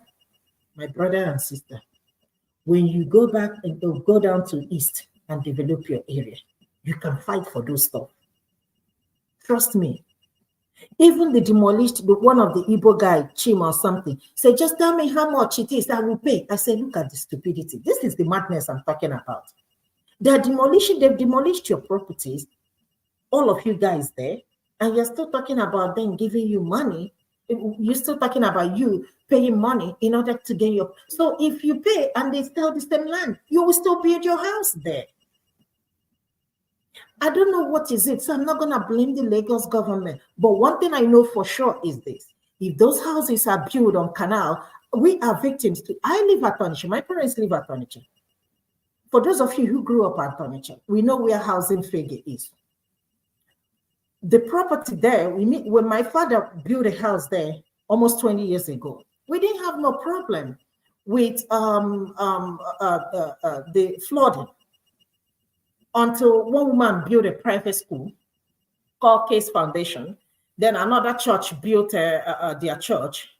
And let me tell you, we can't even enter our compound. They don't park in the compound no more. They park in the street. On the street, everybody. The people living down, they park on the street. Then they will use block, even up to the extent to our kitchen. To get in the kitchen, they have to put blocks just because of the flooding. And you're telling me that tomorrow, if I come back and demolish the state government decide to demolish the school, and I will be so happy. I will be happy. My brother thought about, okay, let's sell the property and buy, a house somewhere. But where would you even see the house to buy? So I hate when Igbos come here and cry for how we are being marginalized, we are being treated this way, this and that. Nah, go home. Over here, last week, he said Igbos are not going anywhere. If they're not going anywhere, then let them stop crying. Go and develop your area. Growing up, I knew my mother is a businesswoman.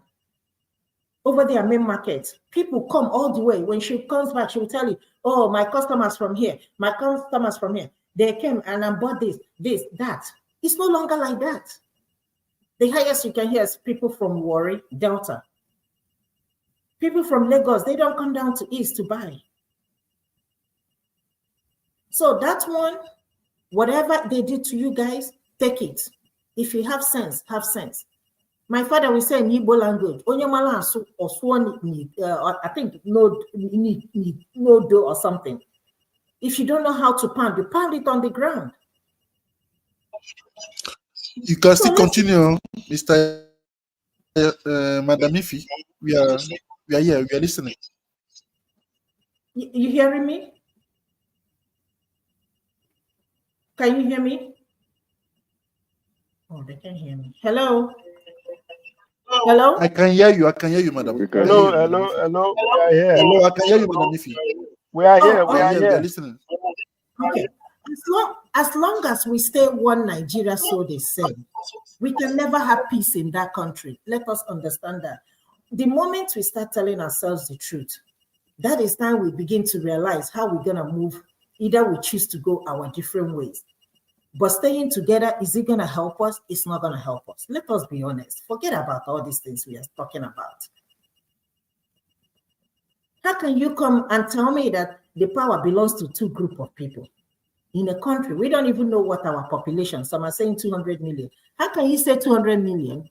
What kind of census did we conduct in Nigeria where people are double counted? So we cannot actually say how many people, what our population is. We don't know, honestly speaking.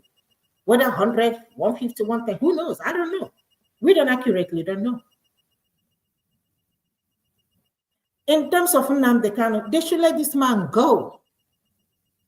If this country called Nigeria is working for us, trust me, all of us will not be here talking about this. If the country is working, we won't be talking about it.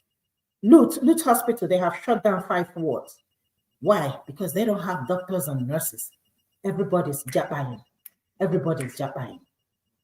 Even you see some doctors from Nigeria, they're here working menial jobs.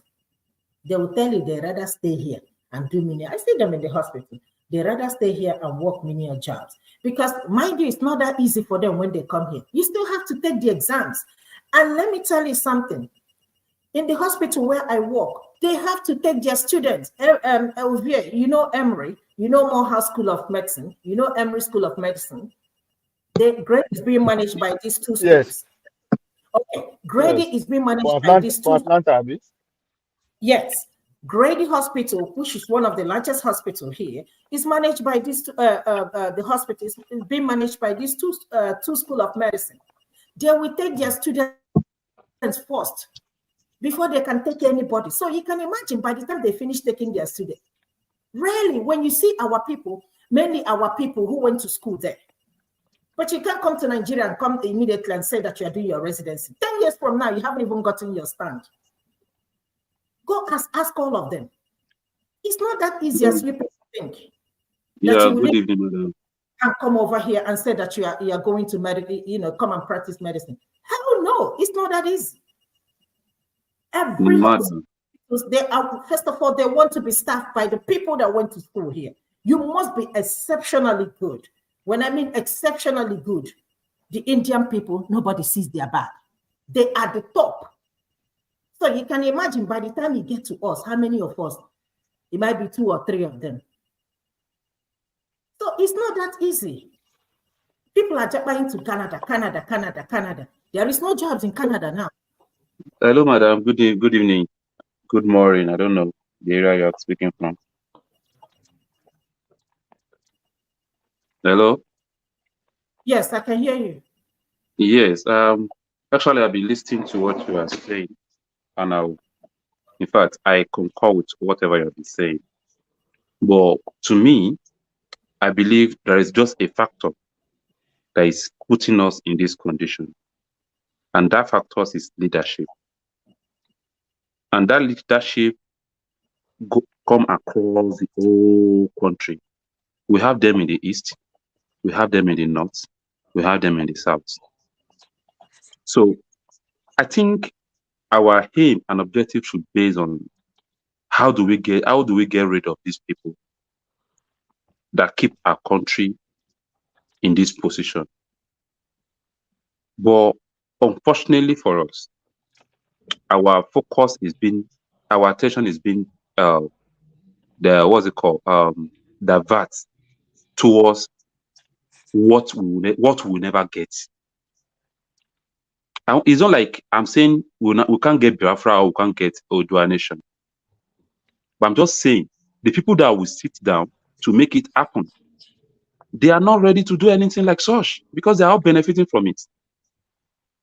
If we can still have election in Imo State, the Igbo land, and the governors there is still controlling the INEC as if he's the one that holds that organization. And he did whatever he wants to do, and nobody say no about him. So you can see how these people can influence their power on us. So is this thing we're talking about is still all about leadership.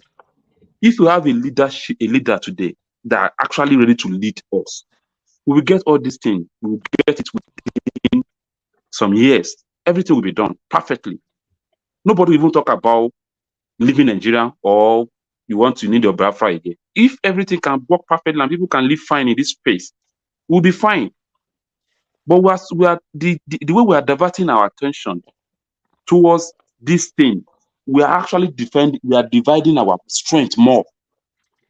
Because if we are talking about we want to divide this country, these people are the one in charge.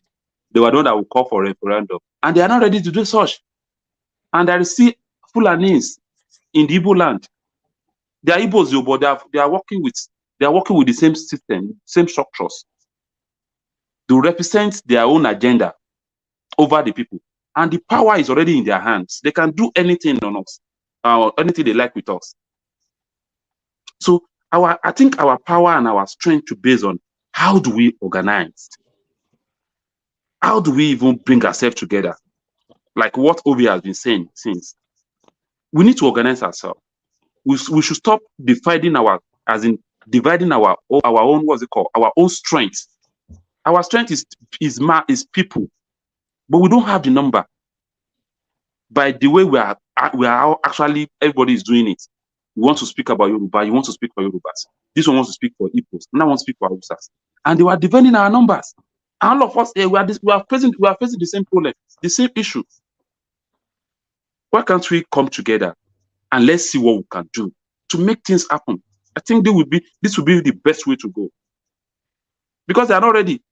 Even for us to even have whatever we're talking about, we have to be strong and believe in what we want to achieve. And let them we can force them to do whatever we want them to do. But with the way we're handling it, we can't get the number. They know how to play the game. They have all the money in their possession. They have all the power. They have the bullets. So tell me, they have the talk. Tell me what these people don't have to fight us. The only thing we have there is number, and we are not organizing the number. Instead of us to organize the number, we are splitting every day. So I think we're actually saying you are saying what we are facing, the problem we are facing here. Nobody is ready. I think this country is better. Nobody will go to anywhere to go and be doing slavery business, the slavery work that we are doing over there. We have what it takes. Our weather is accurate. Our land is okay. Name it. What is it that we don't have? The only thing we don't have on this place is leadership. Which I can leave anything to make sure we have leadership in this country. Anything that takes, if possible. Leadership is our problem, and we need to work towards that. If it takes us to revolt against them, we will do that. And if it's election that will give us that, we'll do that as well. Anyhow, it comes. But we have to organize ourselves. We need the number to speak with one voice and make sure we have the same goals, the same direction. And let's push it. We'll get it right. Thank you, ma.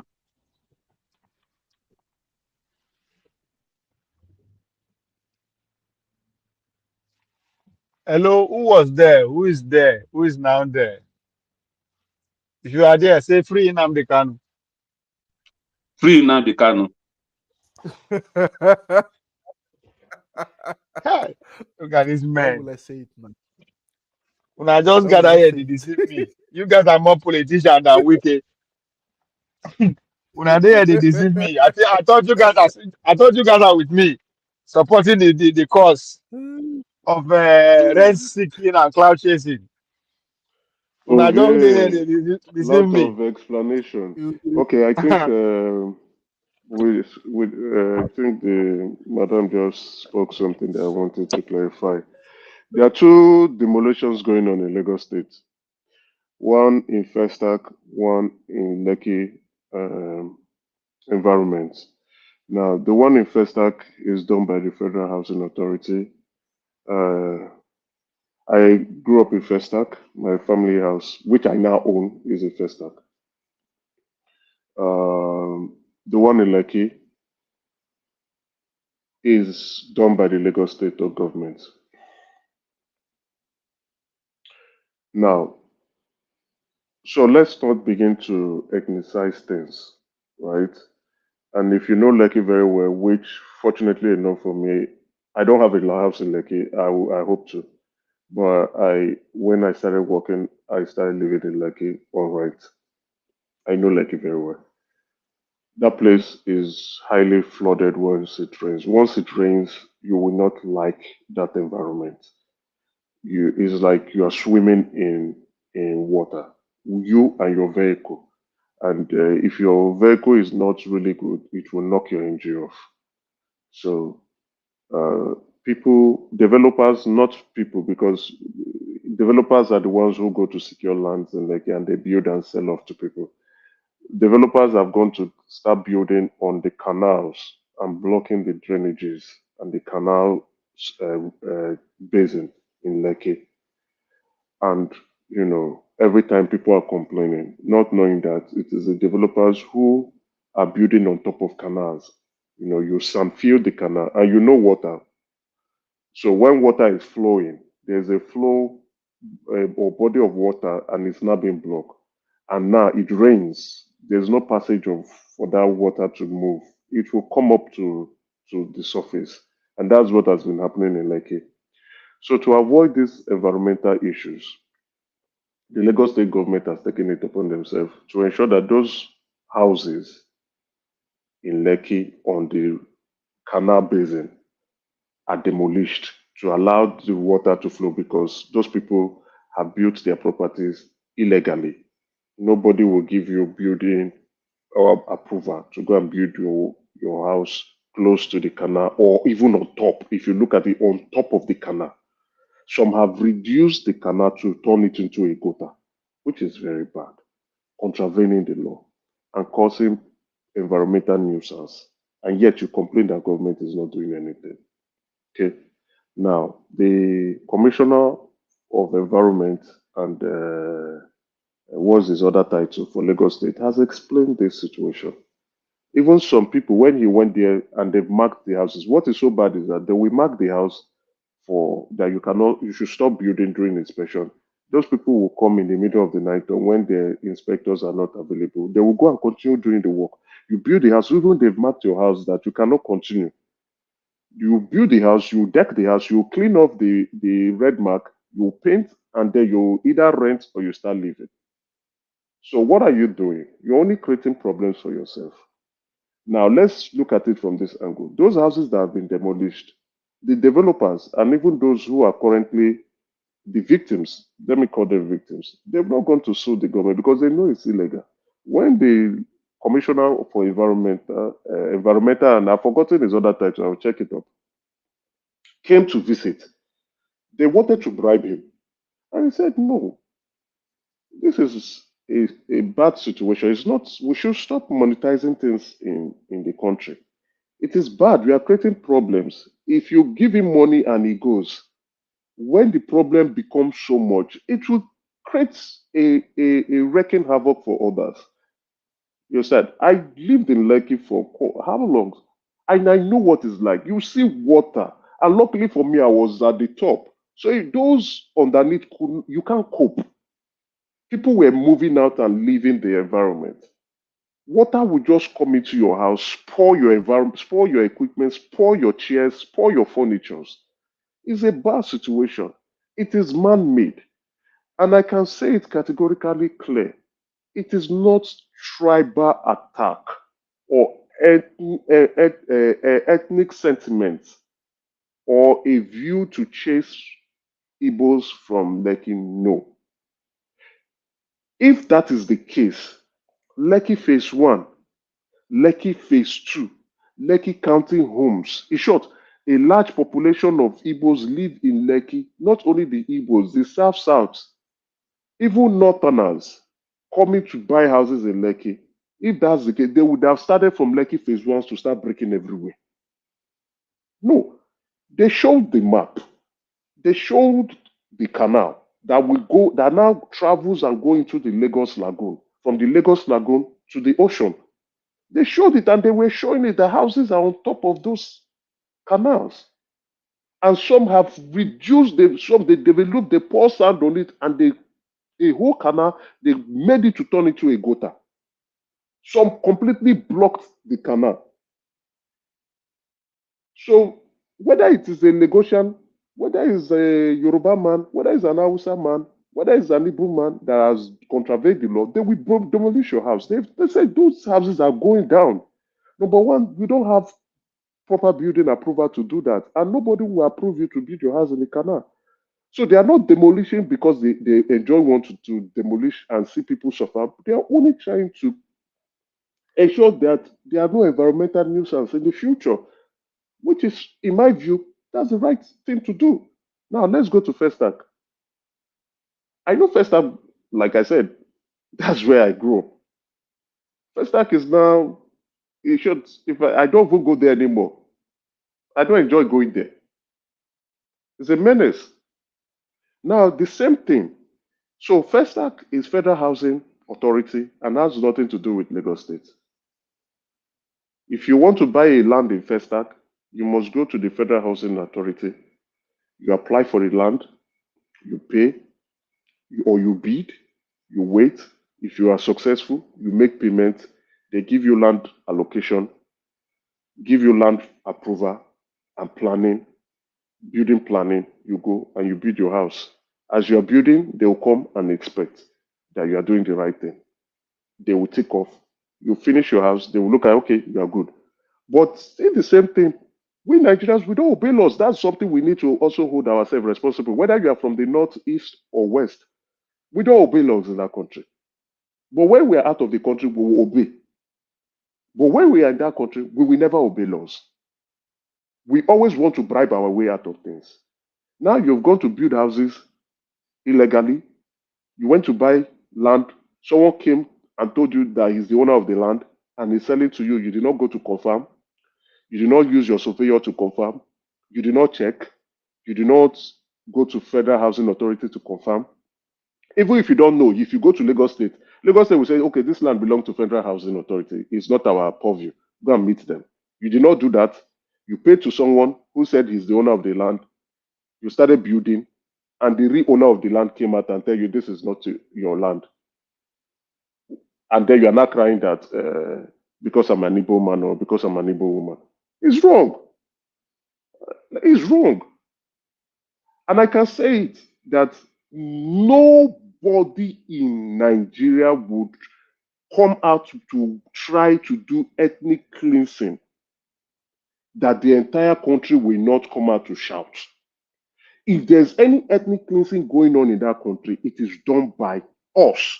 And I think somebody was saying yesterday that Imo State governor was sponsoring Thug and was killing. It is the governor, the leader of the state, that is doing it. It is their brother in Imo State that is doing it.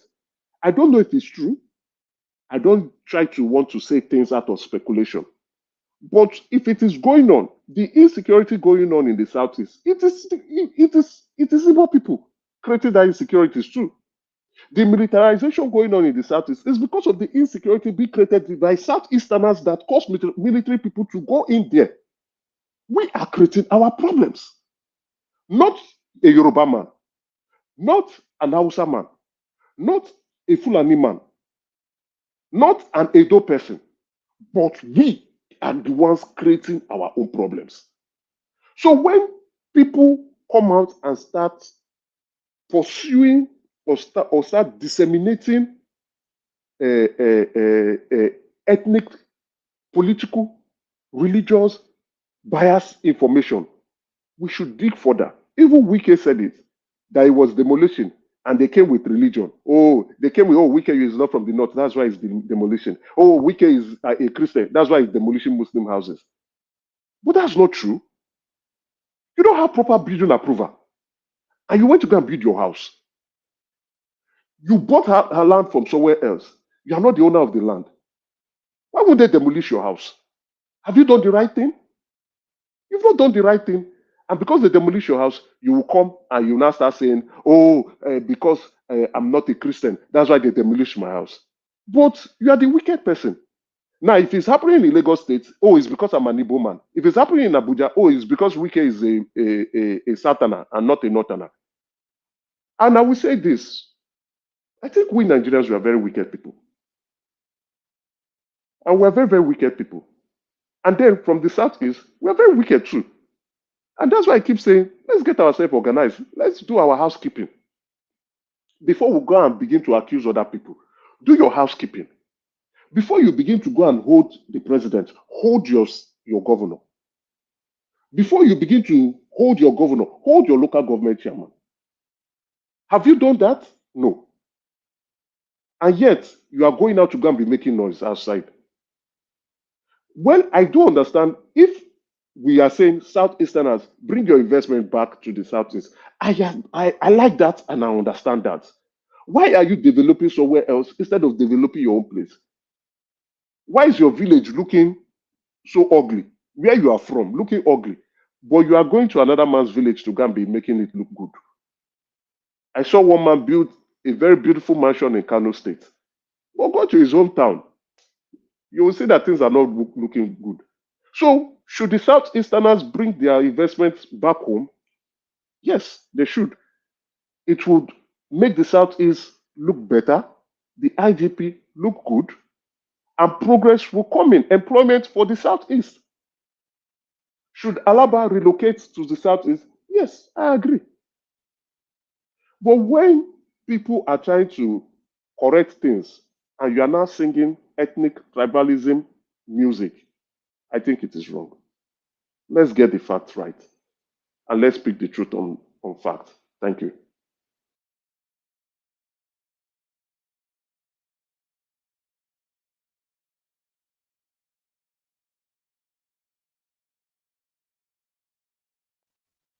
If you are there, say free Nnamdi Kanu. All right. Let me mark close shop. We are here. If you want to close, it's like everybody are done. They are tired talking. You can close. We are here. Nobody there except just you. Right? I think they are listening. Maybe they are busy. Maybe they're just busy. I was Meanwhile, actually looking for one. I was actually looking for one video to play that. I don't know. I think it speak. I don't know. I would say, boy, contrary to what you are saying, but it speaks to that space. How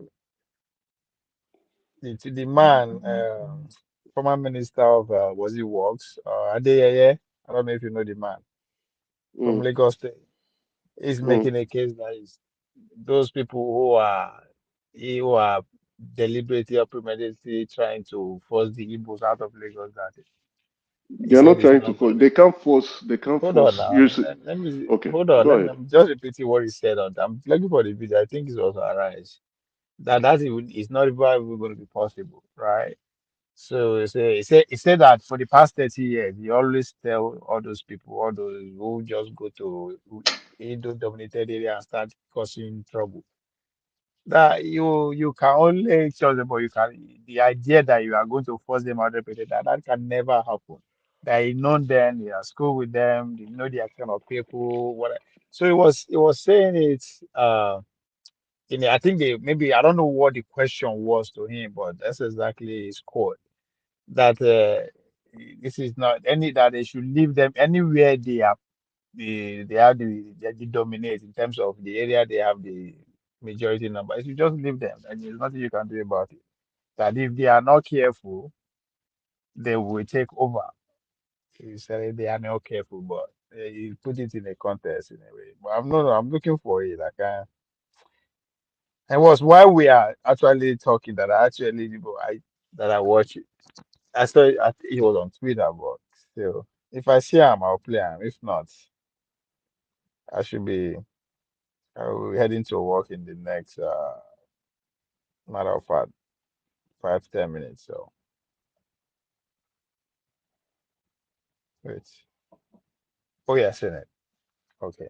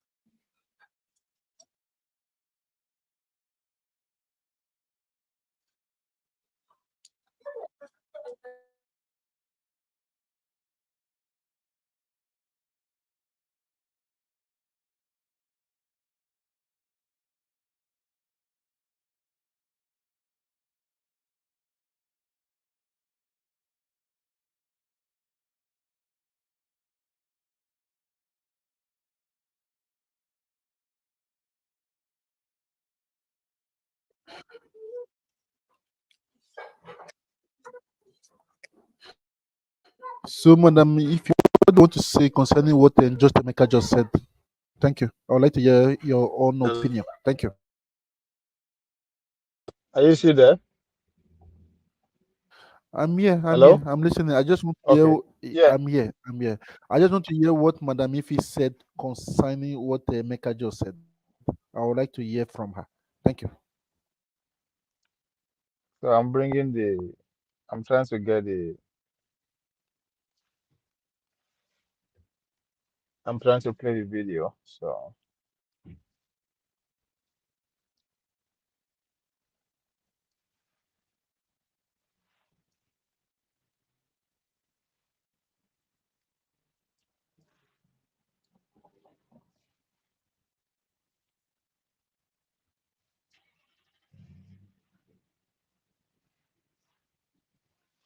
Waiting for connection.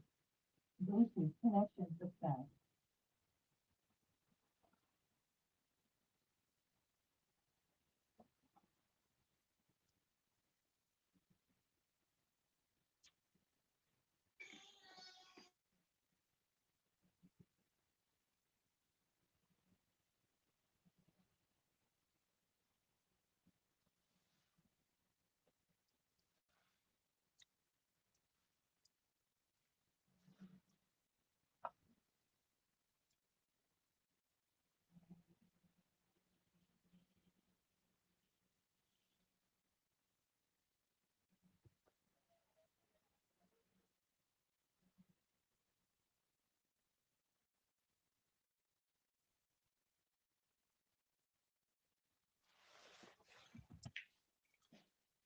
Let's be honest, Yorubas are more accommodating. How many Igbo men sell land to Yoruba people? Not more. The Yorubas have been selling land to us, and we've been buying and living our lives, even renting from them. No, I just think we need to be careful with the kind of statements we make. If you go online now, go to Twitter, go and see the ethnic tribal fights going on there. It's terrible. We're wondering, when did this all start? When? Yeah, what was going on? It's like we've hated ourselves from the womb. Or what are we doing? So it's a shame. It's a shame. It's a shame. Ovi, I'm waiting for your video. Yeah. I just hope I'll get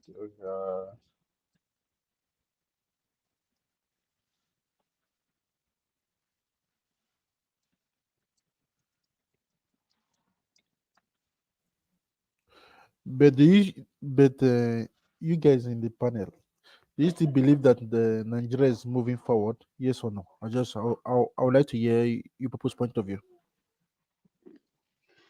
Nigeria is moving forward. Yes, thank you. Let me see, from 1999 to date, we've taken some step forward, we've gone backwards too. But it happens, right? Such is life.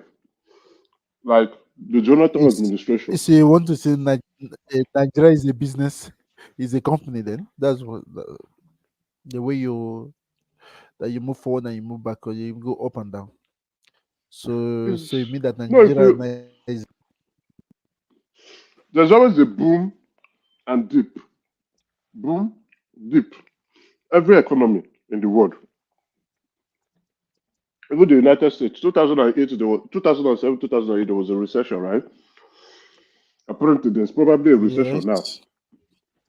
So, it's the same thing with Nigeria. We've made some strides, but our own concern is that we are stealing too much. And what is bad about Nigeria is that we do not even have enough companies that are working. So we have fewer people producing in that country. And we are not stealing from what we have. So if we have enough people manufacturing or producing, and we are stealing, maybe the impact will not be so felt because there's corruption everywhere. There's corruption everywhere. When they say they are going to be zero, it's a waste of time. And I'm an advocate. If the character of the demography of a community changes, there is hardly anything you can do. They will take over from you. It is just a matter of time. No matter the struggle, we can strategize and give them a portion. But they say they are going to be zero. It's a waste of time. And I'm an advocate of this thing for the past 30 years. because I grew up with them. I went to school with them. I know their capability. I know their tendencies. I know their unity of purpose more than us. I know their focus. And I know they can defeat us if you are not careful. I am very sure. I don't have any doubt at all. What I can say, where they are predominant, let us leave it for them. You cannot defeat them. Even if you harass them, they are a lot more aggressive than us. I just saw some touts disturbing them. If they attack you, you are gone. Don't push them to the wall because they are not like us. Their own upbringing is fight to finish. They've gone through it before. So don't push them to the wall.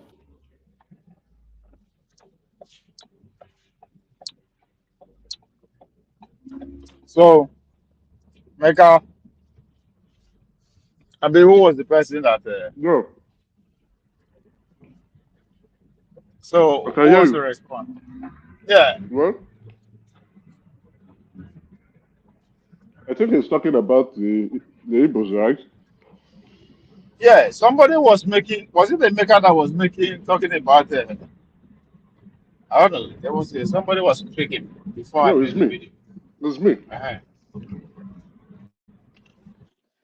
So what's your point on it? I don't see what I you want you to what he respond to said. that. What's your take on it? Okay. Well, Did you know, listen to what's in the dog? I did. Did you hear what he said? I did. So, like, what I would say is, the Constitution allows us to move Huh? wherever, and the Constitution of Nigeria allows us to move and live wherever we want to live. No, listen, did you wait now? Did you hear what he said? I did. Did you hear what he But said? it didn't make so much sense to me. Oh, you want me to play it again? Play it again. Play it again. All right. All right.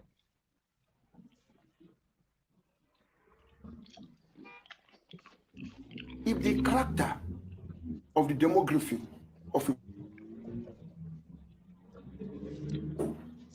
they will take over from you. It is just a matter of time.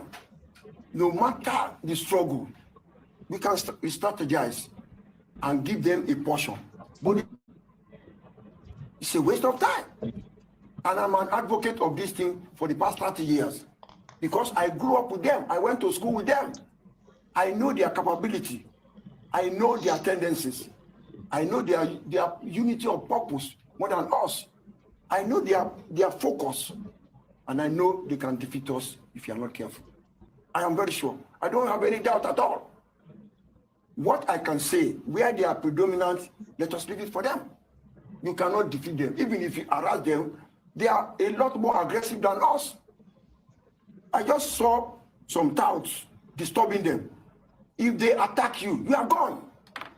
Don't push them to the wall because they are not like us. Their own upbringing is fight to finish. They've gone through it before. So don't push them to the wall. Well, for me, I think you don't need to push anybody to the wall. If you push anybody to the wall, you should be expecting a reaction. That's normal human situation. Let everybody live and be free. If you provide good governance, I think people will vote for you. If you provide bad governance, people will not vote for you. I think what he's trying to aim here is that the Igbos may become too big enough and then we defeat them. What do you mean by defeat? There are other political parties in the state. There's no political party that say it's an Igbo party or a Yoruba party. So if it's all about providing things for the people, the residents of the state, an Igbo man who lives in Lagos and pays his taxes is a Lagos resident and is expected to be treated as such. So whatever he's saying, this is fear mongering in my view. I don't enjoy people speaking in this light, creating fear. Provide good governance, they'll vote for you. If you don't provide good governance, you are not expected to be voted for. So that's not, I understand our politics is tribal related, but let's stop beating the tribal wars. Let's stop beating the tribal wars. Lagos is a metropolitan city, so it attracts a lot of people. So you cannot continue in that tribal light. That's what I think Sanwo-Olu is doing that is wrong. It may come back to bite the APC in the future. That's my view on this.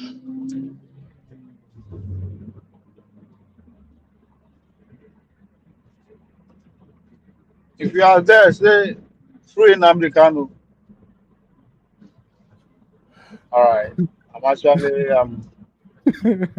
Oh, no. Maziobi, I'm enjoying you. The way you are saying we should say something, that means you are not in a dictatorship then. You wanted to say something without our free will. It's unfair. Huh? It's unfair. No, I just want to know who is still. I just want to know who is still here and who is not. Even Madam Ifi, I know that she's still here. She might not say anything, but she's listening. She's listening. I want one Nigeria. I don't want the country to separate. I don't want the country to separate. We can all come together as one. They say united we stand, divided we fall. But I believe in unity, and I know that Nigeria is working towards it, and we are going to get there. See, you know what? I'm on my way to work. See, I'm like 5 minutes there, so that's why I'm asking if anybody is still there. So I'm asking Okay, if you can guys go now. You can go now. We are still there, but if you want to go to work, let's you to go to work. Then later tomorrow, then you can continue. Yeah, that's what I'm. No, I mean, I can let you guys continue. I'm not. I'm just saying that in case you guys need my attention, might be a little bit divided or delayed to respond to things. So, but if you guys want to continue the conversation, I don't So, mind. what kind of job do you do, Mr. Ovie? What kind of job do you do? I'm a bricklayer. Bricklayer. Okay, but if they ask you to do the same job in Nigeria, will you do it? Why not? I thought that from Nigeria I started to learn construction work now. For Nigeria, I do more of woodwork and other kind of stuff. So I know a little bit of that. I'm an outdoor junkie, so anything that has to make me stay outdoor. So after school now, I have to learn how to stripe. I do stripe more. See all the lanes you drive on the streets, where you park your car, garages and all that. That's my specialty, striping. But why doing that? Because I've been doing that for 6 years. So I learned how to do building, flooring, you name it. You can ask a contract from Nigerian government now. They can give you, so you can build our bridges. Our roads. Understand? You can ask for it now.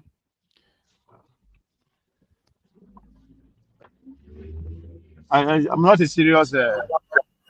I'm not that serious. I don't think I'm serious like that. I just, you just keep me on the streets. You get me? Ovie. Yes, ma'am. You see the company called Nigeria. It's not a company, Madam Ifi. It's a country now, not company, Madam. Bros, let us be honest with ourselves. That's a company. You know why it's a company? Because it's run by a group of people that are stakeholders that owns the company. Me and you are not part of it because they don't even have our interest at heart. So it's a business for them. It's a company. Whether you like it or not, call it a country. But to me, it's a company. And there are people who are stakeholders. So, I'm a dedicated content creator. I do everything. I pay from everywhere. So I mean this. I mean this. Free Nnamdi Kanu. It's serious. It's a serious business. But Madam Mifi, do you still believe in one Nigeria? Do you believe that Nigeria is going to go forward? Let me No, ask you this sir, question. I don't. No, sir, I don't. Why? With the current But so-called Nigeria can leaders, still I be great. don't even call them. I don't call them leaders. I call them rulers because they are not leaders. Did you see what Enugu State Governor, the state employees, they are being owed 8 months of salary, and the governor has already spent 3 billion, just his personal use, 3 billion naira. And the state employees, they haven't been paid in 8 months, they say. Can you imagine? And you're telling me these are leaders? Ah, my brother, leave my town. Okay. That means that the problem is now caused by the governors, not by the executive, then by the federal. It's everything from everybody from every state. That's where the problem lies now. Everything is not federal. I honestly don't blame federal. I blame the states and the local government parastatals. Okay? When we start talking to other people down there, because I don't expect Tinubu to come and address any state issues, even though he intervened in the Ondo state, whatever, which is not supposed to be his business anyway. When we talk about that, it's just like Biden coming here to intervene in what is going on in Georgia, in the state of Georgia here. He can do that. Do you understand what I'm saying? So Tinubu is all over the place. Understand. He's the most powerful leader in the whole world. Tinubu can put a governor and remove a governor. Is that not military? Hey, is that not dictatorship? Tinubu can decide tomorrow to remove Sowore tomorrow, and nobody will do anything. My brother. I thought that the governor has powers in the state now, because I learned that from the former governor of Rivers State, that during the time of the administration of Buhari, they tried to remove them, but they used his powers, so he won the case against the federal government. So try it with Tinubu. So he finishes it. Try it with Tinubu. No, try it with Tinubu and see. So for people hoping for 2027, there will be never election on 2027. We will all go and do. Okay, wait now. Where they have bought everybody, all the people, put them in APC leaders, APC members. There's not going to be election. The only reason, even if, God forbid, if anything happens to Tinubu, my brother, before that, APC will still retain power. Because they have bribed their way. They have bought everybody and put them in the strategic places. Look at INEC chairman. He's still there. Look at the election that was conducted in Imo State. How can Uzodinma, with everything that is happening, he swept the whole state? Come on now. Look at Kogi. Look at what Yaya Bello is doing over there. What right does he have to freeze all the accounts? My brother. Okay. The problem of Nigeria and Nigerians now, if you watch, because of it, he cannot do it alone. You understand? Before he can do things in every state, he has people working there too now that are corrupt. That's my own opinion. So what do you want to say about it now? Because it cannot be everywhere at the same time. It can't be. It is not done anywhere. He has to have an associate and people that he delegates to do things. If division of the country or revolution is not an option in Nigeria, so you can see that everybody is corrupt. Everybody's corrupt. Everybody's corrupt. It's gonna be hard for you to go to Nigeria and see everybody, all they care is money, money, money. But the interesting thing is that when they come abroad, everybody wising up when they come abroad. Just some people, not everybody do. You know? Yeah, but... Okay. So that means that the country, we have a moral problem in the country. Then we have a Of big course moral we problem there. now. It's, of course, my brother, we do now. A country where somebody will tell that doesn't have a job, they will tell you they want. Let me tell you, I live in the States, right? So I was talking to my uncle. I said, I'm Uncle, listening. Uncle, I don't want anybody ask me for what I want for Christmas. Please, everybody should respect themselves. Because if you guys cannot afford to ask me, cannot afford it, don't ask me. I said 2 things is what I want.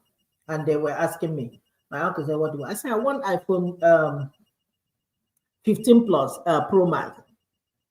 He cursed the hell out of me. Cursed the hell out of me. Cursed the hell out of me. Cursed the hell. When I mean curse, I mean if curse is hey, every curse in the whole world. Then my cousin asked me, okay, you said 2 things. What else do you want? I said 2024 Range Rover. That one continued from where his father stopped. Well, we are all joking, right? I have a job. God, thank God, those stuff, not bragging, but I can afford. But you see somebody in Nigeria that doesn't have a job, my brother. They will tell you they want a bone straight hair, 1 point something million. They want iPhone something. iPhone is 1 point something million.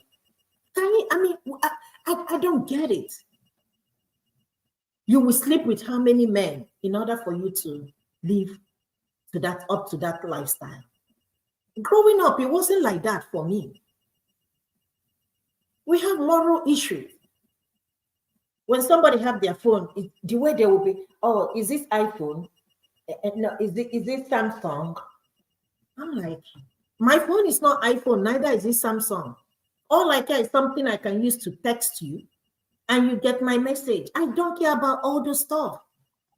But you see, an illiterate and a dumbass person that doesn't have anything in Nigeria, Richard that lives in the village, managed to come to Lagos. Before any man, I can talk to any man. The person must provide all these things. How? What are you going to offer them? Somebody was interviewing one of these celebrities on television. I think they do official, And she was asked, what do you have to bring to the table? My brother, you do not even want to know what her response is. I swear. That was when I knew that this generation is finished and finished forever. A woman. What do you have to bring to the table? Guess what she said, my brother?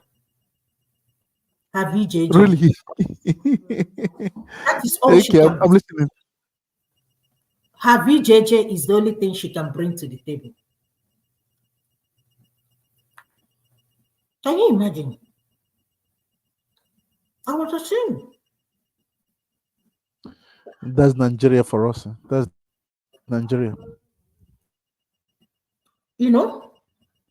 VJJ. But one thing I like about abroad, when you come here, nobody's going to give you anything. You have to work for yourself or you be on the street. If you like, you can be Olusha and be on the street. Yeah. But in Nigeria, you can sleep with one senator. They give you 10 million. Buy you a house. That means that people back home, they love material stuffs. That's it now. Yeah, my brother, why are you asking me this thing now? But why are you asking me this? No. Like now, Nigerians today, the problem of Nigeria and Nigerians now, you can see even from the head to the bottom, everybody are the same. It's just that the opportunities and things, that's why the way when they see money, they just take it and run away. And funny thing that they come here to the Western world to come and live their life, and that's not good. They're just draining the country. But I believe that that this present administration can do the right job. I just believe. My brother, let me stop you right there. Where do you live? I live in France. Good. Okay. You have electricity, bar? Yes. Okay. Just you have water there, right? Yes. Okay. Bros, you have security there, ba? Where I No, live, yes. yes or no? Yes. Bros, you have good health care there, right? Yes. Bros, you have good education system, right? Yeah? Bros. Yes. Okay. I'm listening. Yes. Yes, I'm listening. I say yes. Bros, you pay taxes, right? What'd you say? Repeat, You please. pay taxes, right? Yes. Yes, hold on. Let me answer my mom. Hold on. Bros, hold on. Okay, okay, no problem. I'm waiting.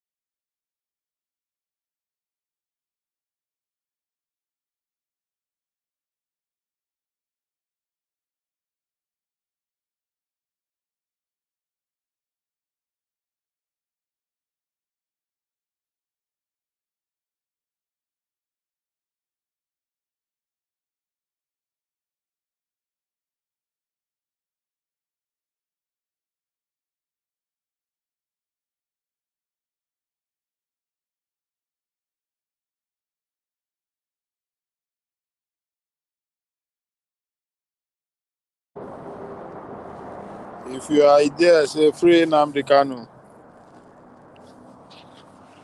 Anyway. Hey, Mr. Trump.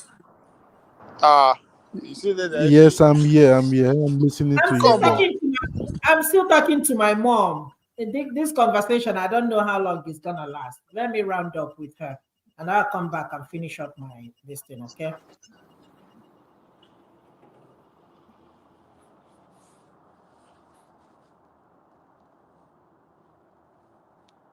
Mr. Trump. Mr. Trump. You will see that there. Yeah, I'm listening to you. If you want, Is that? I was waiting. Okay. So I think that when she finish, I will leave. Let me just have a final conclusion. Okay. She Okay. said that Okay. she's talking to her mom on the phone. Okay. So I Okay. have to respect and wait. All right. All right. Just say, why do you used to say Nnamdi Kanu? Say Nnamdi Kanu. Why would I say Nnamdi Kanu? You don't want to say free now, so you don't want Nnamdi Kanu to be freed.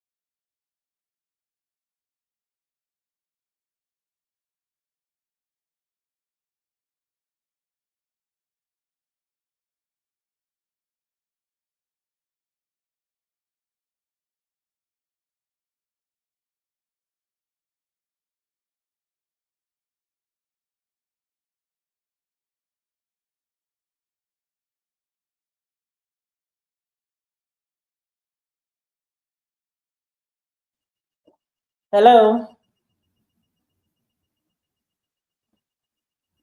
Hello?